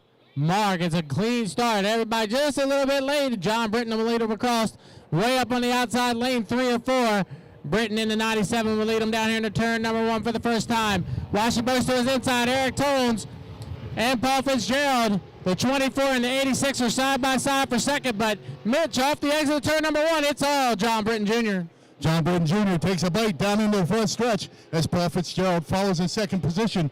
It looked to me like Eric Thomas was pulling up alongside of Paul Fitzgerald coming into turn 1, but had to get out of the throttle. The boat got squirrely on him. Eric Thomas is furious. Usually stays in the throttle all the way through the turn, but down the far end. It is John Britton Jr. way on the outside and sneaking up on the inside. Paul Fitzgerald in the 24 boat April coming into the front stretch, John. Coming around a complete lap, number 1 down and 3 to go here in the Sportsman Advance final, and it's John Britton Jr. from right here in New Jersey. He is your leader, but Paul Fitzgerald out of Baltimore, out of Concord, North Carolina, running back in second position. Paul's made up a little bit of ground there. John's moved over just a little bit, but running about lane 3 or 4. He's giving that inside buoy row to Paul Fitzgerald. The top 2 have checked out from the rest of the field, but it's Britton in first. We'll call it 7 boat lengths to Fitzgerald. Yeah, Paul Fitzgerald got a poor bite on the propeller coming out of 1 here into the back chute. Looked like he was reeling in John Britton for a bit there, but got a poor bite coming into that back stretch. John Britton staying out wide, holding on to that momentum. Paul Fitzgerald totally comfortable with inside lanes coming up into the front stretch. It is John Britton. Down 2 to go here in the Sportsman Advance final, and John Britton Jr. still holding on to about a 6 boat length advantage. Right away. Look, we saw in the qualifier coming out of the back of John Britton's boat. Hopefully he can keep it together here for another 2 laps. He's got 2.5 in and 1.5 to go. He's got about a 7 or 8 boat length advantage over the veteran Paul Fitzgerald running back in second. I'll tell you what, that Britton boat is showing some incredible chute speed, but his acceleration coming out of the turn is really hard for Paul Fitzgerald to match, and I don't know if he's going to be able to get it done as Jimmy Stewart pulls into the pits. Coming through the apex into the front chute. It is that beautiful red boat. John Britton Jr. Doesn't look like it's going to happen for the 24 boat. What do you think, John? 3 down, 1 to go. Jr. in the 97, the light speed. He's opened up almost a half a straightaway now. It looks like Paul Fitzgerald's pulled his foot just a little bit, running back in second. So John Britton Jr. through the apex of turn number 1 here on the 4th and final lap. He'll come off the exit of 1. He'll be a half a lap away for a New Jersey State Powerboat Championship final here in the Sportsman Advanced. John Britton still getting that bite on the throttle, staying out wide to hold on to that momentum. Paul Fitzgerald down on the power, I believe. Does not look like he's up to his normal speed. Is not accelerating out of the turns like normal as John Britton just runs away. Final lap down through the apex. Coming up on the exit pin. John Britton Jr. as Paul Fitzgerald comes into the turn now. Bring it home, John. Turn 2. John Britton Jr. in the SA 97, the light speed. Second place out of Concord, North Carolina. I'll go to the veteran Paul Fitzgerald. Nice run for Eric Tones in the 86. He'll come around and finish the podium in 3rd position in the 86. And it looks like Sebastian LeBoeuf will round out the field in 4th. Absolutely fearless driving by John Britton Jr. These boats are an unbelievable handful to drive. The power to weight ratio is staggering. They slam you back into the seat as you roll into the throttle coming out of the turn. And John Britton's acceleration, absolutely spectacular. So Paul Fitzgerald, again, normally a really hard accelerating boat, not showing me what he normally has coming out of turn 1. But good showing here for second position. All right. And that's SA final in the books. Next up, 1 liter mods.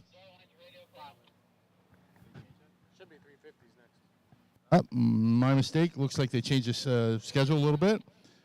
And I'm being told up next, 350 hydros. The old 5 liter class now running 5.7 liter 350 Chevrolet power plants. I have no idea. If they did that amongst themselves.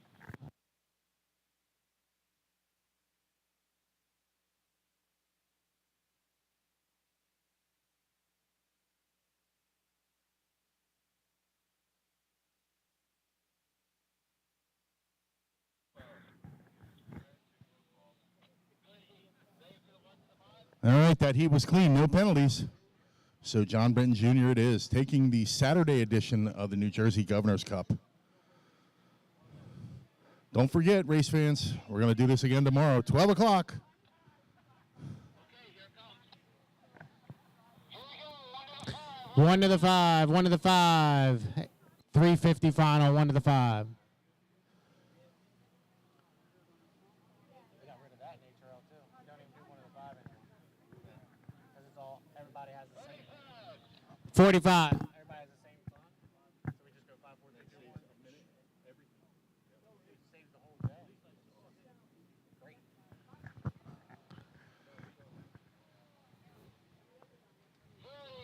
Thirty seconds.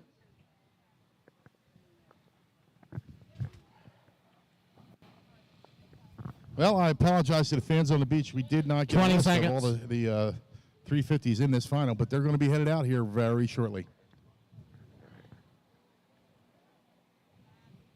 10, 9, 8, 7, 6, 5, 4, 3, 2, 1, mark. All right, John, here we go. All right, H350 final making their way out of the pit area. Let's see how many we got. We were told 6. We could have 8. I don't know.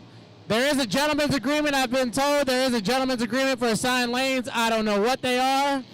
I don't know who is in lane 1, 2, 3, 4, 5, or 6. But I have been told there is a gentleman's agreement about lanes. It looks like, Mitch, we got 8 of them. My God, we're going to have 8 of them coming at us here on this tight turn at Lake Hopatcong. Man, am I glad to see Kyle Johnson make it into the final. Really impressive with the old Geronimo boat, the E80. I know that Jay Brennan's got to be happy. He built that boat in his driveway from what I was told many, many, many years ago. So really glad to see that Kyle Johnson out here in the final. All right. Stacked field here, John. 4 minutes to the start. 4 minutes to the start. The first boat coming across start-finish line, that's the H2. The Nova Racing out of Beauharnois, Quebec, Canada. The driver is Richard Hainu. The boat to the outside, excuse me, that is the 9 of Corey Peabody out of Covington, Washington. To his inside, the 999, the Black Beast of Eric McKenna out of Valleyfield, Quebec. The 104 of Mark Lecomte, also out of Valleyfield, Quebec, comes by. Martin Marchand in the RTX-sponsored 773 out of Valleyfield, Quebec.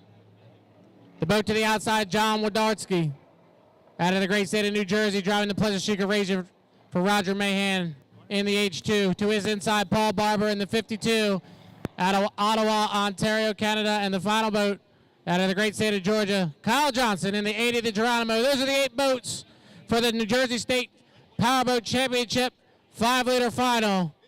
It's 8 of them. All going to be side by side by side as we come down here into turn 1 for the first time. Mitch, we're 2:52 from the start. Richard Hernell coming through in that beautiful red, white, and blue boat. Showed some incredible speed, won his qualifying heat. Can't wait to see what happens there. This Eric McKenna is no slouch either, that black and green boat. Corey Peabody coming through, and Mike Rendell's old entry. Is that Lecomte? Yeah, Mark Lecomte coming through. And we are 2 minutes, 30 seconds to the start as everybody just going easy down the back chute. Martin Rochon coming through. 2 minutes, 22 seconds till the start. Now, to the average race fan, it doesn't look like much, but this is a completely different warm-up from what we saw in the 2.5-liter stock. The 2.5 liter stock warm-up, we were trolling, putting around. I, for one, am for assigned lanes. I have been for assigned lanes for the last 10 years. I think it works great. I think you get better starts. You can see nobody's down on power. Everybody's up on power, ready to go. It's final. As we're 155 away, this should be the most competitive heat of the weekend right here. This H350 final for the Saturday edition of Lake Hopatcong. 145 to the start, Mitch. John, I agree. This assigned lane thing seemed to really work out well. I have to admit, I was resistant to it, but I'm the ball change. I'm a traditionalist, and I really do enjoy watching them fight for lanes. But you are right. It does work well, and it has an incredible program, and I see that, PBA is starting to mirror them just a little bit. And hopefully, maybe you're right. We need to go assigned lane. But right now, it is actually open for fighting for lanes. But as you said, there should be a gentleman's agreement. There is a gentleman's agreement. Nobody knows. They did not make public what the lanes were. I'm assuming they're basing it off of the finishes from the first two qualifiers, because that's normally how it works. So if that's the case, Richard Hainu should be in lane number 1. And it looks like he's putting himself right on that buoy row with Eric McKenna to his outside, because those were the top 2 qualifiers from earlier today.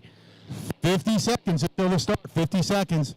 Now, all the other APBA rules go into play. You got to have the score up, all that stuff, all that's in play here. So we're 10 seconds from that score up. Looks to me like Richard Hainu wants to be in lane 1. He's got himself in the right position.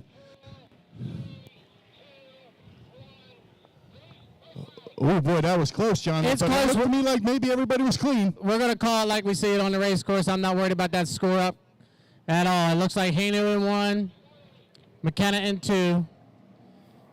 Can't really tell to his outside where Corey Peabody's in 5 or 6. Rashawn is in 3. Looks like Barber's in 6. So we're 10, 9, 8, 7, 6, 5, 4, 3. They're early. 2, 1. Mark, we got gun jumpers. We'll call it like we see it on the race course, but Richard Hainu will lead him down into turn number 1. I think he might have jumped it. Rashawn's back in second position, McKenna in third. They'll come to the apex of turn number 1. It's all Richard Hainu, but we're pretty sure he was early to the start. Let's call it like we see it, Mitch, as he comes off the exit of 1. Richard Hainu, your leader. Absolutely. Richard Hainu hard on the throttle down the back chute, but wow, was that impressive. Martin Rashawn got real loose entering turn 1 right in front of us here, collected it back up, and dicing it out for second position right now. The field is bunched up still. Hard to see who it is down the far end, but I can tell you, Richard Hainu coming through the turn into the front stretch. We're going to call it like we see it, John. Coming at you. 1 down, 3 to go, and Hainu out of Bahornwald, Quebec, Canada, is your leader down here in the turn number 1 on lap number 2 or 4. The 773 of Martin Rashawn running a nice. Oh, wow, Rashawn almost unhooked the Skiff in there in the 773. On the inside, McKenna. How about this run for Paul Barber on the outside, running back in 3rd position. Corey Peabody is in 5th. John Wardowski in 6th. We've lost Kyle Johnson on the backstretch, but it's all Hainu down into turn number 2. Hainu really charging hard. He had that wing in a full down position, charging down the front chute into turn 1. It looked to me like he took his time getting the wing up and almost stuffed the boat. It really was stuck to the water. And but as you can see, they red all the way across the boat now. Coming into turn 1 here, let's see if he pulls up on that wing a little earlier. We just got word Hainu's the only gun jumper. Hainu dropped the gun in the H2, so your leader is Martin Rashawn. So this battle back here between Barber and McKenna is for second. So we'll call Rashawn your leader. Go through the apex of turn number 1. The 773, the Team RTX off the exit of 1. Rashawn, your leader, down the backstretch. Martin Rashawn showing some good speed. Going to stay out and try to stay in front of Barry McKenna. But we got some real racing action here. Hard to see on the outside in the spray. Coming through the apex into the front straight. Richard Hainu takes the white flag, but he's out, and it looks like Martin Rashawn is going to lead him to the finish line, John. 3 down and 1 to go for Martin Rashawn in the 7. Wow, he was really trying walking the 773 as he heads down here into turn number 1 on lap number 4. A buoy's come unhooked. Everybody got to run the line. That buoy has come unhooked. That doesn't matter. Everybody still got to run the arc of the turn here. So off of the exit of turn number 1, Martin Rashawn, your leader, but the battle for second between McKenna and Barber. McKenna and Barber dicing it out. McKenna on the inside, Barber on the outside. Looks like Barber fell back to about 4 boat lengths behind McKenna, but down the far end. Martin Rashawn Got her dialed in. Was packing a whole lot of air coming down the front chute. Got her real loose, but man, oh man, is that boat honking. Off the exit of turn number 2, checker flag flies, and your unofficial winner of the H350 final will go to Martin Rashawn in the 773. Nice battle for second. It looks like Eric McKenna will go ahead and get second in the 999 to Black Beast. Paul Barber will end up in third. Fourth will go to Corey Peabody in the 9. Ooh, going to get tight coming in into the pit area between McKenna and Barber. John Wardowski will go ahead and get fifth. Sixth.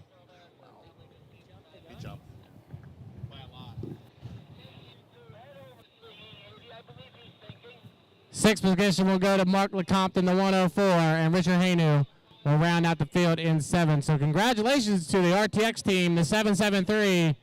JF and Martin, the boat ran well. You picked up the victory here in New Jersey. Well, John, I could tell for sure that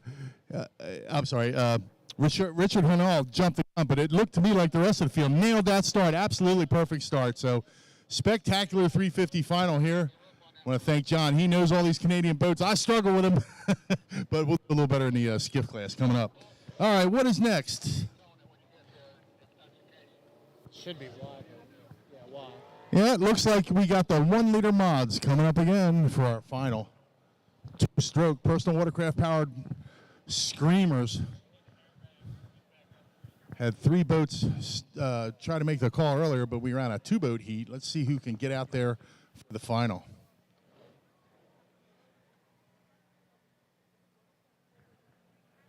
Whew, boy, those 350s are a handful. Those boats are ridiculously fast, probably hitting every bit of 100, maybe close to 105 miles per hour toward the end of the straightaway in Lake Hopatcong. They are capable of around 120 plus miles per hour on a long straightaway. But you see, Richard Hainal had his wing way down on, I believe it was the second lap, and just about stuffed the boat because he did not get the wing back up quick enough. Sorry that jumped the gun. He got to that start-finish line before that clock reached 0. That's a devastating penalty, but, you know, it happens.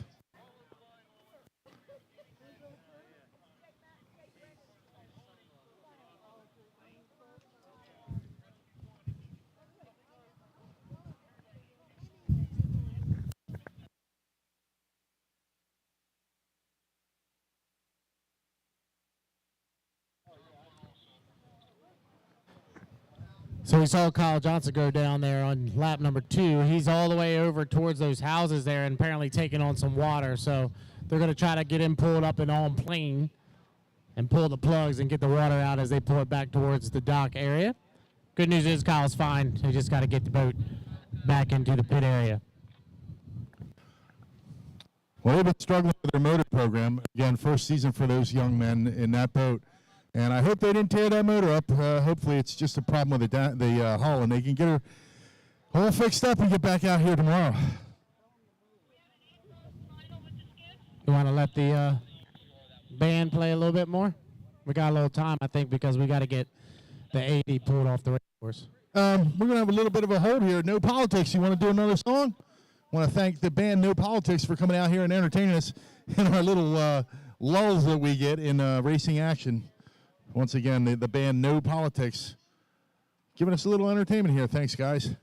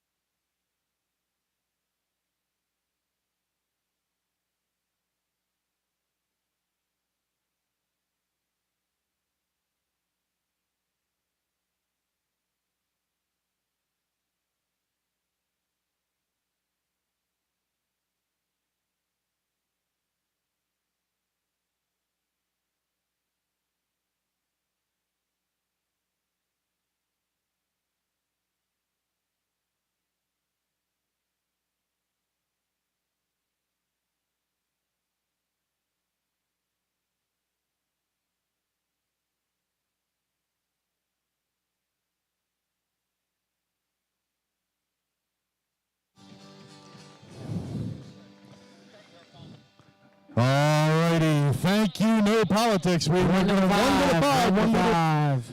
1 liter mod final. So the schedule has been adjusted for our late afternoon issues here. We're going to run the 1 liter mod final and then the Jersey Speed Skiff final. 45 seconds. Will finish up the other finals tomorrow morning. So we'll get started early tomorrow, 11 o'clock. Again, big thanks to No Politics. And we're going to go racing again here in a second.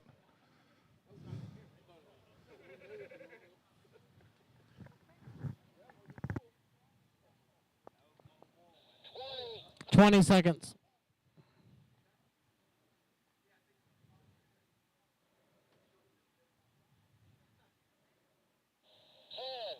9, 8, 7, 6, 5, 4, 3, 2, 1, mark."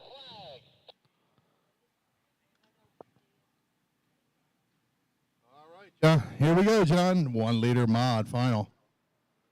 See if we can get 3 boats to call here. Yeah, we should have 3 of them. Make their way out of the pit area. The 40, the 41, and the 80. Those should be the 3. As we said, 2 more heats to go today. The 1 liter mod final, followed up by the Jersey Speed Skiff final to round out the Saturday edition. And as Mitch said, we're going to come back and start bright and early tomorrow. Tentatively 10:30, Mitch. 10:30 is what I've been told. All right, 10:30 racing tomorrow morning. I don't know, John. That means I got to get up too early. You'll be all right. Can't wait, though. Scott Mellick heading away from the pits here. Glad to see him making the call. So we got Scott Mellick, Corey Peabody, and John Shaw on the race course. 4 minutes until the start.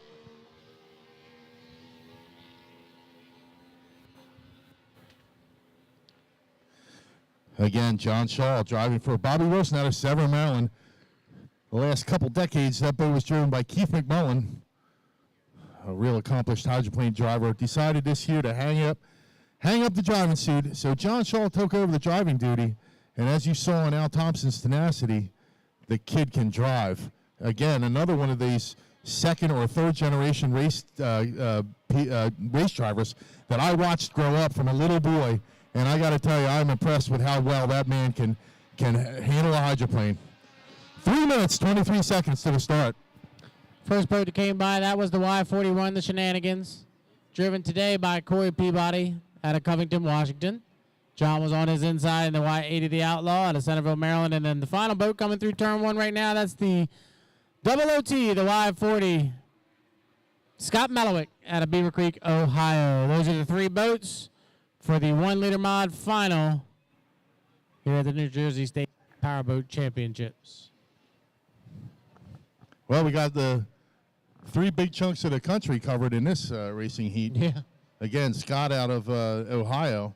Corey Peabody all the way from Covington, Washington, and John Shaw out of Centerville, Maryland. So we got the almost the Midwest, East and West Coast covered here. 2 minutes, 33 seconds to the start.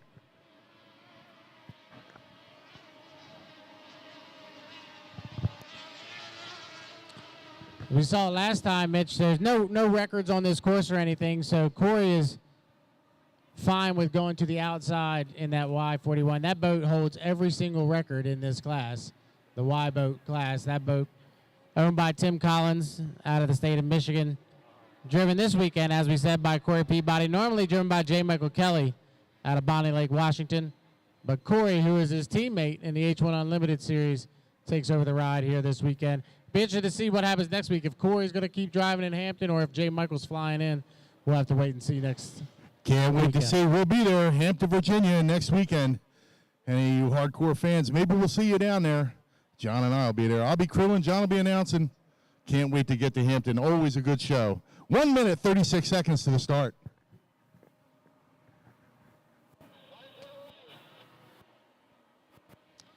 So with the time that they're on right now, I would expect these guys to either do one more complete lap or cut through the infield from the back stretch to the front stretch. Mellick's actually in a pretty good spot if he could just set up shop right there. We'll see if John and Corey decide to cut the race course.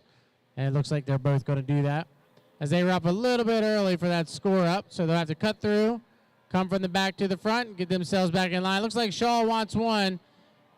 As I said, I think Corey's okay with going out in 3 or 4. He's not worried about that inside lane. Yeah, and you're never going to see these boats creeping around trolling for bass. These highly modified two-stroke personal watercraft engines are intolerant of idling, so these drivers are very interested in keeping the boat up on and being in the right position at the right time. 42 seconds to the start, so they got only just a little bit, 8 seconds to get down to this blue buoy.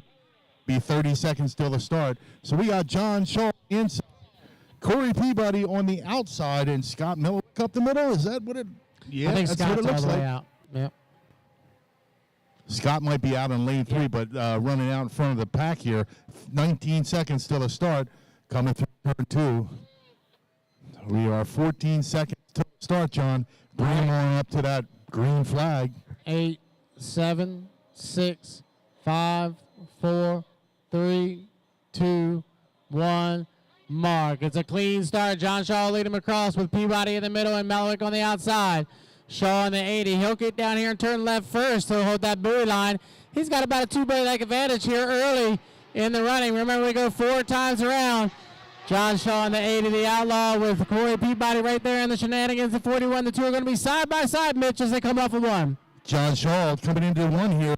Had a little bit too tight of a line, had to correct and scrub some speed, which gave Corey Peabody a real good opportunity to go around him on the outside. So down the back chute, Corey Peabody takes him into turn 2. John Shaw in the second position as Scott Melwick follows up behind. But look at that black and green boat. Corey Peabody on that pipe in that two-stroke front stretch, John. Coming off the exit of turn number 2 to come around and complete lap number 1. The 41 shenanigans of Corey Peabody all the way from Covington, Washington. He's opened up by full rooster tail now over John Shaw, who's trying to hug that buoy line to make up ground.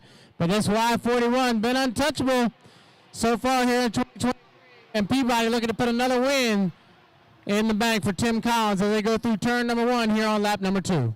Another small mistake by John Shaw. You don't see too many mistakes, but John slid out across Corey Peabody's prop wash. Bad thing to do. When your propeller goes through that beat-up water, you're going to scrub speed. And again, John, you were really on spot. This Corey Peabody boat is dialed in. This is the first time I've had the privilege to watch this boat race as he comes out of the exit pin into the front stretch. And what a machine. 2 down, 2 to go here in the Y boat final, and Corey Peabody has opened it up now by a full half a straightaway over top of John Shaw running back in second. Real good opportunity for you to see how Corey controls that front canard to get just enough air packed under the boat as he goes down the straightaways and then sets it down as they go through the turn. He'll come off the exit of turn number 1. Mitch, we're 2.5 in, 1.5 to go here in the Y boat final, and it's all Corey Peabody. Nothing like that sound to me, John. Those two-stroke engines, 3-cylinder, two-stroke personal watercraft engines, wow, do they make some wild sound, and they make big power. They don't have a whole lot of torque from the bottom, but Corey Peabody really has this boat dialed in, ripping it through turn 2 into the front stretch. The turn skag rooster tail settles down, and the boat takes a bite. Off the exit 2 here on lap number 4. It'll be 3 down and 1 to go. Final lap for Corey Peabody and the Y41, the shenanigans.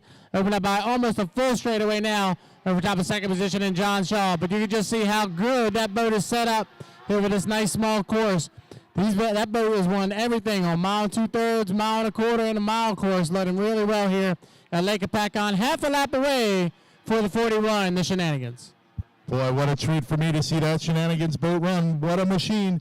As I'm telling you, I usually announce Region 3 and 4 races, and I usually only get to see the Y80 Outlaw run, who is usually dominant in this class in Region 3 and 4. But Corey Peabody doing a spectacular job. What a machine. Off of 2 for the 4th and final time. The checker flag waves, and your winner of the Y boat final will go to Corey Peabody and the Y41, the shenanigans, all the way from Covington, Washington, for Tim Collins out of the state of Michigan, your winner of the Y boat final. Nice run for the 80. The Outlaw, as we said, John's first season running the 80 here in 2023. A nice second place finish here at the New Jersey State Powerboat Championships. And Scott Mallowick will come around and get 3rd in the 40, the double OT.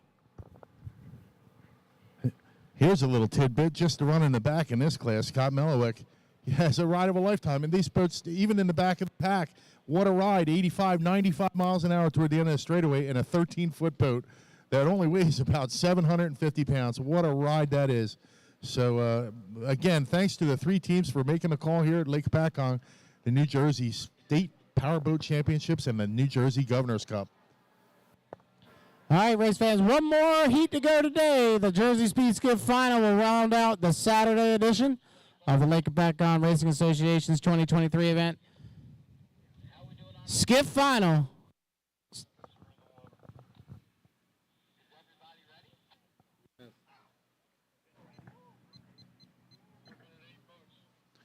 Eight boats in the water. 8-boat final. We don't get to see that very often. Usually a 6-boat, 1 to 5. Usually 6-boat finals under referee Dave Shaw, but we decided to open it up a little bit and put 8 boats out on this race course. Whoo! If everybody can accelerate into turn 1 here, John, if they're bunched up, 8 boats abreast, we're going to see some 45 action.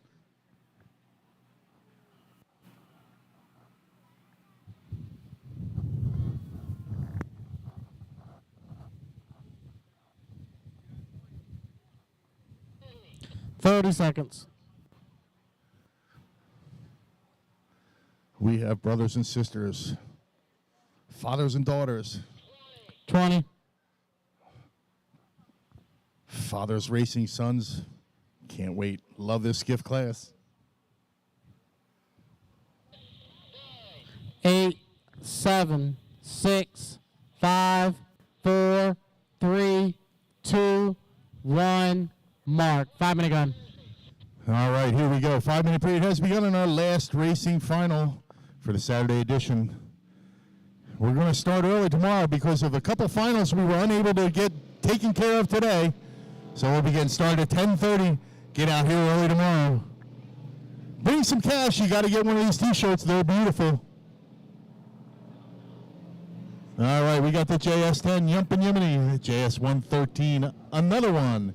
The JS45 in the red. JS23, the Kryptonite. JS2, the Seeker. JS771, whole lot of horses. Can't wait to see that 2-boat again. Those rookies, Doug Lynch, Alan Mackin.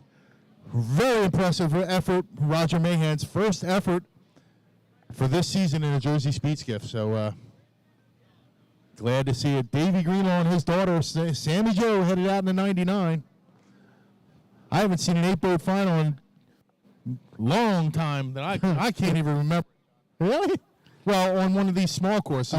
True. Sometimes in the big courses, but love it. 8 boats. All right, who we got coming down here? We got, looks like Max and Samantha. On the outside, Max and Sam in the 45. And the Will 113. Bourdain and Marie Eve in the 113. Another one out of Sorrel Tracy, Quebec. Then you got Jimmy Stewart and Pegawancio. In the 10, the Yumpin' Yiminy. A whole lot of horses, the 771. Richie Weber. How about the 23 making the final? That's pretty cool for Keith Gunther. Yeah, I'll tell you what, the Gunther team, out of the woodwork lately, showed me some really impressive driving and some big horsepower at Mays Landing last week, making the final. That team has been struggling for over a decade to get that boat to go, and they finally are figuring it out, John. 3 minutes to the start, 3 minutes away. Very impressed with the Lynch, obviously. They got Roger Mahan horsepower underneath there, and we know that boat's fast. That was a National High Point champion back when it was the 71 many, many years ago. And the 721, Jerry Alonso. Jerry's very much impressed me this year. He has been really killing the starts. He's been doing a great job getting that inside lane and being right there at the start in that 721. And Jerry, just absolutely, I like to rib him because the animal has come out. He was very, very mellow man. When I first met him, he was taking care of the kids while his wife, Peg Wancio, was out in the race course with her brother, Jimmy Stewart. And he was totally okay with just laying back and taking care of the kids. And then just a few years ago decided, well, I'm going to see if I can start driving. This year gets an opportunity as a full-time driver of the 721 because his niece, Courtney Truelove, was pregnant and just had her baby. But Uncle Jerry's been doing a fine job driving that boat for Courtney Truelove. 1 minute, 53 seconds till the start. This game's starting to be played as you see Jimmy Stewart trying to get that inside lane in the JS10, the Yumpin' Yiminy. Let's see where Louis Bourdain ends up. Louis trying to go right to his outside in the 113. Obviously, we know the 2 is going to have to start up on the outside as he's got that rookie X here in the final, but big ups to them for making the final here today, 125 to the start. So right now it's Stewart in 1, but it looks like Boudin might have went to the buoy rail. Let's see if Louis is playing a couple games here. Now, Louis used to running that assigned lane format in HRL. We'll see if he tries to jump over in front of the 10 or the 721. He's going to have a tall order, but it looks like he's pulling it off. He's got himself in that position. Still a long way to go around the race course. We have about, 15 seconds to scrub off here. See if Louis can get himself in lane 1. I know Jimmy Stewart and Pegawancio, absolute experts at getting themselves in the lane 1 position. If Louis gives Jimmy about 6 feet, Jimmy will come over and take that lane from him. Coming up on that 45-second, 3, 2, 1 mark. All right, we're 45 seconds to the start, and now the real aggressive lane picking will happen. Looks to me like Jimmy Stewart might be relegated out to lane 3. Well, Greenlaw was up real early, right at the score up, and that kind of threw everybody off. Louis Boudin actually had to go to the inside of the race course and then cut back out because Greenlaw was down on horsepower. It looks like Louis wants that inside lane and is set up shop right off the exit of 2, but we still got 20 seconds to the start. Look at Louis. Louis taking lane 1. I'll tell you what, Louis got the acceleration.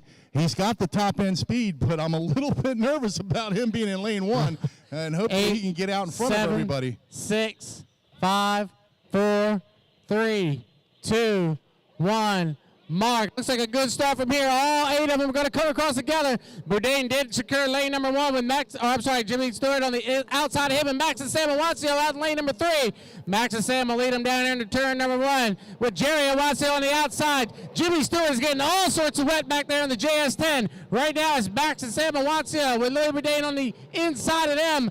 First, second, and third with Awancio on the outside and Stewart on the inside, bitch. This is shaping up to be a good one as Stewart is back in the white water. Brother and sister team taking him through turn 1 into the back chute, but look at Louis Boudin. Gets a bite on the propeller. That boat shows incredible chute speed as Max and Samantha pull to the outside. They're side by side going down the back chute.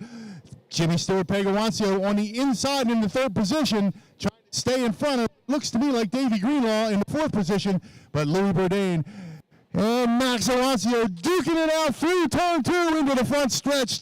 Past the exit pin, John. Bring him down the front. Coming around to complete lap number 1 is Louis Boudin. They are leaders as they cross start-finish line for the first time. We'll go 4 times around. 1 down, 3 to go. Boudin is your leader with Max and Sam Awancio running back in 7. Jimmy Stewart has now solidified 3rd position with Jerry Awancio running in 4th. And the 2 running in 5th. David Greenlaw in 6th. But how about this run for the 113? He took some tricks. It's taken him a long time to do it, but he's got the lead. All he's got to do is manage the race course here. 1.5 in, 2.5 to go for Boudin. Louis got to stay on the inside as much as he can to protect because Jimmy Stewart and Pegawancio are on the move. If they can get up and underneath of Max and Sam, let's see what happens because Jimmy Stewart is the tightest turning skiff on the circuit as Louis Boudin flying down the back stretch. Amazing the job. They finally got this boat absolutely dialed in, and he's showing some speed here. But look at Jimmy Stewart, Pegawancio trying to catch up to the Jimmy's nephew, Peg's son. Jimmy Stewart and Pegawancio tight to the pins, and they are deadly on the inside. 2 down, 2 to go here in the Skiff final, and it's Louis Boudin in the 113, another one. Max Awancio on the outside, Jimmy Stewart on the inside for second. Battle shaping up all over the race course as your leader is checked out. We'll call it a 10 boat length advantage over top of second place, Jimmy Stewart. Jimmy's going to be able to move up on the inside of Max and Sam and take over second position in the JS10 Yump and Yimmy. Max and Sam back to 3rd position. Jerry Awancio in 4th. Lynch in 5th, Greenlaw in 6th, the 771 in 7th, and the 23 Kryptonite in 8th. We are 2.5 in, 1.5 to go. Can Louis Boudin hold off Jimmy Stewart? Jimmy Stewart on the move, got past his nephew there on the inside, coming down the back stretch, opening up a little bit more, about a 5 or 6 boat length lead over his nephew, but can he catch Louis? If he stays tight to the pins, he might be able to pull it off. He is gaining on Louis Boudin on the inside. He should probably slide out a little bit, John, and let that boat fly on the outside. Let's see what happens. Jimmy Stewart, Pegawancio, close it up. 3 down and 1 to go. One more lap around for the Sorel Tracy, Quebec, Canada native. And Louis Bourdain comes across start-finish line. We'll call it a 7 to 8 boat length advantage. Jimmy Stewart still running back in second. I'm very impressed with Louis, man. He has been working really hard for the last 3 years in this JS 113. Another one. Can he hold off Jimmy Stewart for 3/4 of a lap? The old veteran is still running hard back in second. Max and Sam running in third. They go off the exit of turn number 1. Mitch, half a lap away from the 113. Another one. Woo-hoo-hoo! Boy, that 113, another one. It is a fast race, but Louis got her done.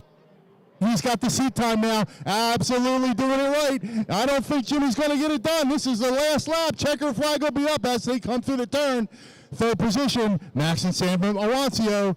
Back in fourth, it looks like the blue boat, the number 2. No, that's Jerry Awancio, but they're down at the far end. Louis Bourdain looks like he's going to pull this off. Jimmy Stewart and Peg Awancio close it up. They got about 5 boat lengths. Can it happen, John? Off the exit of turn number 2 for the final time, and across start-finish line, checker flag waves all the way from Sorel Tracy, Quebec, Canada. Your winner, unofficially, of the Skiff final, Louis Bourdain. Second will go to Jimmy Stewart. Third to Max Awancio. Battle for fourth still between Jerry Awancio. Looks like Jerry lost the race course there. There's a buoy down. Jerry will come across in fourth position. Lynch will get fifth. Greenlaw sixth. The 771 seventh.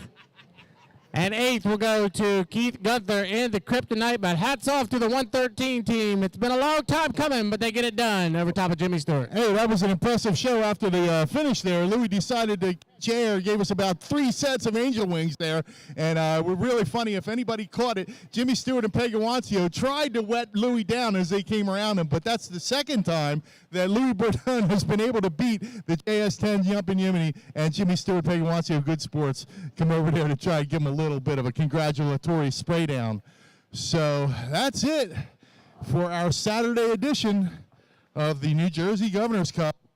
Thank you, John. I really enjoyed co-announcing with you. Big thanks go out to everybody that put this on, the Lake Hopatcong Racing Association. Thank you to the American Powerboat Association for sanctioning. Thanks for all the volunteers, vendors, and such. John, you got any words to wrap it up? Nah, man, congratulations to Louis. Good job down there, team, all the way from Sorel Tracy. I was telling you, that's a long ride to come down here to Lake Hopatcong. Congrats to them. They've been all over the country supporting this class. I'm very proud of them. They did a great job.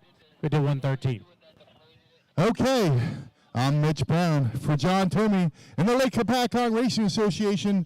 We're going to wrap her up. We'll see everybody here 10:30 in the morning tomorrow.